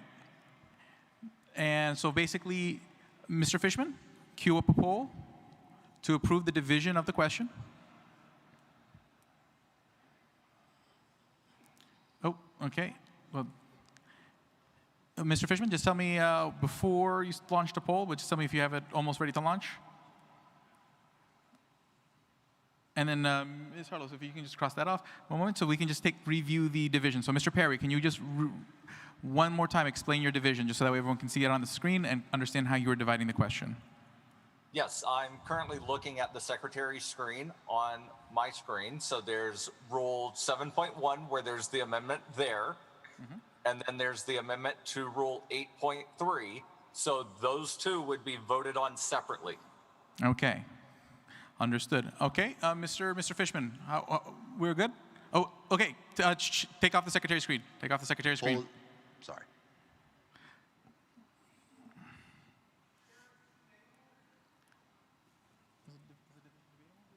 Well, we're already voting. Not once we're already voting, it's not. Got it. Okay. Got it. Point of information, Mike 1. Alex Flores, delegate from Arizona. I believe a request for division calls for a second, and I didn't remember hearing a second. Okay. Okay. There is a second. And it. One again. Is it debatable or not debatable? Not in the middle of a vote. Got it. Since Okay. the vote is already starting. Yeah. So it normally would be debatable. Unfortunately, we had already started the vote. So in this case, we're past that here. But Mike 3. In the future, can you ask, because I had a request for information on it, I wanted to know if the maker of the motion, if the secretary, or I'm sorry, if Ms. Mattson had any issue with dividing the question. Okay, we'll do that. Point taken. I finished Okay, it's the not online, debatable. sir, at 50 seconds. For reference, 70% of the people have Wait. voted at 50 seconds. Don't wait. I'm Don't, not giving you the number. I'm don't just give me any telling you results. 70% of the people who voted Okay. were voting at 50 seconds. We were looking at timing. Okay. Got it. Okay, so then we'll go back to a minute after this. Okay. Now, if everyone in the room, if you approve the division of the question, rise. If you stand in opposition of the division of the question, rise. Okay, let's share the secretary's screen. Let's take a look at the results. Got it. Okay, that's pretty much an even split. Yeah, that's an even split online, but a clear nay in person. So that fails. That was fun. Okay, so moving on, I'm going to recognize Mike 2, David Valente. Mr. Chairman, point of order. Yes, Mr. Chair. Remote. Point of order? Yeah. There was a speaker in the queue, June Jennis from California, who wanted to speak to this before, and she was called on out of order and then removed from the queue. She does need to speak. I didn't see her in the queue. Did she mark bylaws proposal 4 as her topic? It was before when we were on another one and you told her to wait. Oh, okay, because I made a new, because right now what I did is I made a thing, basically as each proposal starts, I'm making a thing so that way you can enter your speaker queue and actually mark it, so that way I can see a separate queue for bylaws proposal 4. So if you want to speak to bylaws proposal 4, please put it in again and mark it and keep that in mind for future proposals. That way I can see exactly what you're speaking for. Okay, and Mr. Valente, and then I'm going to go to Mike 1 right after that. Just a quick point of information before I do my motion. Is there what time are we at on this debate? We have 2 minutes and 22 seconds. All right, I'm not going to do my closure, so I'm sorry. Okay, microphone 1. Thank you. I'm Caroline Wade from Oregon. I understand that there was a concern that the proposal about the nomination about the rule change not taking effect until 2022 because of the concern that there not be anything that possibly violated the new rule. But if you read the rule carefully, it says that no person shall be nominated unless blah, blah, blah, blah. And all the possible candidates have already been nominated. We don't need to worry about the rule not taking effect until 2022 because it's already happened. Well, the candidates have not yet been nominated. When we get to LNC elections, we will be taking up nominations, so technically none of the candidates have yet to be nominated. Okay, thank you. Thank you. Okay, and then online I have Rex Lawhorn from Oklahoma to speak against the motion. Rex Lawhorn from Oklahoma. Sure. This is Rex Lawhorn from Oklahoma. I may not be as vocal about ballot access as Mr. Robinson from Oklahoma, but I am just as passionate.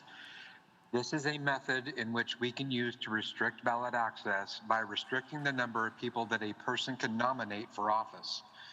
If we have a limited number of personnel that are willing to run for an office, there is no reason that their token should not be able to be cast for as many of those people as they wish to cast them for. By restricting a person's nomination to just one candidate goes against the very principles under which are the reasons that we have approval voting to begin with.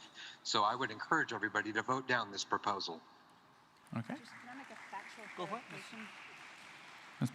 All right, so just to make a factual clarification that the limitation on the nominations is only regarding election of officers and national committee. It's not in the language regarding president and vice presidential candidates, so I don't see an impact on ballot access issues. Okay, Mr. Skolstein, you have 2 seconds. Oh, mic two. I'm in favor of this because we've had way too many candidates running for positions, especially at large, at the last minute with no preconceived thought of what the what the job entails, whether they could afford to go to LNC meetings, whether they had the time, the family commitment to do so. And this would show that they have some significant support, a minimal amount of support, and also have thought about what they're doing before they put their name in nomination. That's my comment. I've got a point of information, though, also. Okay, point of information, then we're moving to a vote. Can you remind people that the bylaws debate is limited to 4 hours starting at 3 o'clock this afternoon? Okay. It could continue on until tomorrow. Got it. Okay, so again, bylaws is 4 hours total, starting at 3 p.m. And if we adjourn before 7 p.m. today, the difference at that time would be then continue on when we adjourn again tomorrow morning. Point of information, mic 1. Microphone 1. Hi, Anna Johnson from Washington here. I'm wondering how this would affect people who perhaps lose a race and then have to get a bunch of delegates and also go to credentials like within moments. I'm wondering how that works. Okay, I'll let Ms. Matson clarify that, and then we're moving to a vote. That's technically information, not debate, so we'll do it.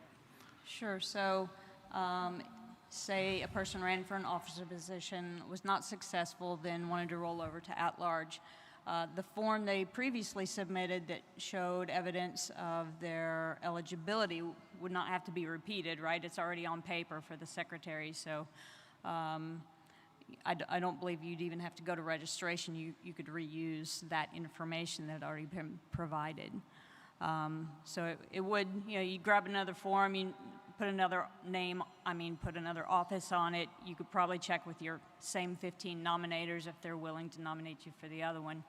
But I don't think the re-proving your evidence of the required level of membership would be necessary. I want to point out a nuance. So there's it says evidence of the required level of membership. I'm going to tell you why it says that instead of sustaining membership, because this impacts at large. Well, all LNC seats require sustaining membership. However, we have a rule that says judicial committee elections follow the same procedure, and that actually does not require sustaining membership, just party membership for at least 4 years. So it's different levels, different qualifications, so that's why that language is nuanced that way. Okay, Mr. Fishman, queue up a poll to adopt bylaws proposal 4. Okay, I'm going to leave. I'm going to leave the secretary's screen up there for just another moment. So that, okay, actually that's fine. That's fine. Take it off. Mr. Chairman, point of order, Sean Thornton, South Carolina. Okay. And tell me when the poll is launched. You hear the point of order? Point of order? From Sean Thornton. Okay, I'm listening. There are a lot of interrupting motions in the speaker's queue online. I'm sure they would like to be heard before this vote. Okay, let me take a look. Now, okay, I see. And going forward, as we go through like platform, we go through the elections, I'm going to try to make a business item so that, so if you have a point of privilege, try to attach it to the current business item, so that way I see you in the queue for the current business item. But let me go dispose of these real quick. Okay, let's see here. That's just a test. Request for information, platform deletion tokens. Nathan Watts from Texas. Sir, I'm sorry, Mr. Chair. I had a question about, is it a test? Oh, what's a test? And I apologize. It's really just a request for information about the email that went out on platform deletion tokens. It says in the email that it's just a test. Mr. That Fishman? is my mistake. I apologize. I will send a new one. I don't know if you need to send a new one as long as we confirm it was not really a test. It was not really a test. I apologize. I've been sending tests to the secretary and Ms. Matson, and they helped me get the wording correct, and I forgot to take out the test. So to part. confirm, this is not a test. This is not a test. Thank you, sir. Thank you, and I apologize for doing this out of order. Okay, so thank you, Mr. Watts. Next would be Nathan Watts from Texas. Let's dispose of a few of these. I had the same question. I'm Okay, done. perfect. We have someone, Mike 3. Is it a privilege motion? Mike 3. Mike 3. It's a request for information because I'm trying to understand how how Ms. Matson is asking us to vote here. It sounds like she's asking us to vote this motion down so that we can put on a proviso to then vote it up. I just want to make sure that's what she's requesting. She's requesting that we vote down her own motion right now. Yeah, I believe that's what Mr. Bishop Henchman is attempting to clarify, that at the beginning it is the recommendation of various, through not a formal vote, but informal checking with committee members, that a proviso be added. We can't do that on the fly because the committee has not met to formally do that. So we are actually recommending that you initially vote this down to allow an amendment for us to add a proviso that it takes effect in 2022. Okay, with that point, I want to do the vote on this motion first, then we'll go through a few more points of privilege, and then we're going to move on to the next bylaws proposal. Okay, so Mr. Fishman, do you have a poll ready to go?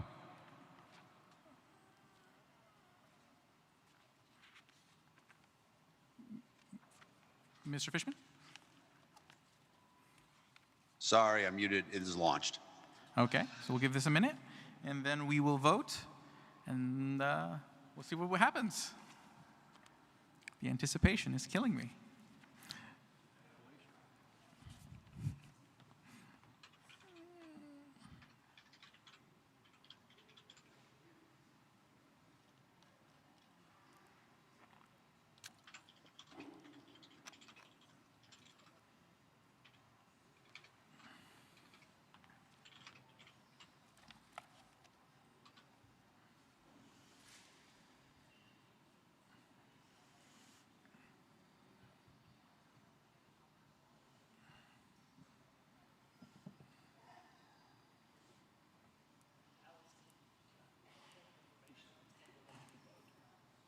Sure, go for it.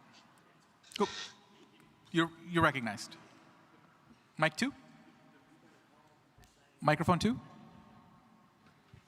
The people at home are saying that because the email was marked as a test, some of them use their tokens like it was a test. How can they get them back? I will resend. I will cancel this one and resend. Got it. So note to everybody, since it's being resent, that means if you have voted your tokens, you're going to have to revote them again. Just be aware. So look out for that next email. Okay. And status of the poll? Sorry, they started canceling. The poll is done. Okay, poll is done. Okay, so all those in favor of adopting bylaws proposal number 4, rise. Okay, I think I know how this is going to go. Okay, all those in opposition say rise. Rise.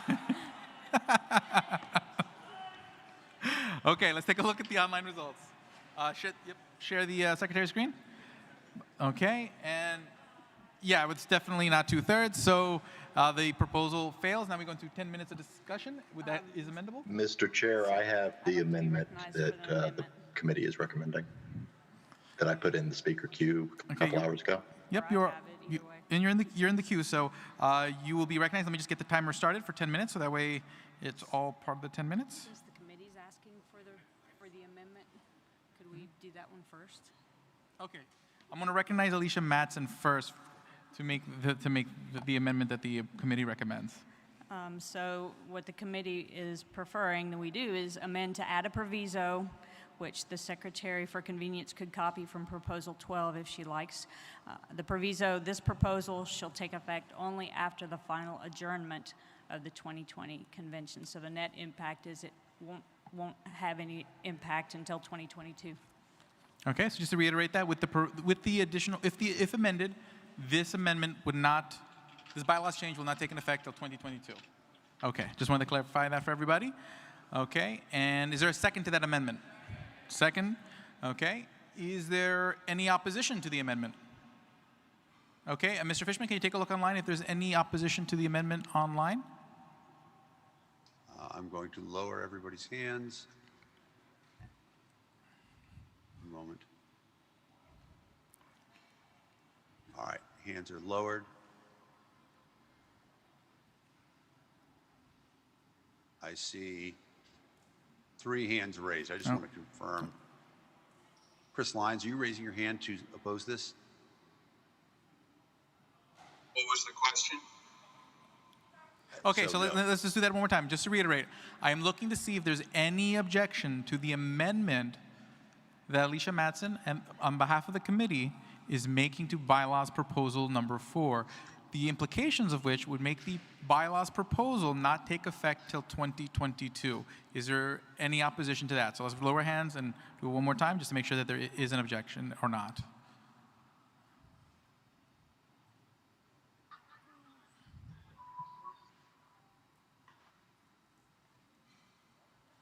Okay. Microphone 1? Point of information. Yep. I'm Nicholas Weber, delegate from Washington. If there are no objections, are we immediately adopting this? No, this would only amend we still have to adopt it. Thank you. Thank you. Okay, did you see any objections, Mr. Fishman? I just want to check to see that people are raising their hands for objections. Mr. Lyons, are you raising your hands to object? Oh, according to my screen, it is a low hand. I do not know what's happening with that. All right. Mr. Wood, are you raising your hand to object from Michigan? I am. Okay. I am objecting. So let's move on with the vote. Okay. So this will be a vote to amend. So again, guess Mr. Fishman, get a poll ready to amend, to adopt the amendment to bylaws proposal number 4. And then the bylaws proposal, the amendment is at the very bottom of the screen at the moment. Let's unshare the secretary's screen. Okay, and then Mr. Fishman, notify me when the point of order, mic 1? Mic 1? I mean 3? Mic 3?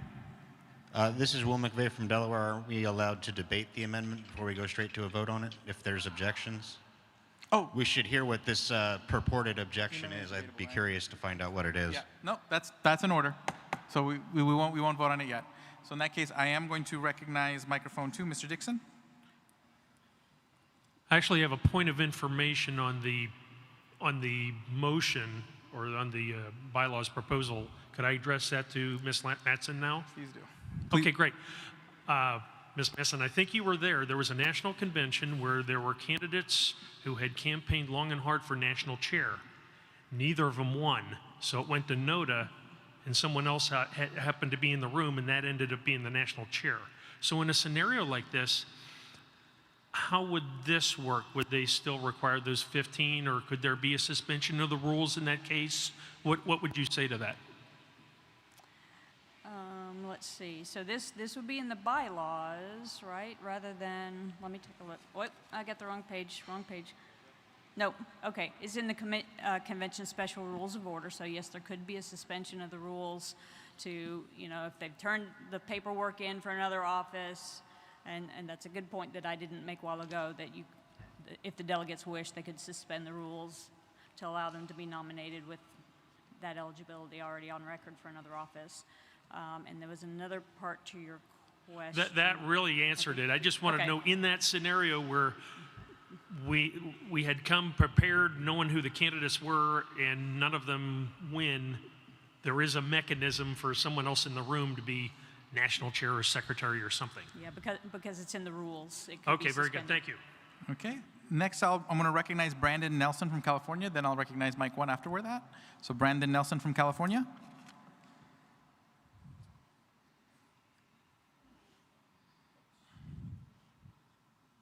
Yeah, my question was already addressed, so I'll yield. Thank you. Okay, thank you. Microphone 1. You have an interruptible from Amy Wickstead as well, online. Okay. Yes, I have an objection to the way you guys have worded this proviso. I have no objection to how it is put up on the screen. However, the way that you guys keep saying it is not the same as it is on the screen. On the screen, it says it shall take effect after the final adjournment of the 2020 convention, whereas the rest of you are saying it will take effect in 2022, which does not account for any elections held in the interim. Okay, fair enough. I'll let Ms. Mattson speak to that. Okay, so the wording on the screen is the way I moved it. We're using different words to say the same thing. Okay, so this takes effect at the adjournment, which means it does not impact any elections that happen at this convention this year. But after adjournment, there are no more LNC elections or presidential ticket nominees until 2022. So effectively, it doesn't have any real world impact until 2022. But the wording on the screen is how I moved it at the adjournment of this convention. Okay, microphone 1. Thank you, Mr. Chair. I'm Pietro Salvatore Giaracci from New York. I move to call the question. Okay. Is there any, first from the room, is there any objection to calling the question? Okay, so then let's move on to a vote. Okay. I have speakers online waiting to be heard. Okay, I mean, they moved to call the question, so I have to resolve that.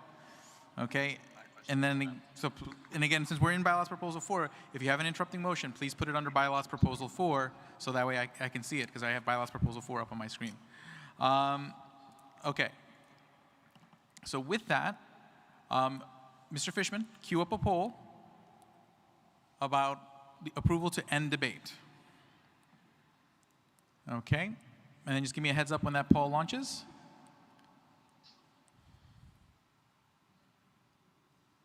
One second. Okay, and I just want to reiterate that point.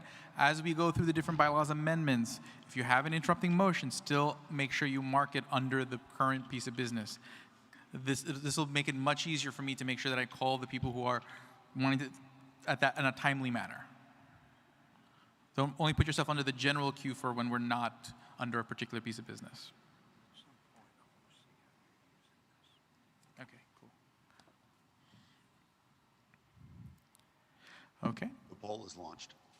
Okay, give me a heads up when it's done.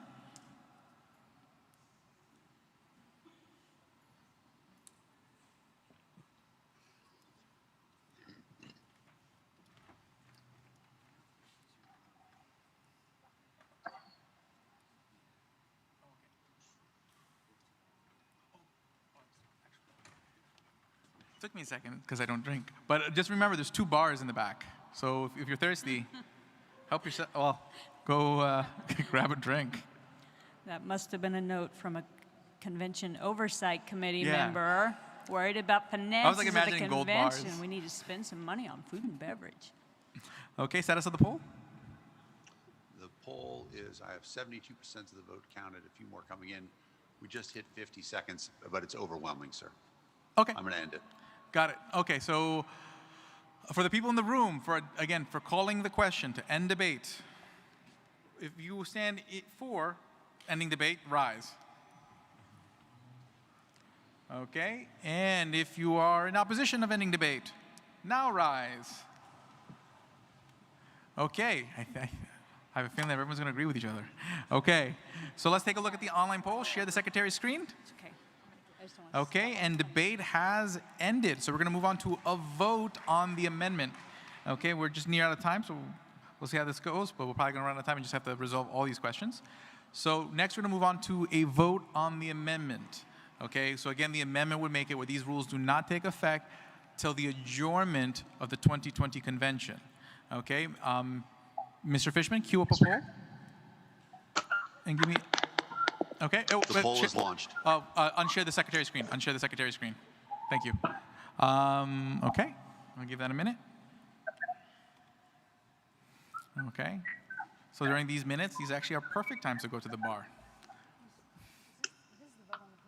This is the vote on the proviso, then we'll have to go to the vote on the main.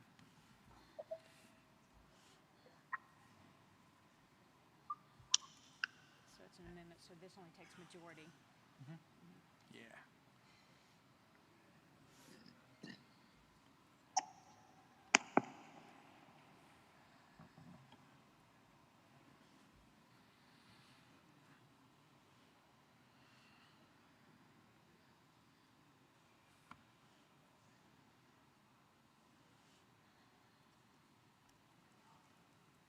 Okay. Status of the poll? Poll is done, sir. Okay. All those in favor, kill hot mics. Done. Thank you. Okay. Now, all those in favor of the amendment to the bylaws proposal, rise.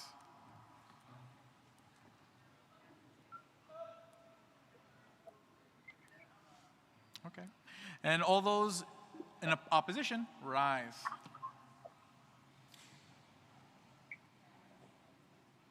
Okay. Okay, let's take a look at the online results. Share the secretary's screen. Okay. Okay, yeah, that looks like it passes. So it passes. Is it a privileged motion? Okay. Okay, so point of information, Mike 2. Information. What was the amendment that passed? Would you please Sure. put that on the We're screen gonna put when asking us to vote? I apologize. It's Thank just the you. proviso. Yep. What does it say? Oh, it just basically says that this particular bylaws proposal will not take effect until the adjournment of this convention. Would you please put those on the screen before we vote? I will Thank do. you. Thank you very much. Okay, and then I also have just one point of personal privilege from Jared Hall in Indiana. So let's just take that up real quick, and then we'll move on to the vote on the main motion. Thank you, Mr. Chair. This is Delegate Jared Hall from the state of Indiana. I would just like to make, I guess, a point of privilege to make sure that all delegates approaching the microphone in person and those that are online, please announce themselves and their delegation before they address you. Thank you very much. Thank you very much. Okay, and now we're going to move to a vote on the main motion. So, Mr. Fishman, this would be a vote to approve of bylaws proposal number 4, okay, which is on the screen. So, wait, okay, perfect. And then just give me a heads up when the poll has launched and finished. Oh, Mike, point of order, Mike 3. Did we actually, sorry, Will McVeigh from Delaware, did we actually expire time? Because I Yes. believe only the current question was called, not all Time, of them. time is expired. Okay, never mind. Time Thank is you. expired, yeah. The I poll apologize. is running, sir. Okay. Okay, and again, okay, here's what we'll do. When the poll expires, 1 second. Ms. Harlos, when the poll expires, if you can take down the numbers and then remove the poll from your screen so that way we can have the proposal up on the screen when people vote. See, we're slowly tweaking it, getting there. Okay.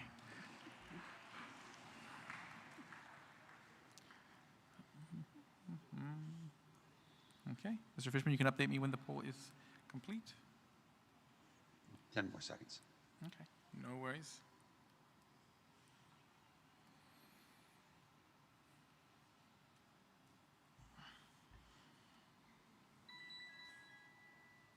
Poll is done, sir.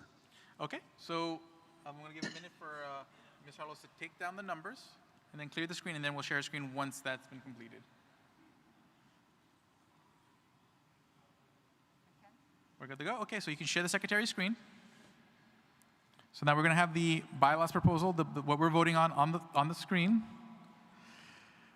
We're working on it. Okay, so now, all those in favor of bylaws proposal number 4, rise. As amended. Okay. Aye, okay. And then all those who are in opposition, rise.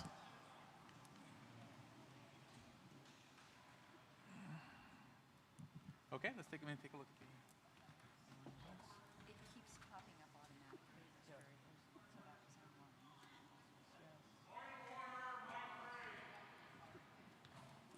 Point of order, Mike 3? Yes, yes, sir.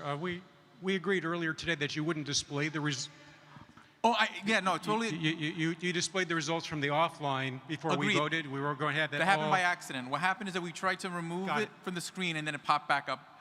So we're going to figure that out. Thank you. Yep. No, I totally agree. Okay, so let me think about that one for a second because that's close. But that wouldn't be 2/3 then. Because if it's close, it's not going to be 2/3. So in that case, I think it fails. It's very close. I think the in-person, what was your opinion of the in-person? Was it 2/3 in-person? No, I think they failed in person. I think it was close. So double 97 would be about 200. So it's over 2/3 online. So it's a question of how close was it. So. But then let me take the standing vote one more time. We may need to count this one. We may, yeah. We'll just try this. We'll just try this as a rising vote one more time. If you are in support of bylaws proposal number 4, please rise right now. Okay, let me just take it. As amended, as amended. Huh? Okay. If you are in opposition, rise.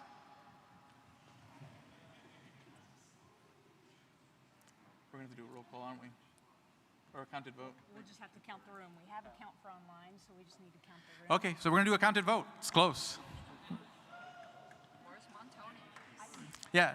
Mark Montoni's the boss. Got it. Is Mr. Montoni available to help us with the counted vote? Or, okay. Oh, Mr. Dixon? Pat Dixon. Help? Okay. So, He's a good counter. and then, woo, thank you very much. Now, if I remember right, everyone's going to stand up, and then they sit down once you've counted them, right? Okay, so everybody rise? If those in favor. Oh. Yes, let's put the motion on the screen. Put the motion on the screen. Okay, we need 1 or 2 other counters. Okay.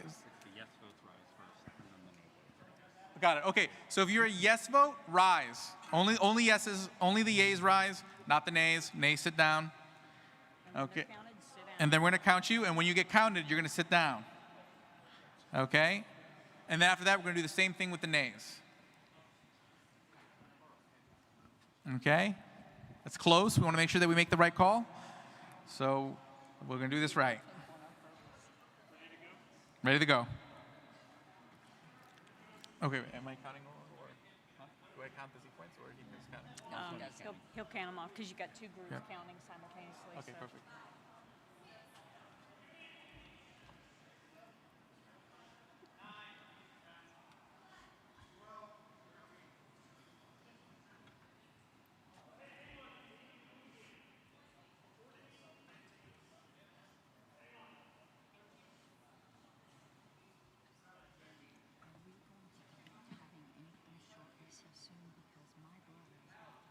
Okay, I'll I'm sure other people yeah. need to. I'll say let's take a quick 10-minute recess.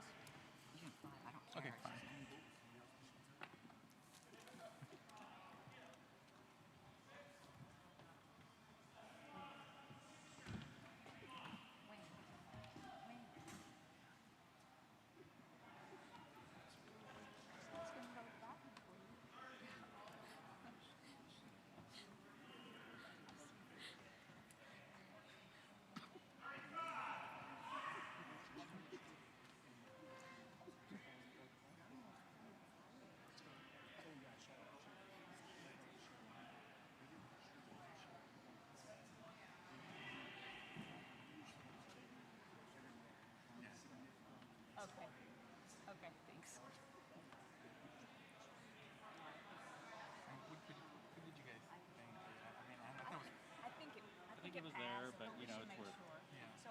It's worth getting one of these out of there. So. Online was 236 to 97, so double 97 would be 194. So it's got, Possible, yeah. 42 over the requirement online, and I think it had. It was close. It's hard to. On 2/3, you just want to make sure. Sure. About 8,000 so far. I know. That's awesome. Really awesome.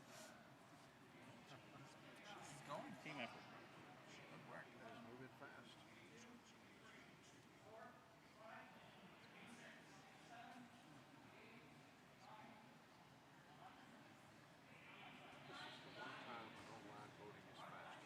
Yeah.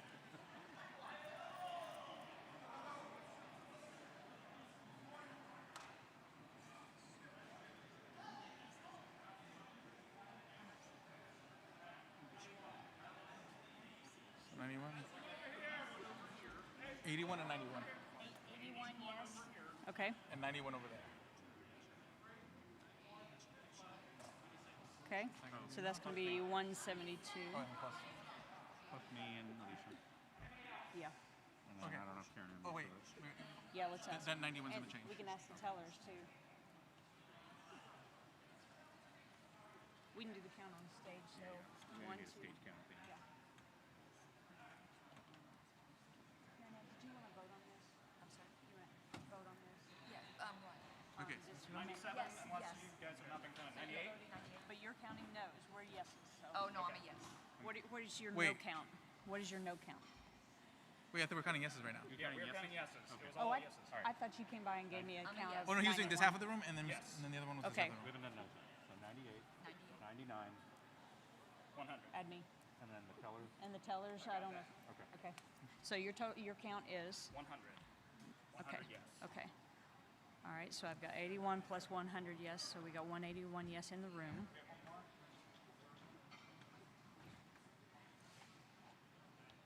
Okay, so what does that put All right, us? so we're ready for, well, we have to do the no's. Okay, so now if you are a no, rise. If you're a nay, rise, and then we'll do the count for the nays. Okay, tellers, go for it. Point of information, mic number 1.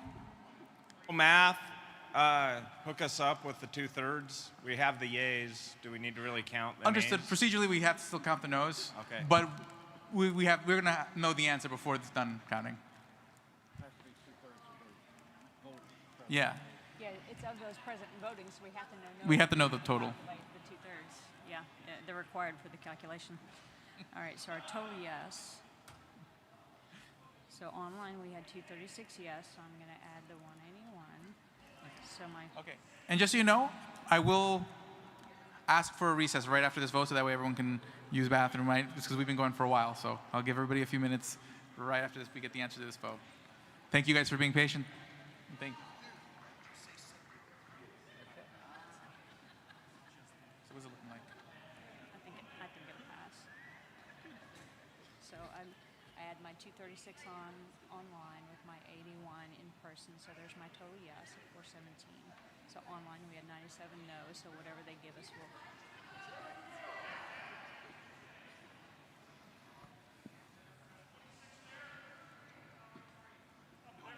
What's happening? All right, so put test 417. So we have 2/3, and those will have to be more than half of that. So we have to have 209 no's, and we already have 1. 7 no's. So I think as long as the no's are fewer than 112 in the room, then we'll just. I think it might be just right under that. We'll go at it straightforward.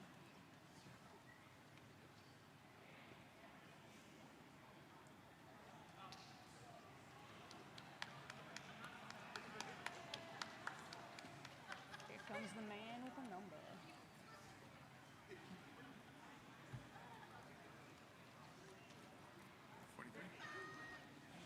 Okay. And let's double check, make sure there's no no's among the tellers as well. No. Thank you though. Appreciate it. Okay, this looks like it's going to be really close.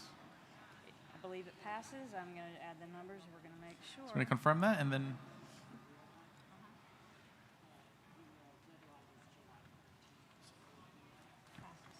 What was the last? So we had 43 and 50, so that's 93 no's in person. I add the 97, I get 190 no's, so that's more than double, so it passes. So it's 417 to 190. Okay. Yeah, I'll make sure. 417, 190. I got it. Okay, so in person we had 93 voting no and 190 voting, wait, no, 193? You, no, you want me to Yeah. explain my Yeah, notes? I get it. He's trying to read my scratchings here. So if you recall, the online vote was 236 yes, 97 no. In person, we had 181 yes and 93 no. So you combine those totals, it's 417 yes, that's 417. And the no count was 190, 190, so 417 is more than double 190. So we passed the bylaws proposal 4. Yay! Okay, so everybody, you guys deserve a few minutes to kind of catch a breath of fresh air, use facilities, check out those 2 bars in the back. So right now, the time is it's 4:19. So let's be at ease to 4:30. Let's be at ease to 4:30. No problem. Stretch. Yes. Did that one? Yes. Okay, I was like. Yes, no, we did it. Mr. Merced, if you could check your Slack. Okay, will do.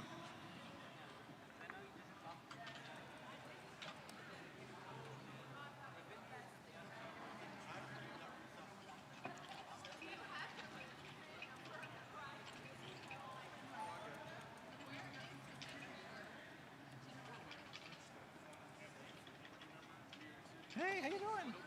How you been, man?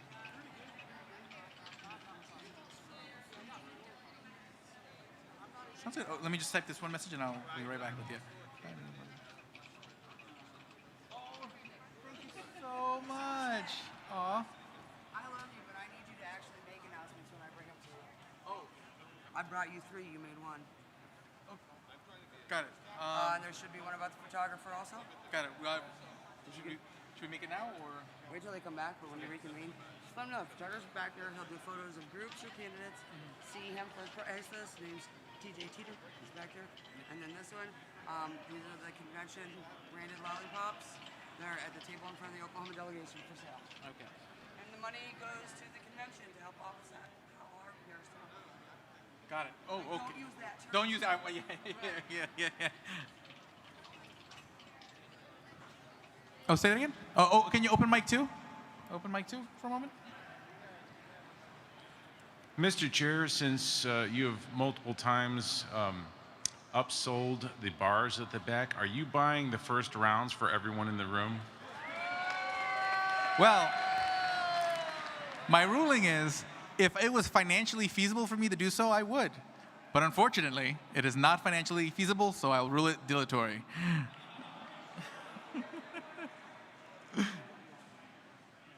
Okay.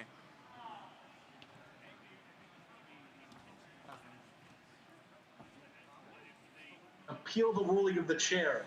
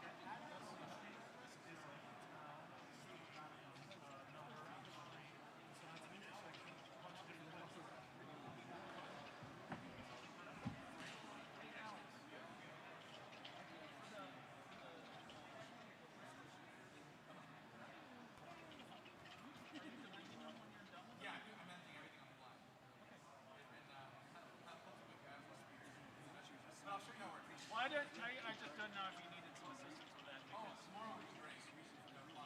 I'm very willing. I mean, after tonight, I can show you kind of where it's Speakers key? Yeah, I want to. I want to shift very much. When we're done today, I'll show you guys both how we're doing it. Right now, I'm literally just managing it. That's pretty cool.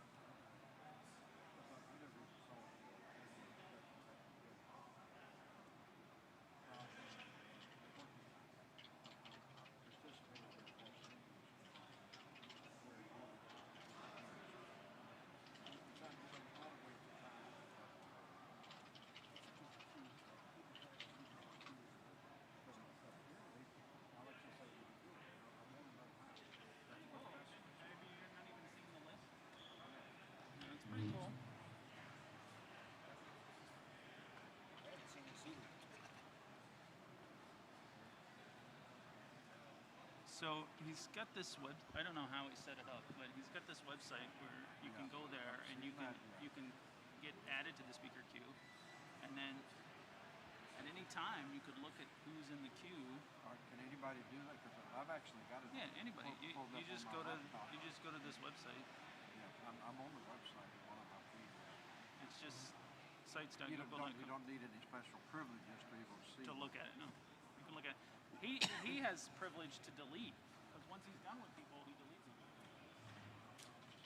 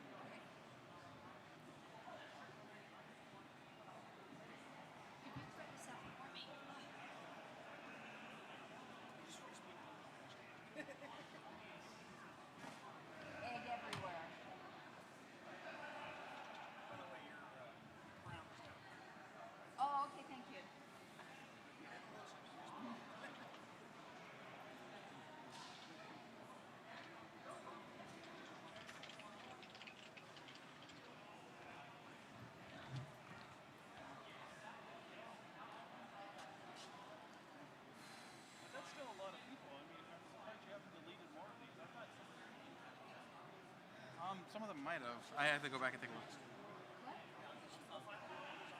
Thank you. Thank you, thank you. No, that's something I made last night. Because yeah, it's robust. Yeah, it works. Yeah, it works. It's just something that. I don't want to use. Well, and the echo, I had to ask. Oh, because I'm logged in as an admin.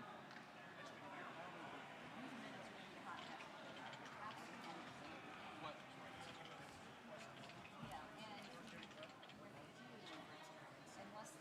Okay. Oh gosh.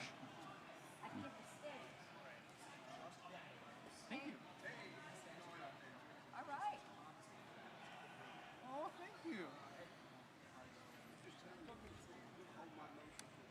Oh, okay. Gotcha.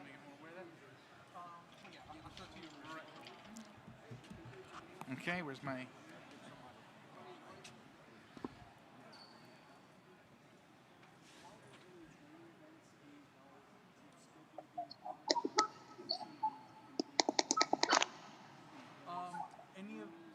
any events that are scheduled would be on the website libertarianconvention.com. But I don't. Well, the training events would still follow that schedule. Yeah, I mean, training events should follow that schedule. Like the business shouldn't. But the other stuff should still be on the web that follow that schedule. Huh? I would mention if someone from the COC. Let's see if I see anyone from the COC. Do you know Aaron Adams? Okay. I'll see if I get some information.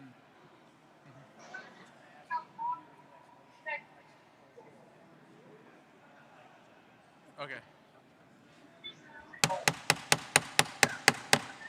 Everyone, come on back to your seats.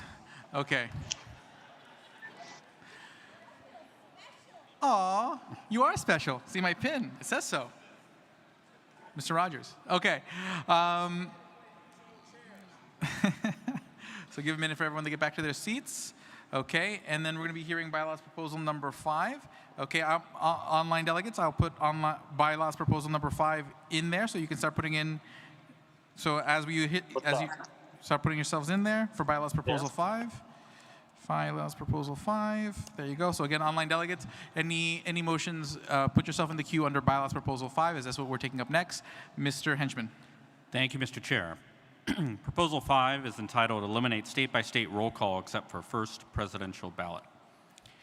At the presidential nominating conventions, a highlight for me, and I'm sure a highlight for many of you, is where we go through the states, where they announce their vote totals, talk a little bit about their state. It's a lot of fun. Under our current rules, we are supposed to do that spoken roll call for each state for every presidential and vice presidential ballot.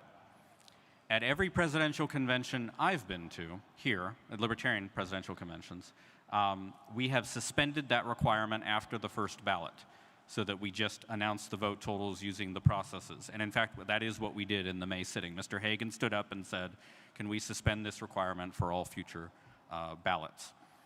This proposal would align our policy with that practice. We still, on the first ballot, presidential ballot, will do the roll call of the states, but just for that ballot, and all subsequent ones will be done as we did in May, where we announced the results. This proposal was adopted 10-0 by the Bylaws and Rules Committee, and the committee, on behalf of the committee, I move its adoption. Okay, so moved. Now what I'm going to do is I'm going to recognize Mr. Seebeck at mic 2, and then I'm going to, after Mr. Seebeck, I'll recognize Chris Lucchini online from New Mexico. But first we'll do Mr. Seebeck. I'll make this simple. In 2000 at Anaheim, we were watching at home on C-SPAN, just surfing channels. We came across the convention, and they were doing this roll call. And we started laughing our butts off at all the descriptions of the states, and that's why we're here today. I hope you guys all pass this. This is a no-brainer. It's awesome. We love doing this, but it does waste time to suspend this every single time we do this. So let's just balance. Let's just do it the way we do it, and let's make this the way going forward. And by the way, thank you, Utah, for getting us that in the first place. You were the ones who hooked us. Thank you. Okay, with that, I will recognize Mr. Lucchini from New Mexico on the online. Mr. Lucchini, you are recognized. I'd like to call the question. The question has been called. Okay. And is there, first I'll check on here, is there any opposition to closing debate? None here. Mr. Fishman, can you check if there's any objection to closing debate online?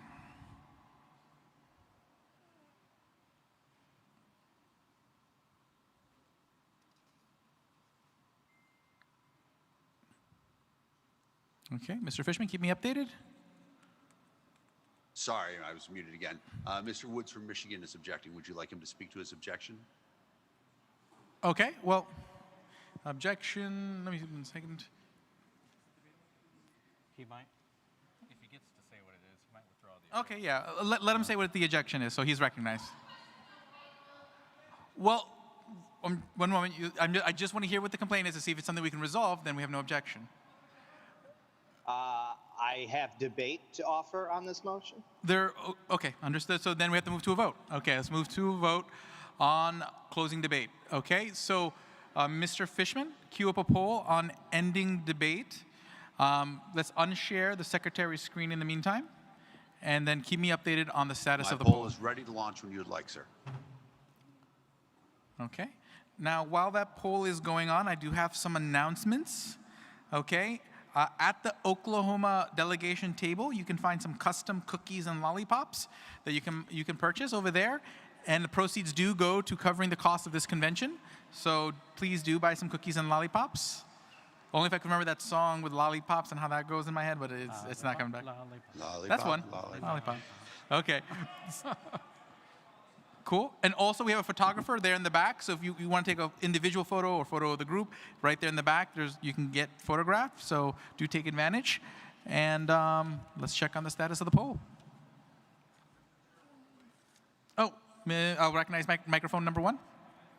Mr. Chair, while we wait, I would like to remind everybody that there's now a website, www.alexmercedabeer.com. Alex does not drink, but he will be able to buy the beverage of his choice, and he has done an amazing job, so please donate. Yes. Thank you. On that note, I want to say thank you to those who provided me with cranberry juice this evening. That's very appreciated. Very appreciated. Okay. Okay, so let's see here. Polling is done. The poll is done. So let me just make sure it's removed from the secretary's screen first. Let's take a look.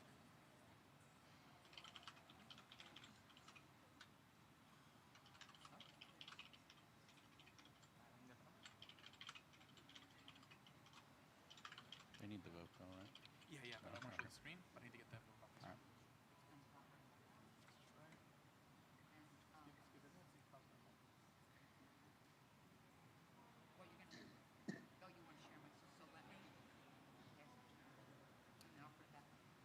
Okay. Cool. Share the secretary's screen. Okay. Cool. Yeah, I'm sorry. It pops up automatically. Got it. Okay. No, it's so my fault, sir. We'll have to figure out a different way to do that. Okay. Apologize. Hopefully that doesn't pop up again. Zoom keeps knocking it back up. That's the issue. So we're trying to find a way to show you guys what's on the screen so you guys can see the proposal, but not hide the vote. But Sir, that was my fault. Zoom is not at fault. It was my fault. When you said share the screen, I thought that's what you meant. Oh, okay. Just keep that in mind going forward. I apologize. Yeah. Okay. I apologize. So let's have a vote on proposal number. Well, this is called a question. This is on calling the question. Okay. So all those who are in support of ending debate, rise. Where did I hear? Is that mic 1? Okay. Wait 1 second. Let me just see the vote. Okay. That's the vote. And then let me recognize mic 1 for a moment. What's being displayed on the screen is not what we're voting on. We're voting on ending debate right now. Okay. Voting on ending debate at the moment. Okay. 2, if you're voting in opposition, rise. Okay. Clearly, it exceeds 2/3, so debate is closed. And we will vote on the bylaws, and we're about out of time anyways. Got 2 minutes, but still. Okay, so we're going to go to a vote on the bylaws proposal. Okay. Mr. Fishman, queue up a poll to adopt bylaws proposal number 5. Okay, and then let's unshare. Yep, perfect. Unshare the secretary's screen, and then just give me a heads up on when the poll is launched and when it has ended. The poll is launched. Thank you very much.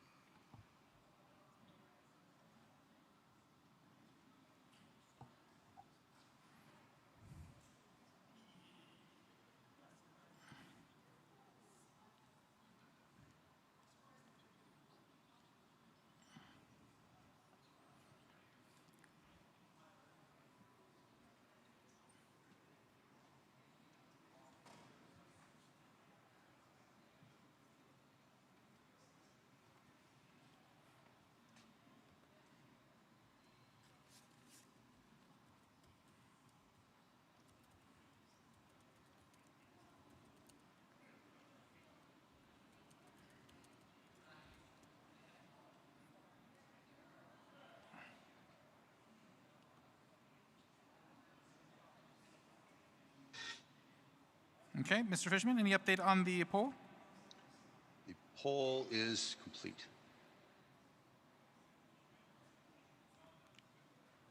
Did you hear me, sir? Say it again. Is done? The poll is complete, yes. Okay, cool. So let's get the numbers. Okay, and then again, Dan, when I say share the secretary's screen, don't reshare the poll. Got it. You say share the secretary's screen, I share the poll. No, don't share I'm poll. just kidding, I'm kidding, I'm kidding. And again, Dan, thank you for everything. You are appreciated. My pleasure. Okay. Cool. Okay, we're good. So share the secretary's screen.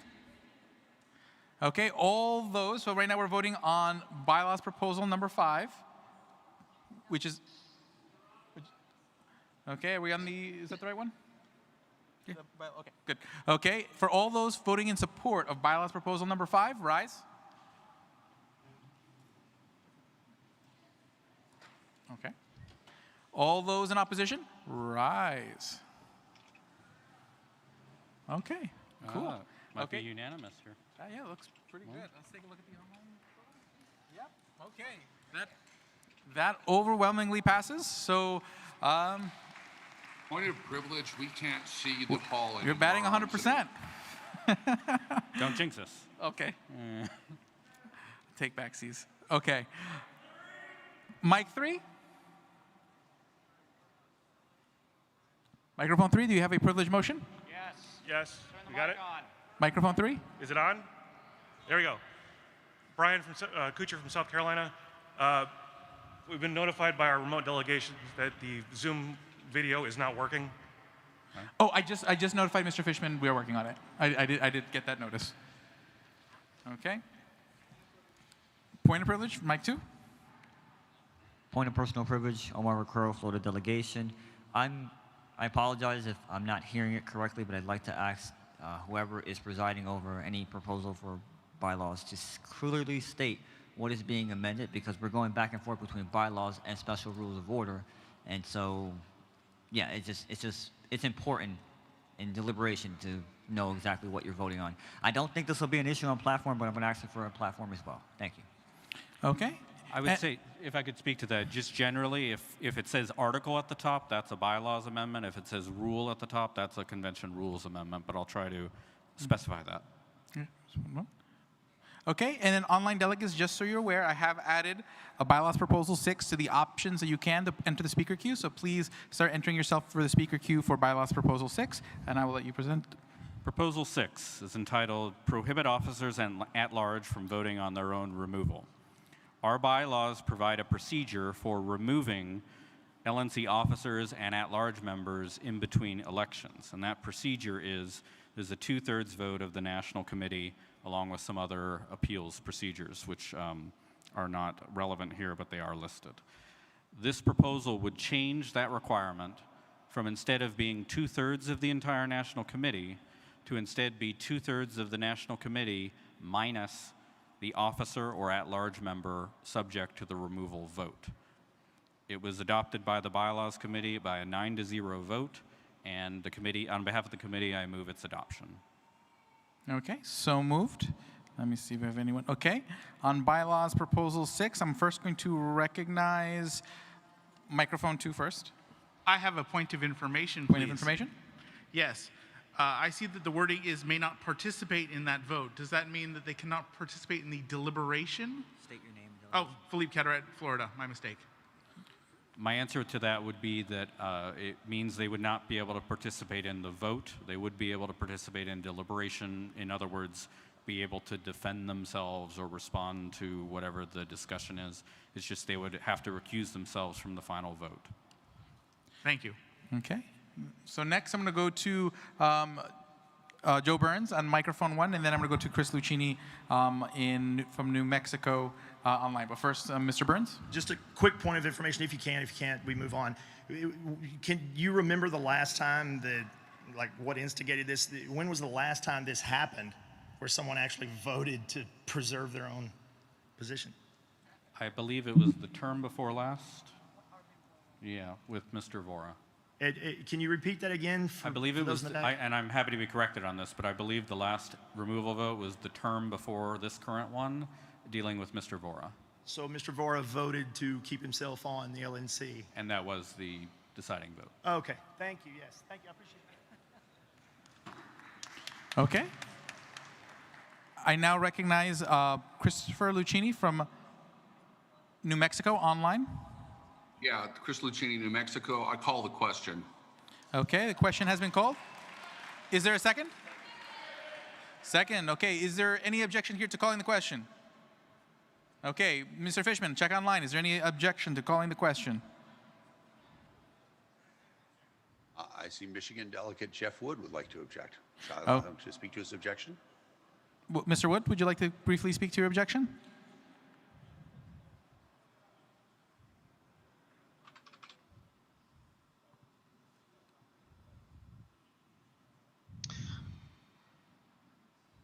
Yes, I would. I would like to debate this. Okay, noted. Okay, so then we're going to go move on to a vote. So just like last time, Mr. Fishman, queue up a poll. Let's unshare the secretary's screen in the meantime, and give me a heads up when the poll has launched and when the poll has ended. The poll has launched. Awesome. Okay, and I also have a announcement.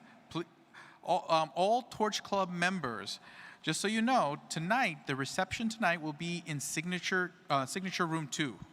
Okay, so just keep that in mind. If you're a Torch Club member and you want to go to the reception, it's Signature Room 2. Okay, which is different than what's on the app, so that's why I'm making the announcement. So Signature Room 2. It should be the time that is online. I don't have the time on here, so I will investigate. 8 o'clock. 8 o'clock. So 8 o'clock in Signature Room 2.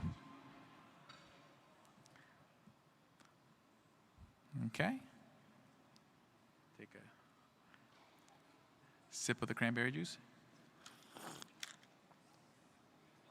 Although I might have, I remember, I'm just thinking back to 2018. The poll is done online, sir. Okay, well, I'll come back to that joke. Okay, so here we go. First, we'll get the numbers. I'll make sure that we have cleared the screen before we move on to share the information. Well, actually, this is just to call the question, so we don't need to share the screen. Okay, so all those here who are in support of calling the question and ending debate, rise. All those in oppose, say nay. Oh, rise. Rise. Thank you. And let's take a look at the vote. 301 yes, 309 no. So yeah, debate. The question has been called, debate has been ended, and we are now going to go to a vote on the bylaws proposal. Okay, let's get the proposal back on the screen for a moment, just so everyone online and in person can read. I'm going to leave that up there for like 20 seconds before we start moving on the next poll to vote on this. Okay. Okay, and let's unshare the secretary's screen. Dan, please start a poll to adopt bylaws proposal number 6. The polling has started. Also, if one of the AV people could check, we believe that the camera has stopped functioning in the back of the room for the Zoom. Oh. Got it. Okay, if someone can look into whether the camera needs any adjustment. Is everybody on Zoom having the same experience? Yes, it's actually like I'm looking at Zoom and it's the back camera I unspotted light, spotlighted, it's just black. Okay. Although it says that its video is on. So I'm guessing that turning the camera off and turning it on again will fix it.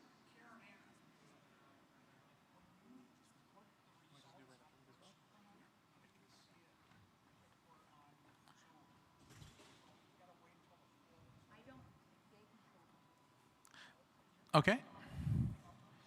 So we'll just wait on that poll. We're finished online poll. Okay.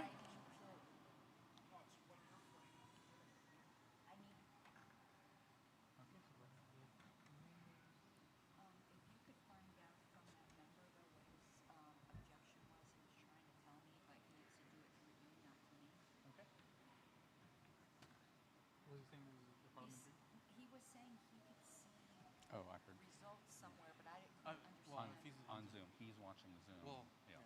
Well, if he's watching on Zoom, I can't control. Yeah, yeah. Oh, yeah, then he needs to not watch that. Okay. Just so you know, if you're personally on Zoom on your laptop or whatnot, I can't control you seeing the results. Just so you're aware. Like we're doing our best to make sure that you can't see it up here and hiding from you, but I can't do anything about your personal devices if you've logged into the Zoom room. I'll see if I can think of a solution for that, but just so you're aware, like we only have control over this screen. Okay, on that, let me see. We got the numbers. Okay, so let's share the secretary's screen. Okay. Oh. Oh, you confused me now with all of that. I am sorry, but we're getting there. Okay, so we are going to move. So everyone who is in support of approving bylaws proposal number 6, rise.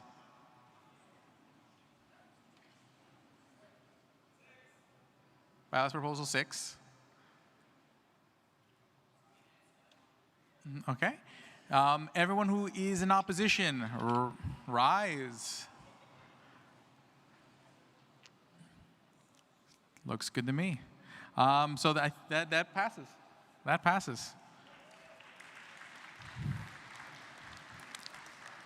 This is going smooth. Somebody's. Mike 3, point of personal privilege. Mike 3. I'd like to remind the chair that the acoustics in this room are horrible, and that when you talk fast, you frequently talking over your own echo. Please talk slower and enunciate. Thank you. Got it. I apologize. I do talk really fast, so I do always have to like make a real effort to talk slower. So I do apologize. And I will talk louder and slower. I don't know why I changed the volume when I changed my speed. Okay. So on that, before we go to the next bylaws proposal, I'm just going to let Ms. Adams make a quick announcement, and then we'll move on to bylaws proposal number 7. Hey, family. So I am back. I want to give you some more information about the replica Hospers SOP, which I did not bring with me, and this fabulous trophy that you know you all want. If you want to place your bids on these, currently the Hospers SOP is up. The trophy is coming shortly, momentarily, I'm told by Mr. Molman. So if it's not there momentarily, y'all know who to call. You can find it at lnc2020.com. You're going to click the convention tab and then the auction tab, and you'll be able to place your bids. What you will not be able to do is know what the current highest bid is. We will announce those intermittently as we get the totals, but you're blind bidding. But it's there. You can start bidding. Please bid often and generously. Thank you. Thank you very much. Let me just set up bylaws proposal number 7 for the online delegates so they can start entering the queue for bylaws proposal 7. Okay, again, I think this is working out better, guys, online. I'm trying to make this as smooth as possible so I can recognize you guys. So hopefully you guys are enjoying this format better than yesterday. You're rocking it. So go for it. Do you have a motion? Do you have a point of personal privilege? Did I get it? We're coming up on orders of the day soon. I move to suspend the rules to allow a vote on extending time on this session of the convention till 6 o'clock tonight. Okay. Any extension? Or any a second? Second. Okay. And is there any objection here to extending to 6 o'clock? Or suspending the rules to extend to 6 o'clock? Okay, I hear no objection here. Okay, Mr. Fishman, can you see if there's any objections to extending the 6 o'clock online? I object. Okay, well, we have an objection. Okay, so that means we move. No, that was Darryl Perry. Okay. So here we go. Okay, so we're going to move to a vote on whether to suspend the rules to extend the meeting to 6 o'clock. Okay, so first, which would require a 2/3 vote. Okay, so first we'll do it online. So Mr. Fishman, if you can queue up a poll, vote to suspend the rules to extend the time to 6 o'clock. Is that about accurate? Okay, good. Oh, no, unshare the screen, unshare the screen. Everyone close your eyes. No, I stopped the poll. Okay, restart the poll and we'll... Are you ready for me to launch? Yep. The screen's unshared. Tell me when you launch and tell me when you finish. It is launched right now.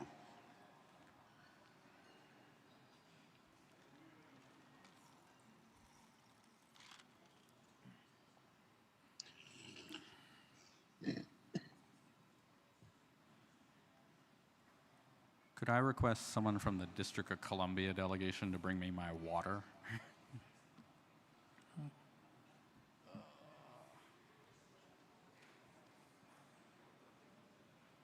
Let's see. Oh, here it comes. Good.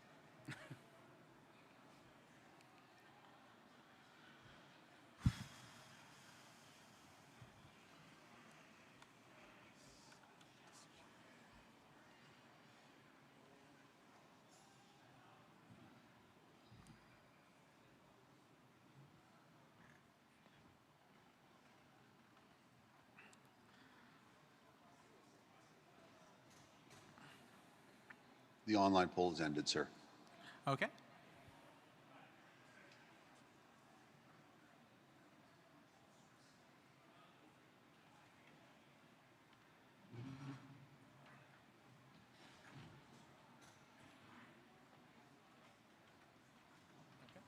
Oh, did you see it? Yeah. Yeah, I can see it. That's fine.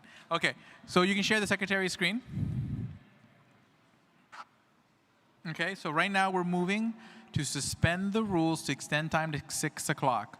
All those in favor of suspending the rules to extend time to 6 o'clock, rise.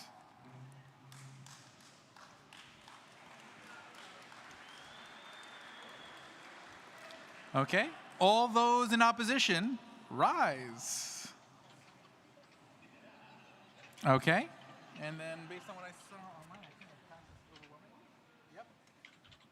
And overwhelmingly, we're going to go till 6 and listen to these bylaws proposals.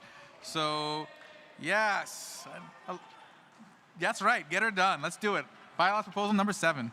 Proposal 7 deals with the audit committee, which is a committee that we have, which best practices prescribed should be primarily outside members, and Ms. Mattson is back to present it.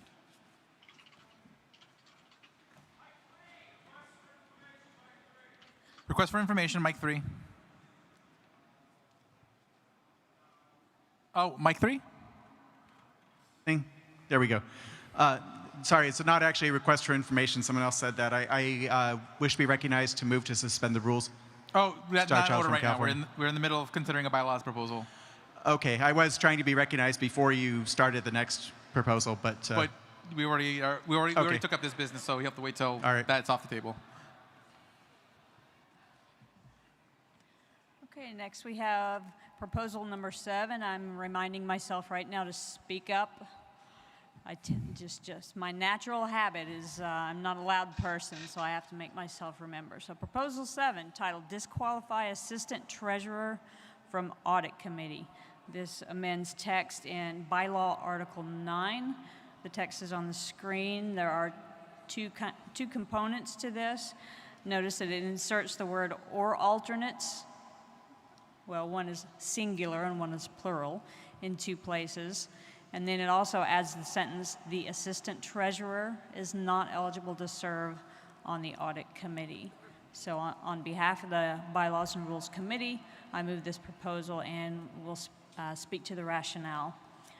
The existing eligibility requirements already preclude the treasurer from serving on the audit committee because he's an officer, and the description of who can serve, it can't be an officer.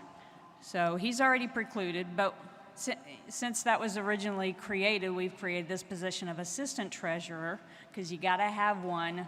If you lose him for some reason, you got to have one within 24 hours, or you can't accept donations, all right, for the FEC. So we've added assistant treasurer, but we should also preclude the assistant treasurer from serving on the audit committee for the same reasons that the treasurer is precluded. And the other aspect is to add the or alternate and or alternates in two places regarding who can or can't serve in various seats. And the reason we need this clarification, there's actually some ambiguity in the bylaws about members versus alternates of the LNC. And so we've actually had disputes on the LNC about whether alternates can serve on the LNC, and if so, is it the LNC seat or the non-LNC seat? So we just want to clear it up and say an alternate could serve in the non-officer member of the LNC seat, but not in the other two seats on the committee. So let's just remove that argument and clarify what they can and can't serve on. Okay, so moved. Bylaws proposal number 7. And I will recognize actually Mike 1. I haven't been to Mike 1 in a while. Hi, Paul Bracco, delegate from Virginia. I'd like to call the current question. Okay. The question has been called. Okay. Now, since the last few times, there's always been at least one person who's kind of done objection. I think it's probably going to be faster if we just move to a vote on calling the question. So we will do that. Awesome. So, Mr. Fishman, queue up a poll online to point of information, Mike 2. Yes. Is the assistant treasurer, is there a job description for this within the policy manual? I believe, didn't we create it in the bylaws? It's not in the bylaws. Let's see here. I got the bylaws. Is it here. not? Let me just bring that back up. I didn't bring my current bylaws up here. All right, the parliamentarian is telling me that it's not in the bylaws. I know it has been formally created somewhere. I just don't remember if it's bylaws or policy. So that means it must be in the LNC policy that we've created the assistant treasurer. Then is this then qualifies as a requirement for the position to not be eligible to serve on these committees? I don't think I understood the question.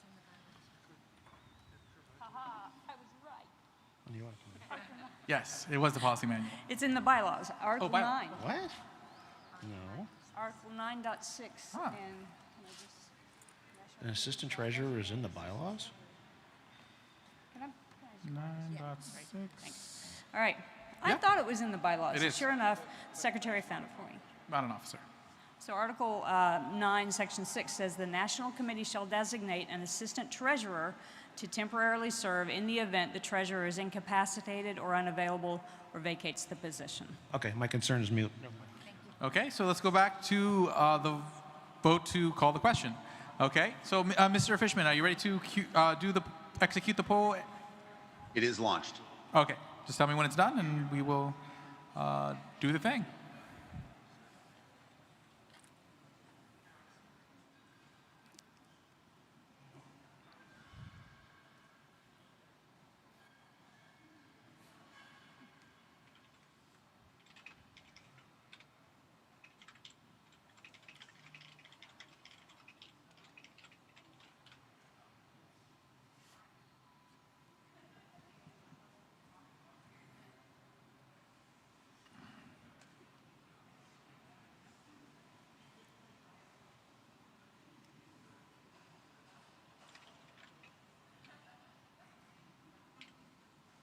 Okay.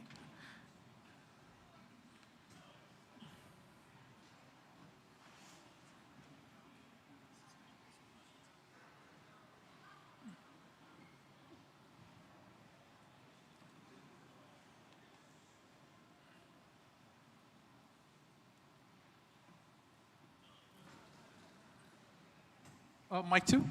So this is a point of privilege? Not related to the proposal, but I was informed by the online, this is Carol from Texas, Carol Insicker from Texas, that the online people are not being recognized. Oh, I've been recognizing them pretty much first for pretty Okay. much each bylaws. It's just they keep calling the question. Okay, so I just want to make sure. Yeah, if the question gets called, I can't call on any more people, and then I'm moving on to the next bylaws proposal, and there's a new queue. And if you guys keep calling the question first, like that's. But I've definitely been trying to recognize the online people first, but question gets called, question gets called. And I'm trying to bounce it between, but. Yeah. Thank you. I'm trying. I see the list. I see the list, and I'm calling them in order. But the last few bylaws proposals, the very first person who gets in there on the online queue is calling the question. That means everybody else doesn't get heard. That's not my fault. That's just procedure. Okay? So, on that note, Mr. Fishman, what's the status of the poll? The poll is complete. The poll is complete. Okay, and in that case, let me just wait for the secretary for a moment. Oh yeah, we don't need the screen for this. We're just ending debate. Okay, rise if you're in favor of ending debate. Rise if you're in opposition to ending debate. Okay, pretty sure I see how that's going to go. I don't know, it's close. We better count it. Okay, debate's definitely closed. Okay, so then we're going to vote on, actually before we vote on bylaws proposal 7, I do want to, there is a privileged motion that I do want to recognize from Ashley Shade in Massachusetts. So Ashley Shade is recognized for a point of order.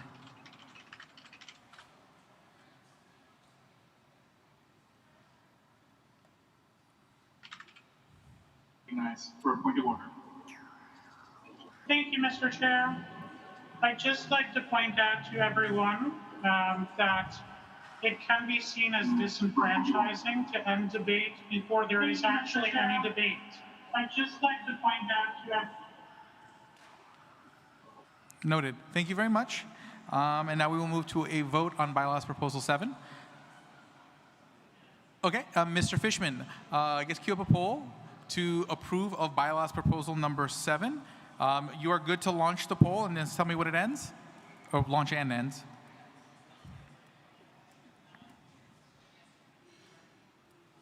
The poll is launched.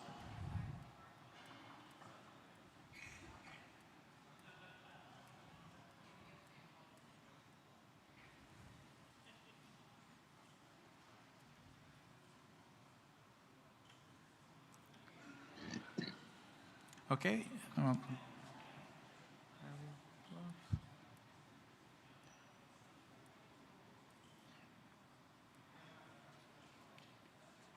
Next one, 8? Okay. You got it.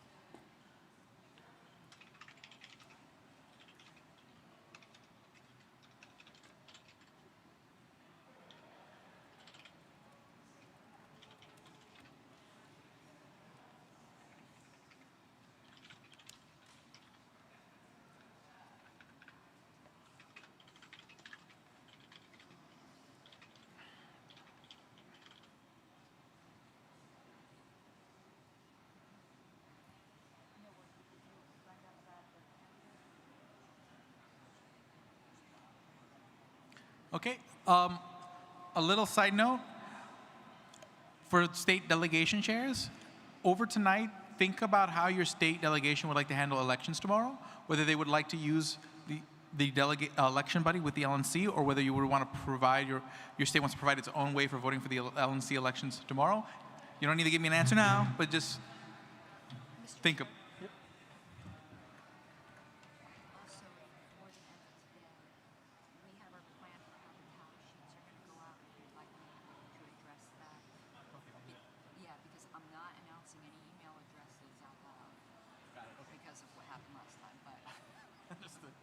Okay, so we'll do it at the end. Okay, we get the poll.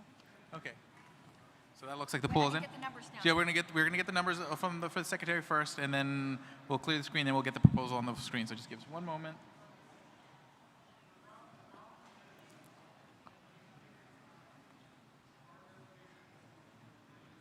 Okay.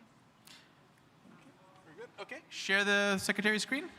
Okay, now we're going to vote on bylaws proposal number 7. All those in favor of adopting bylaws proposal number 7, rise. I just love all the unity today. I love this. And if you stand in opposition, rise.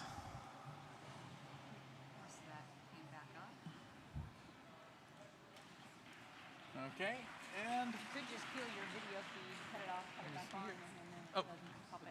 share the secretary's screen so we can see the numbers. Let me put it back up. But it definitely passes. It definitely passes. Yeah. Okay, and let's go to bylaws proposal number 8. I do have bylaws proposal number 8 added, so you can select that. But that's not if it's not a privileged motion, I'm going to dispense with bylaws proposals first. Okay, so it's not, if making a motion is not a privilege, is not a point of privilege right now. I am disposing with bylaws proposals first because we have a limited time, and I think the body would like to move on with the agenda. Yes, but I will take motions during the time between bylaws and LNC elections. I will allocate some time to hear motions again.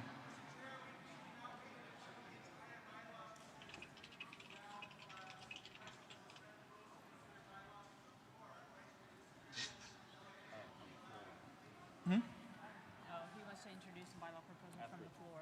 Oh, wait, but we're on an agenda item for the committee report. Yeah, they got it.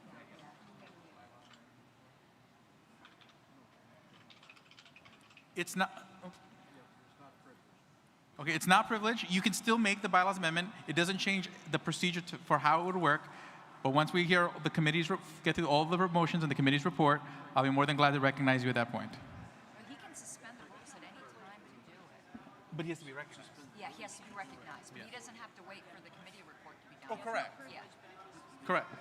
Okay, so that is what I'm doing. I'm only recognizing privileged motions in between these votes, and then when we go to the 8 minutes, that we're disposing of the bylaws.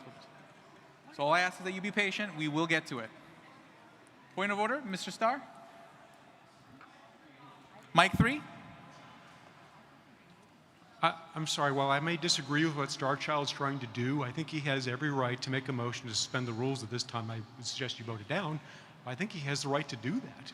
No, I'm not saying he doesn't have the right. I'm just saying. But that's what he's trying to do. So I think he needs to be afforded the opportunity to suspend the rules, to take up what he wants to discuss. And maybe he'll convince 2/3 of us to vote for it, and that's fine. But I think you're depriving him of his right to make this motion. Fine. I will recognize Starchild. Mic number 3. Thank you, Mr. Chair. And I would encourage the mics be left on unless there's some specific pressing reason to turn them off, just because then people have to shout in order to be heard at all. So I move to suspend the rules to consider this bylaws proposal from the floor to add a new Section 15 to Article 7 National Committee. The language is very short. It would read, members of the Libertarian National Committee, including alternates, shall not simultaneously serve on the Bylaws, Platform, or Credentials Committee. Okay, is there a second? Second. Okay, there is a second. Okay, is there any opposition to suspending the rules to take up? And then, Starchild, can you bring us the exact language of your... The secretary has it. The secretary has it? Okay, so we'll have it up on the screen in just a moment. Okay, so I think I definitely heard an objection. Okay, and then on the nature of making sure that everyone is franchised, when we do get done with the Bylaws Committee report, I will be listening to motions once again, but I am going to make sure that we go through a few of the motions that people have been waiting for to execute online. Just so everyone's aware, that's between that area, I want to make sure that everyone has an opportunity. The motions, the people online have not had an opportunity to make many main motions earlier, so I will make sure they're gotten to. Point of order from Mike 3. California delegate June Jenis has been in the queue for a point of personal privilege and has not been recognized, and she's been passed over by others. Oh, sorry? And she's been passed over by others who did not have privilege issues. I've been recognizing people based on where we are. So I've been asking everybody, even if you have a privilege motion that doesn't have to do with the current bylaws amendment, mark in the speaker queue that you're under the current bylaws amendment, so that way I see you in the queue. If you just put yourself in the main block, I'm not going to see you right now, because right now I'm looking specifically at bylaws proposal 8 in the speaker queue. So I will recognize privilege motions first, but please make sure you're in the part of the agenda that I'm looking at. Okay, thank you.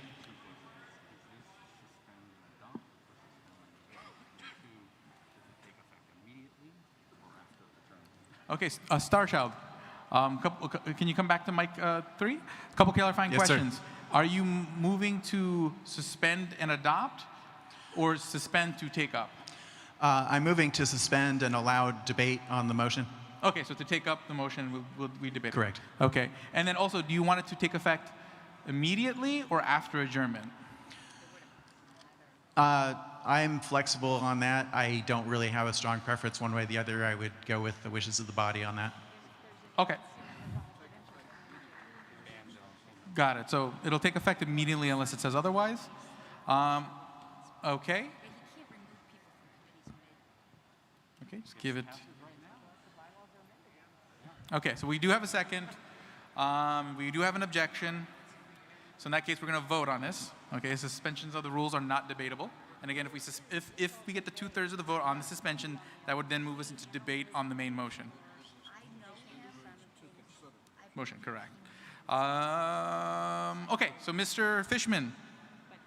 Okay, I guess make a poll to suspend the rules to take up Starchild's motion, which is on the secretary's screen. We'll unshare the secretary's screen. Give me a heads up when the poll has launched and ended. The poll is currently launched.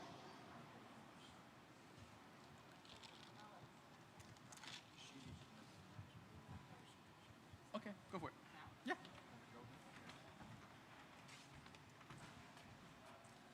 Ladies and gentlemen, while you're voting, I just want to take the opportunity to introduce myself. My name's Tara DeSisto. I'm the Director of Development for this party.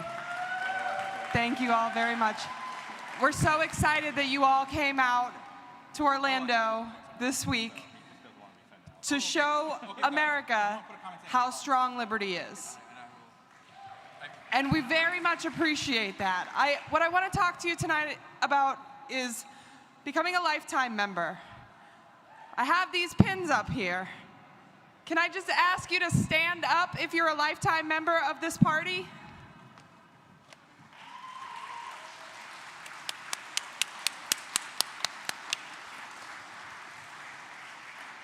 So special to be a part of this organization. And for those of you who are still seated, there's an opportunity for you to join us and become a lifetime member today. And if you do that today, you will be able to join us for our very special reception this evening, the Torch Club reception, which will be in the executive ballroom in the hotel. If you've donated $1,500 since this last convention, you will be invited to this very elite celebration with our nominees. And I hope that you'll join us tonight.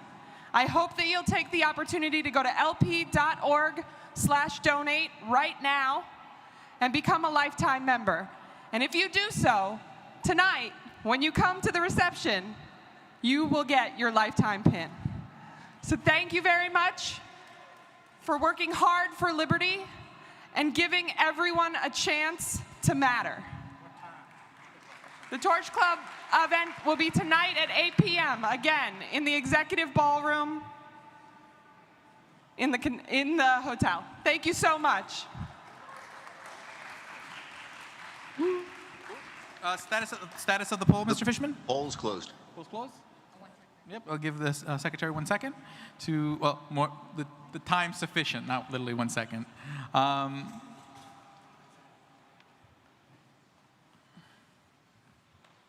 Cool, and the lifetime membership pin is pretty cool. It gives you special powers, the power to be a free person fighting for freedom.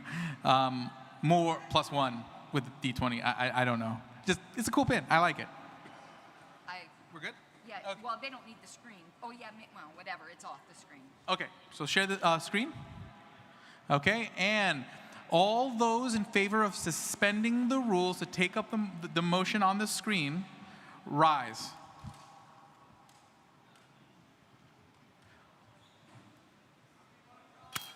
Oh, can we share the secretary's screen again? Yeah, there we go. Thank you. Okay. All those in opposition to taking up the motion, rise. Okay. Do you want me to put it on the screen now? Okay, 1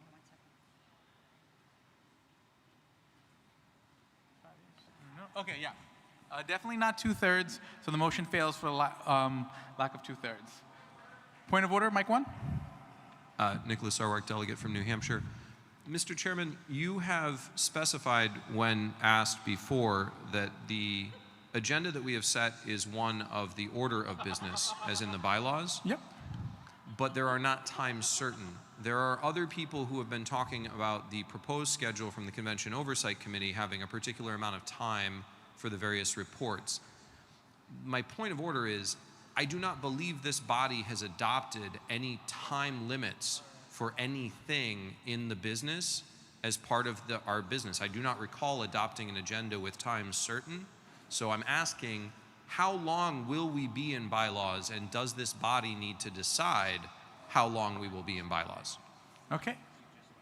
Okay, so yeah, no, there's no time set. I mean, I heard 4 hours, but that was, is that let me just double check to see. Is the 4 hours in the bylaws? No, it's not in the bylaws. Yeah.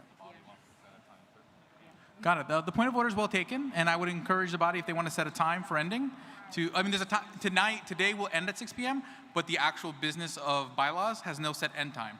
So in that case, at this juncture, we would just be going until tomorrow, indefinitely until we go through every bylaws proposal, unless we set a set end time for bylaws to end, to move on to other business. So if people want to do that, they can do that if they want to set a time limit. But so, yes, Mr. Sarwark? Like what? Mr. Chair, would it be well taken to move that we end bylaws debate at 6 p.m. when we adjourn tonight? It would be in order. So I would make that motion for a suspension of the rules to amend the agenda to end bylaws debate at 6 p.m. today. Is there a second? Second. Okay. Is there any opposition or objection? Okay, there's objection. Okay, so first let's vote for suspension of the rules. And just to clarify, Mr. Sarwark, is that a suspension to set or suspension to take up the discussion? It's a suspension for immediate adoption of the 6 p.m. end time. Perfect. Okay. Okay, so let's, Mr. Fishman, queue up a poll for a vote to suspend the rules to make 6 p.m. a hard end for the bylaws report. I will launch the poll as soon as you say. You are now, right now, you are free to launch and then tell me when it ends. Here I'm going like this, like I can cover.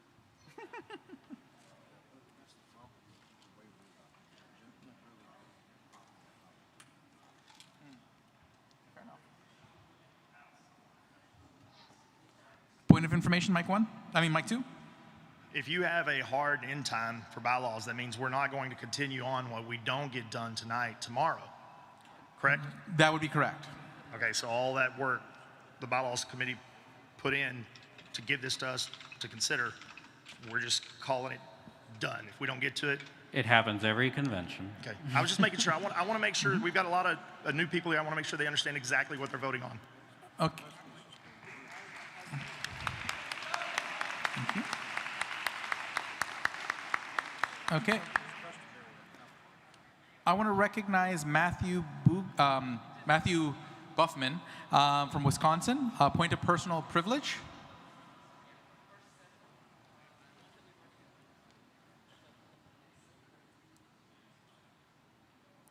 Mr. Buffman, you're recognized. Yep, just got unmuted. Thank you.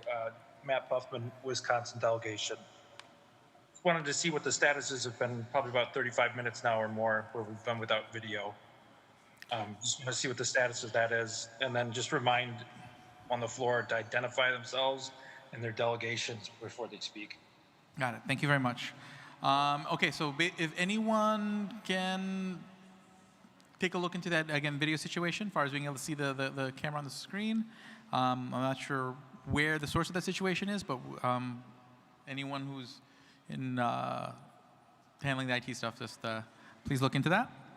And what's the status of the poll, Mr. Fishman? The poll is completed. Okay. You got it? Okay, so we can share the secretary's screen. Okay, and okay, everyone who wants to rise. Oh no, wait, first let me actually say the motion. If you want to suspend the rules to make 6 p.m. a hard stop for the bylaws report, which means we would start with the LNC elections tomorrow morning, rise.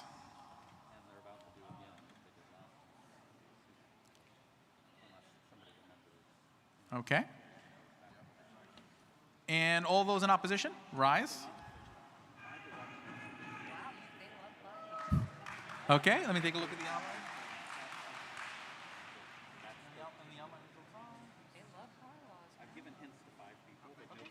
Well, no, that's. Yeah, but it's not two-thirds. It's not two-thirds, no. Okay. Yep. It's not two-thirds. Not two-thirds. So it fails. Okay. With that, let's go to bylaws proposal number 8.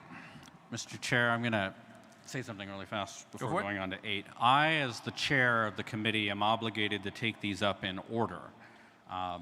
But if there are later proposals that you really want to get to, it is in order for you to move to those proposals. Things like fixing the JC problem in Proposal 13. But with that said, next up is Proposal 8, unless somebody wants to make a motion. Okay, point of information, Mike 1. Hi, Paige Sexton from Tennessee. As a member of the Bylaws Committee and a member of this delegation, I really would like to get to Proposal 13. So I would move for us to skip over to Proposal 13 to fix the Judicial Committee today. Thank you. Got it. So that would be a move, Ms. Sexton? Oh, one moment. So that would be a move to suspend the rules to take up bylaws proposal 13 out of order. Okay. We good? Yep. Okay, so, and that was a second. Is there any objection in the room? Yes. Objected. Okay, it's been objected. Okay, so in that case, let's have a vote on the suspension of the rules. Mr. Fishman, let's unshare the secretary's screen. Okay, so again, and put on a poll to suspend the rules to take up bylaws proposal number 13. It is just to still take it running. up. Just to take it up. To take it up out of order. So basically, we would take up number 13, and then we would go back to the normal order.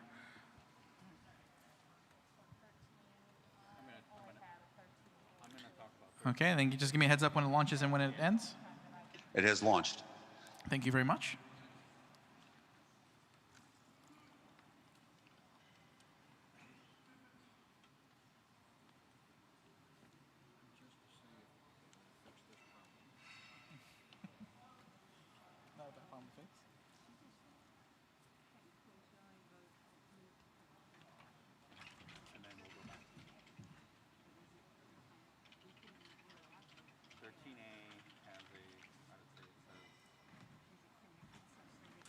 Oh, and just a heads up, if you have a VIP badge, you're automatically invited to the Torch Club event, just so you know. So if you have a VIP badge, you're please do join everyone else at the Torch Club event.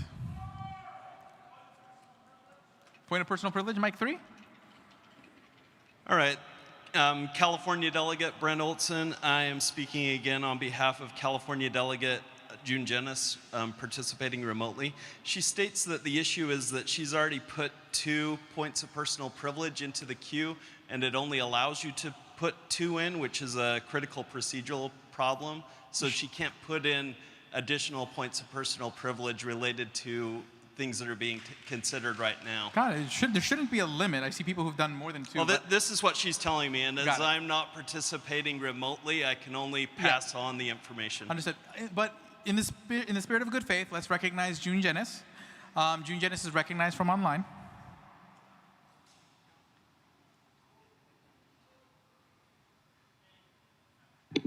Okay, can you hear me now?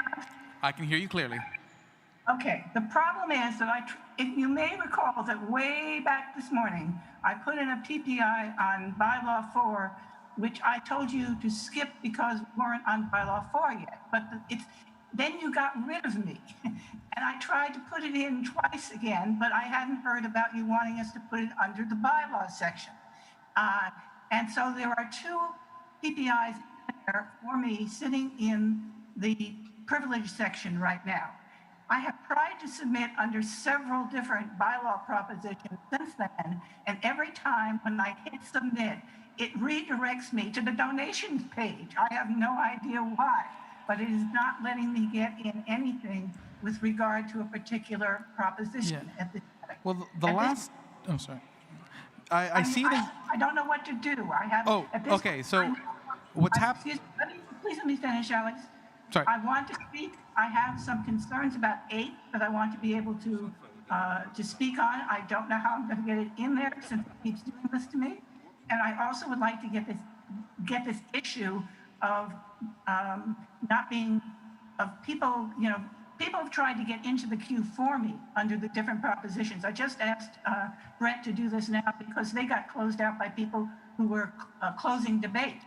So I think we've got a procedural problem here that I hope you'll at least deal with between today and tomorrow. But I'd like to make sure I get recognized under Prop 8 when we get to it at this point. Okay.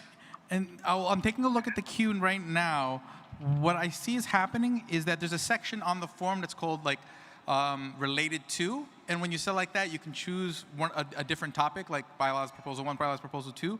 I see that the submissions you made didn't choose a related to option, so it's being lumped in with the main list at the top. So that's why I wasn't seeing them. But I will keep a closer eye out for that because I can see the timestamps. Please also recognize me first on Prop 8, if you will, because unless you get me out of there now, I don't know why, as I said.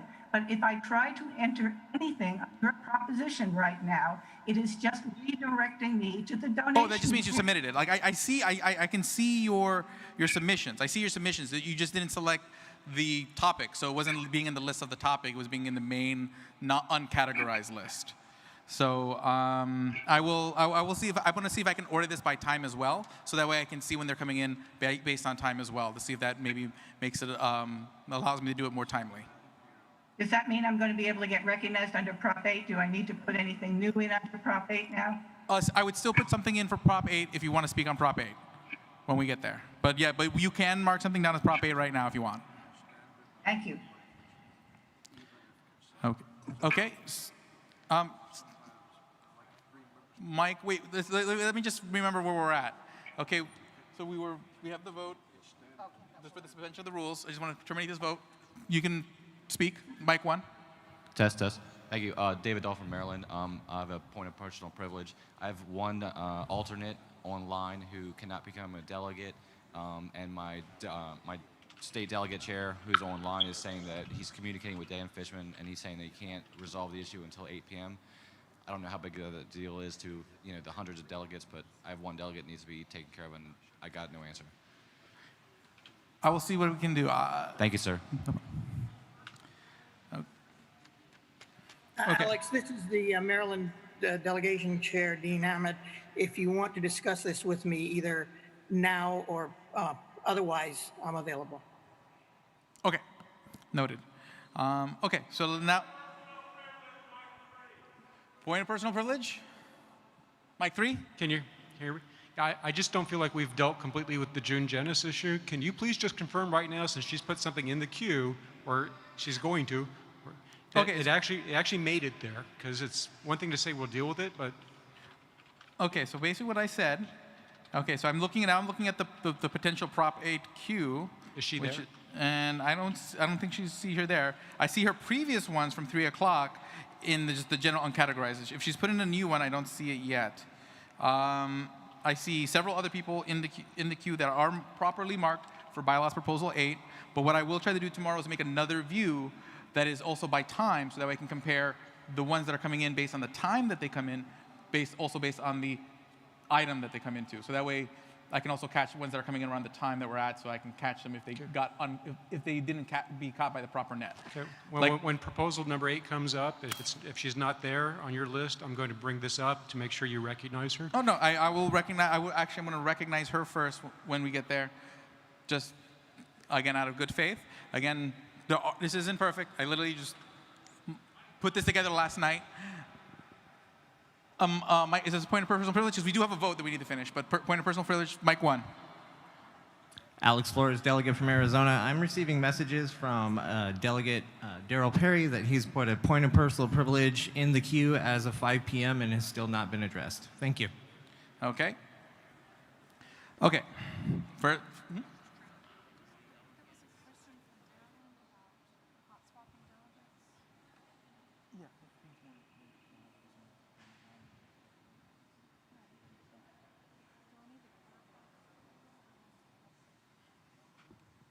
Okay. So let's vote on this again. We're voting to, if I remember right, we're going to suspend the rules to take up bylaws proposal 13. Okay. So all those in favor of suspending the rules to take up bylaws proposal 13, rise.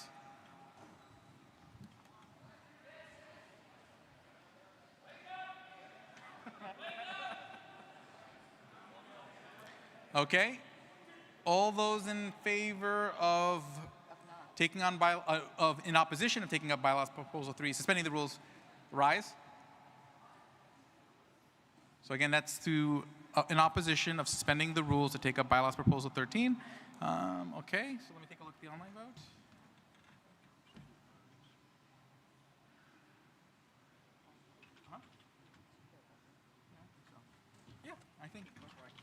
Yeah, I think it looks like 2/3. So I will go. It passes. So we're going to take up bylaws proposal 13. Okay, but before we take up bylaws proposal 13, since there's privileged motions that are already in the queue for potentially for under the 8, so that way I don't miss them when we do get to 13, I'm just going to take up first June Jennis right now. So June Jennis, you are recognized again. June Jennis, did you have anything to say that wasn't just in general? Or did you specifically want to speak to bylaws proposal 8?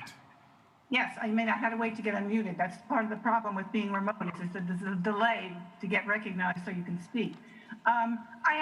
First, before I address do you want me to talk about Prop 8 or the other stuff? Oh, no, we're going to be moving to Prop 13 now, but I just wanted to see if you had anything else to say, just in... Well, I'm really concerned about the procedural problem because of the fact that, I can't get in when I want to. I have a concern about Prop 13, which is why I will vote against suspending the rules. I think it is inappropriate to take it out of order because it relates to another measure. But I don't want to say anything specific on that because I think that would be out of order. I just don't know how to get things in when I will be recognized appropriately at this point. Okay, we're doing the best we can. This is okay. It's not a perfect situation, but I'm trying to make it as least imperfect as I can. Okay, and then just also to address Darrell Perry, so point of personal privilege. I do apologize. I did incorrectly label him as a person who objected to a motion earlier, so I do apologize for that. I assumed, and I do apologize. Okay, and for that, we're going to move to bylaws proposal 13. Lucky proposal 13. If I could have Mr. Craig unmuted, he's going to be speaking on this, and then Dr. Olson behind me will be speaking to the minority report. But first, let me introduce it because there's a little bit of, it's a little different from our other proposals. There's a proposal 13 and a proposal 13A. The committee's recommended proposal 13. If the convention does not adopt proposal 13, the committee would like to recommend the adoption of 13A. So what is 13? What is 13A? We're going to hear about that in a moment, but first, let me describe the problem. So 4 years ago, this convention voted on judicial committee elections, and only 4 of the candidates received the requisite 50% plus 1 votes to be seated. Quorum is 5. They did proceed to fill vacancies, which they're empowered to do under the bylaws, but it created a cloud of whether the judicial committee was elected legitimately or not.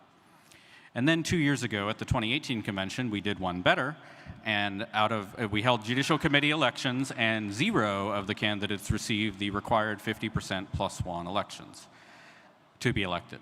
The only way to fill vacancies on the judicial committee under the current rules are to be filled by the other members of the judicial committee. And because there are 0 members of the Judicial Committee, they're unable to fill those vacancies.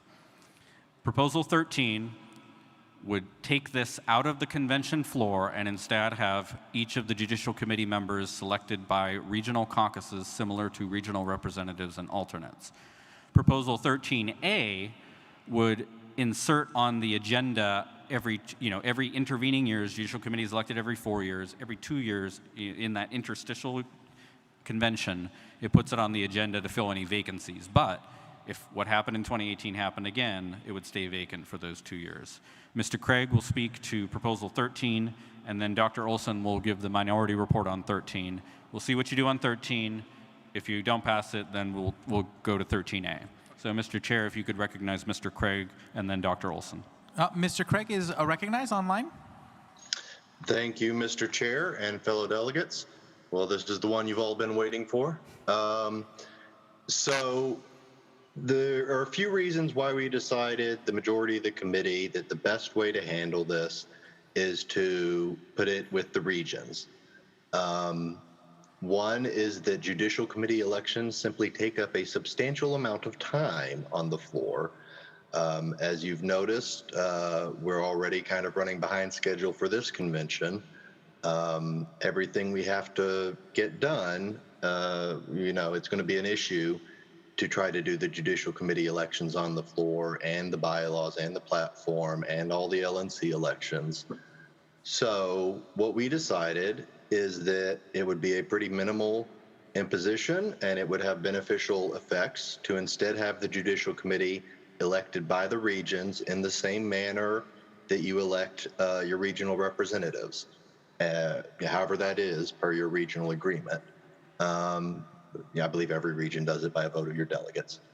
And that has a few advantages. One is that you're more likely to know the people in your region. You're likely to have a better sense of them. We've had issues. Part of the reason that judicial committee candidates haven't cleared 50% has been a name ID problem at times. Having nationwide name ID in the party, and there's not always enough people who even run for judicial committee. So this would let each region make a local decision. It would also put the judicial committee on a slightly different basis of the electorate than the LNC. It's intended to be a check on the LNC. That's, can be dubious when it's elected at the same time by the same body.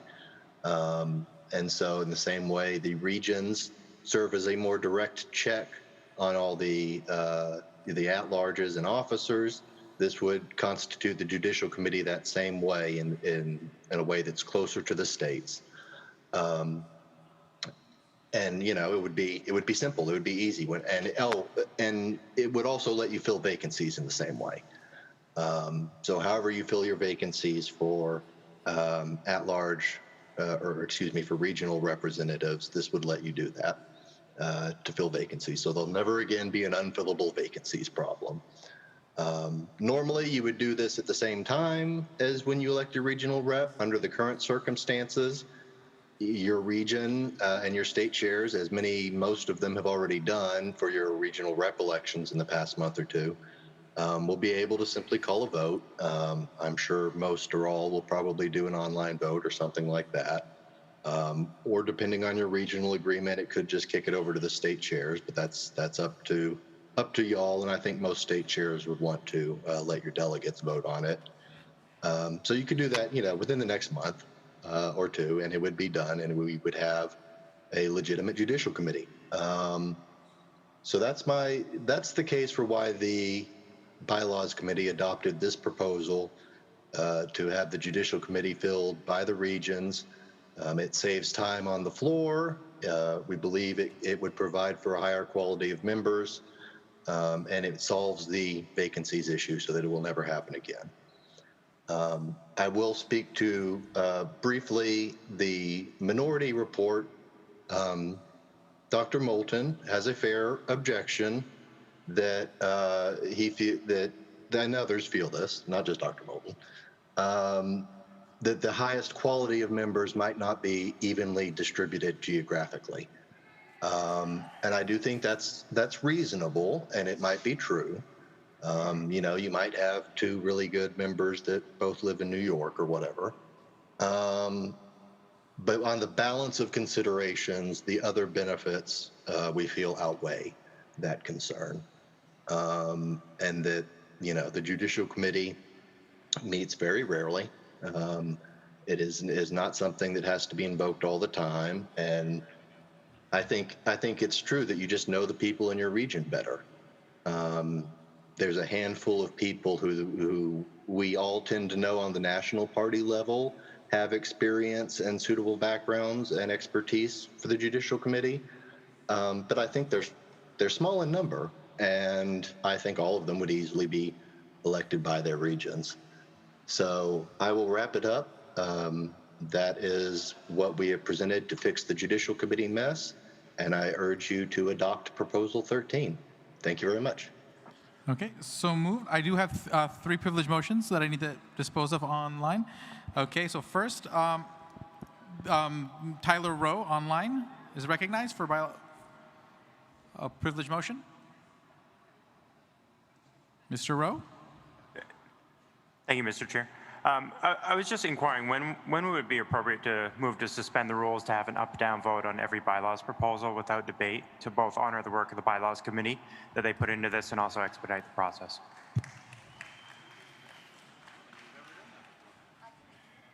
Have an up or down vote on everything.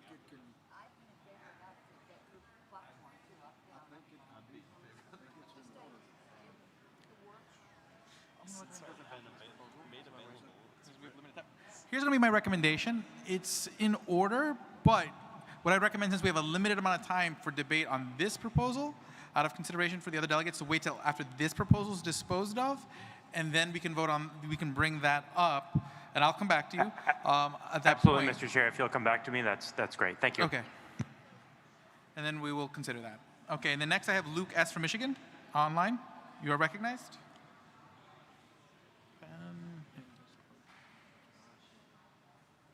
Hello, this is Luke Scaberis, delegate from Michigan.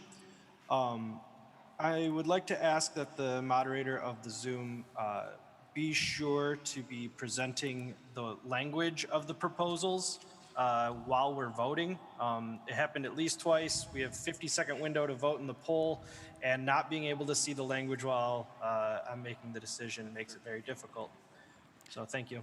Okay, and then one more point of personal privilege from Jack Finkel from Texas, and then I'll head over to Mike 1. Jack Finkel, you are recognized. Thank you very much for the recognition. I have a point of personal privilege, which is a request for some clarification and information regarding the tokens. I at first put my point of privilege up at 240, so that one you'll want to go ahead and take down because it is regarding that. I did put it in some other places, but as long as we get to this, we're good. So talking about the tokens, I saw that the email went out, and when I went to look at the options, I saw the planks, but I didn't see none of the above. Additionally, I saw that abstain was there, but I could only check abstain. I couldn't select how many tokens I would use for abstain. So can you clarify, is NOTA going to be excluded from the token process? And does abstain use all 5 of your tokens as an abstention? I will let Mr. Fishman, can you, since you're more familiar with election body, can you speak to that? Yes, abstain takes all of your tokens. You can choose to use between 1 and 5 of your tokens on anything you want. And NOTA is not on the physical copy that I had of the token sheet. Can you clarify, are the tokens only online, or are there also in-person tokens that will be used? For in-person, yes, there is a process for people to go up to the secretary to handle physical tokens. So if anyone wants to use physical tokens, they can come up to, does that satisfy your That is a big thing that we need to talk about, because in-person tokens can be treated differently than virtual tokens. In-person tokens can be traded or exchanged with people, and online tokens cannot. So that allows some different no, rights, if you will. The physical tokens are only granted upon request, and that individual person has to do it up here with the secretary. There would be no trading. How can you ensure that? Ms. Harlos?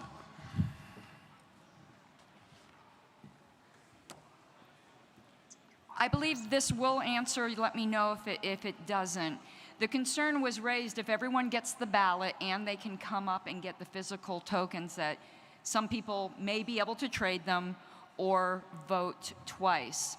When people bring up their tokens, it'll be sealed in an envelope and placed in the box. But then they will have to give us their name on a sign-in sheet, but we won't be able to correlate who is who to their tokens. But those names will be given to Mr. Fishman to make sure those same people did not also vote in an election buddy. So there can't be any exchanges of them, because people are only going to be allowed to vote once on 5. So to make sure that everyone feels comfortable with it, and speaking for me personally, is there a way when you give the report that you can talk about the rectification that you actually verified that each of the in-person tokens were there? Because it does seem like a bit of a double standard there. I don't understand the question. Okay, okay.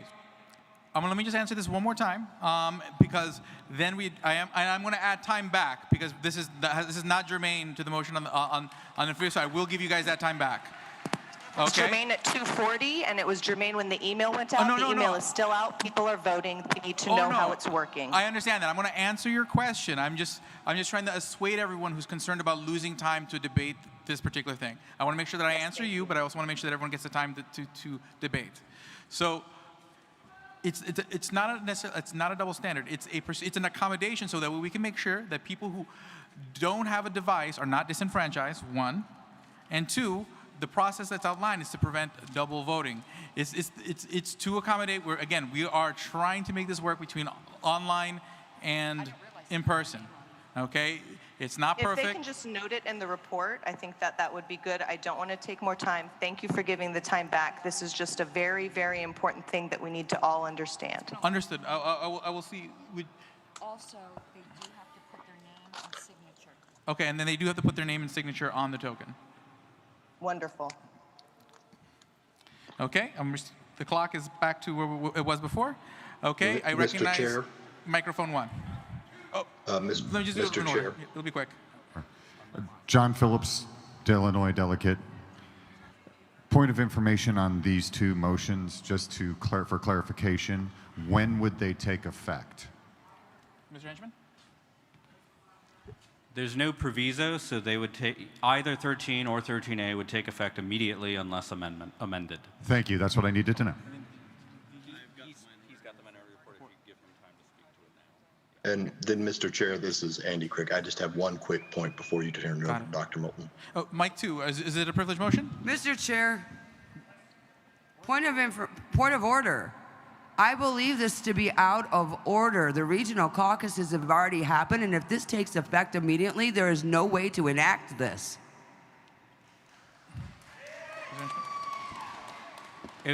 Every regional agreement has a procedure for filling vacancies, and if it doesn't, there's a default procedure for filling vacancies.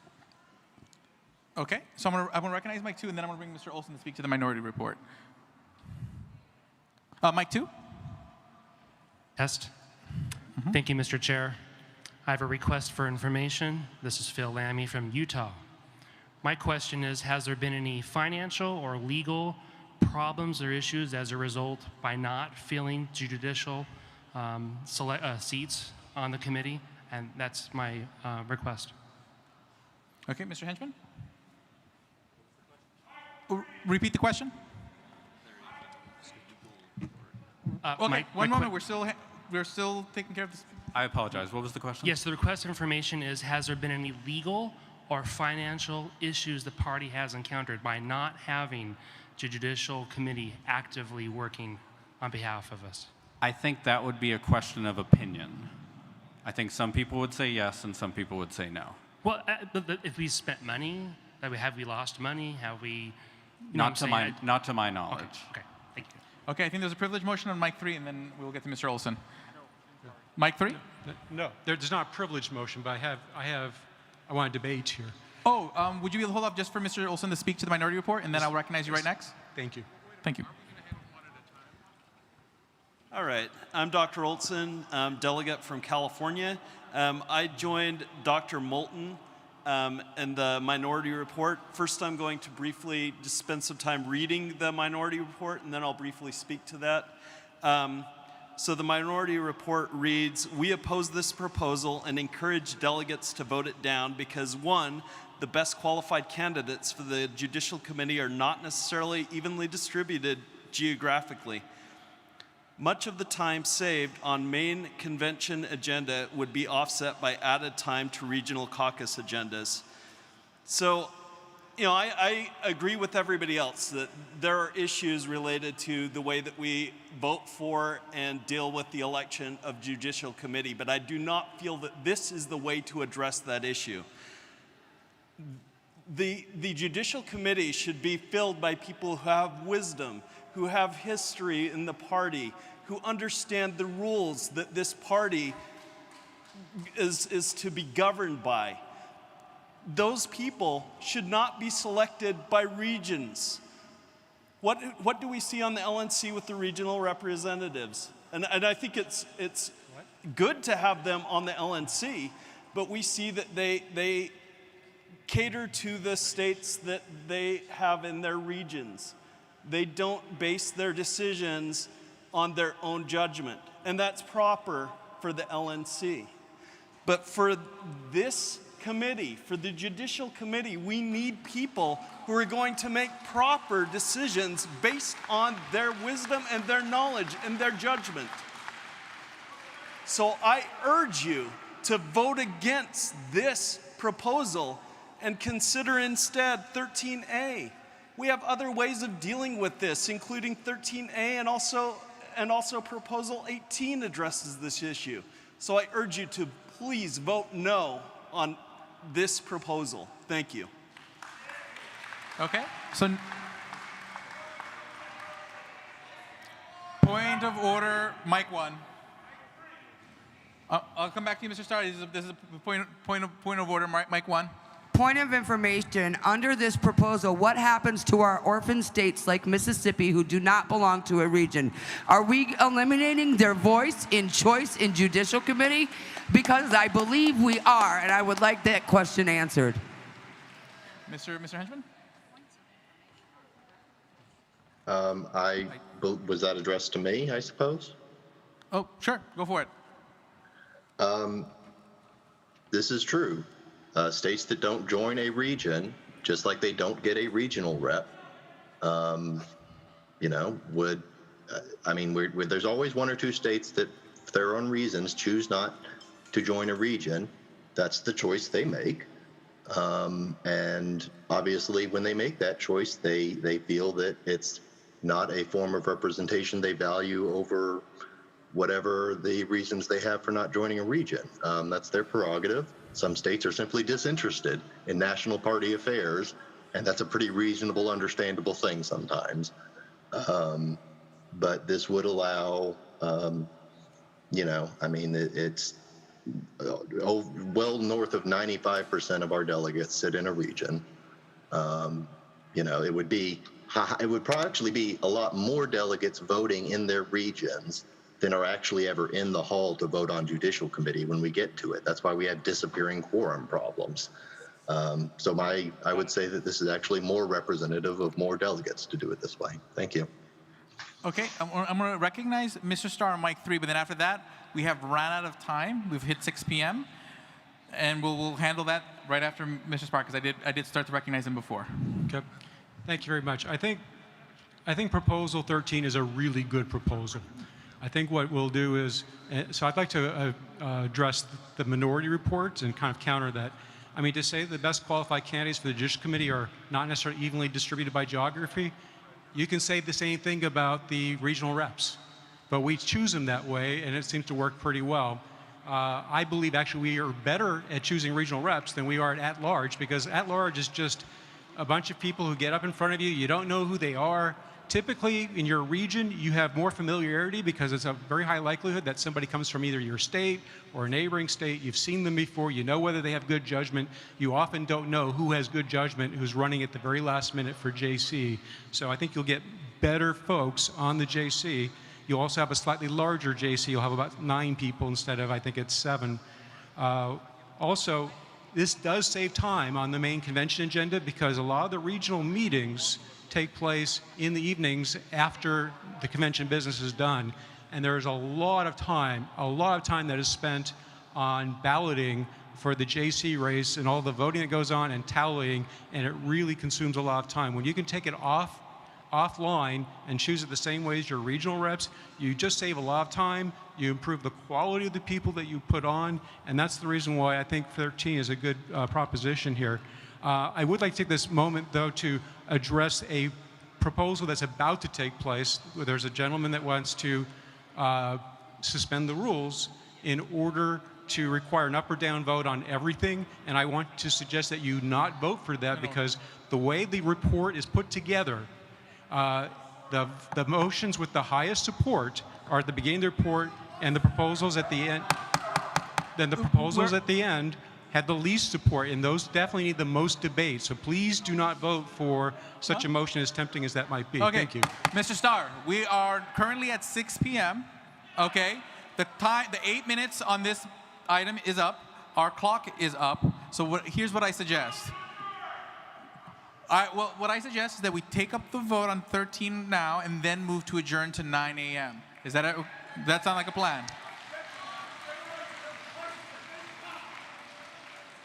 Point of order. Point of order. Mr. Chair, point of order at microphone 3. Nobody turned me off.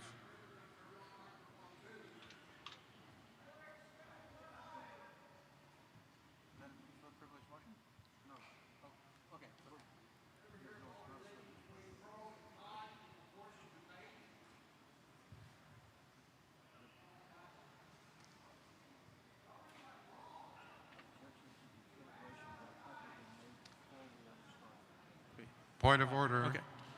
Point of order? Microphone 3. Microphone 3. Jeffrey Neal. I just want to clarify what you just went through. I didn't sure I caught it all. You're saying let's adjourn till tomorrow morning and then pick up debate at that time on this, or are we going to vote? Debate has already ended. The clock ended on the debate. The 8 minutes. Then I'd like to move extend time for 5 minutes because we have not heard anybody speak in opposition.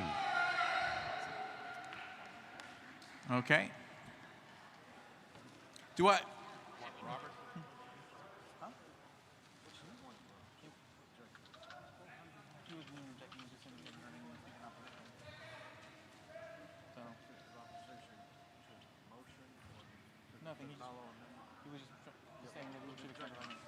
Okay. Did I hear a point of order on mic 1?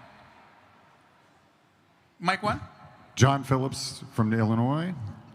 I believe, sir, that the motion to adjourn was made, and the motion to adjourn is a privileged motion that is always in order. Fair enough. Okay, so the person who made the motion to adjourn over there on mic 1, may they speak and specify again.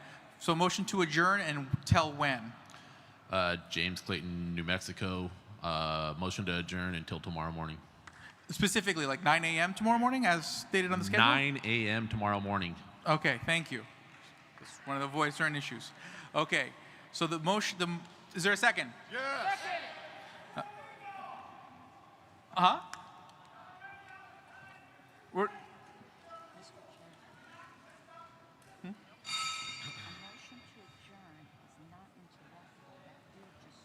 Oh, no. Got it. And then, can I take any business since we hit 6 o'clock?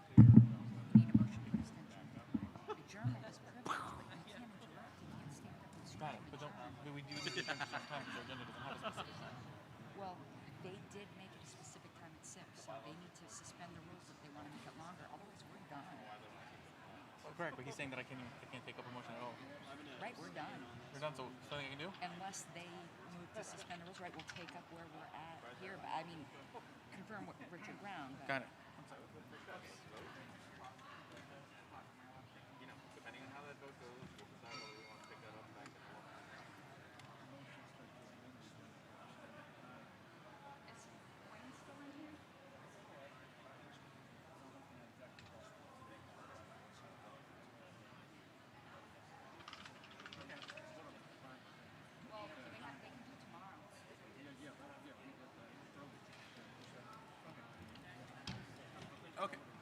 Got it. Okay, so we are out of time. I will see you all at 9 a.m. where we'll start with the vote on bylaws proposal 13. Mr. Chair? Yep. Mr. Chair, I don't believe we properly ended debate, so moving to vote first thing in the morning would be an issue. Okay, we'll revisit that first thing in the morning. So, point of order, Mike 2. Huh? Yep. Point of personal privilege. Okay, point of order. Maryland. I would ask the parliamentarian to check me on this. When time ends, we proceed to a vote on all pending motions and all business on the floor, and then we adjourn to the next item. Am I correct? Let me just check. Not when there's already scheduled time. The parliamentarian is saying it's not correct because we set a specific time. Yep. Yeah, we're adjourned. So I'll see you guys at 9 a.m.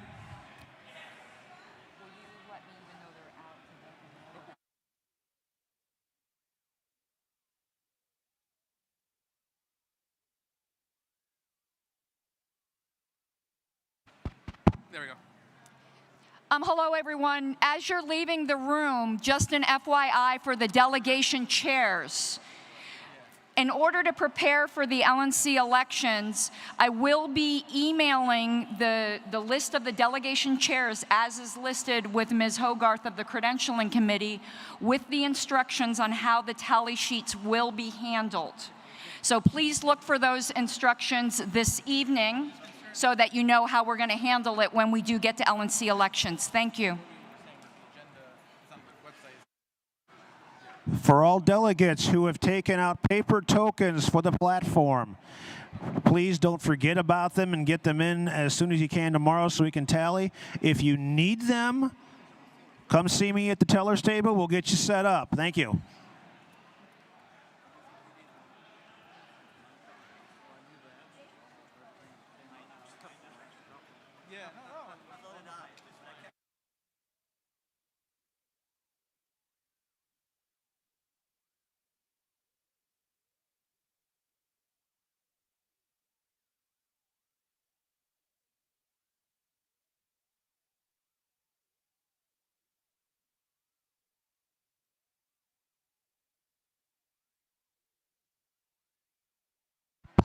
There you go. Thank you, sir.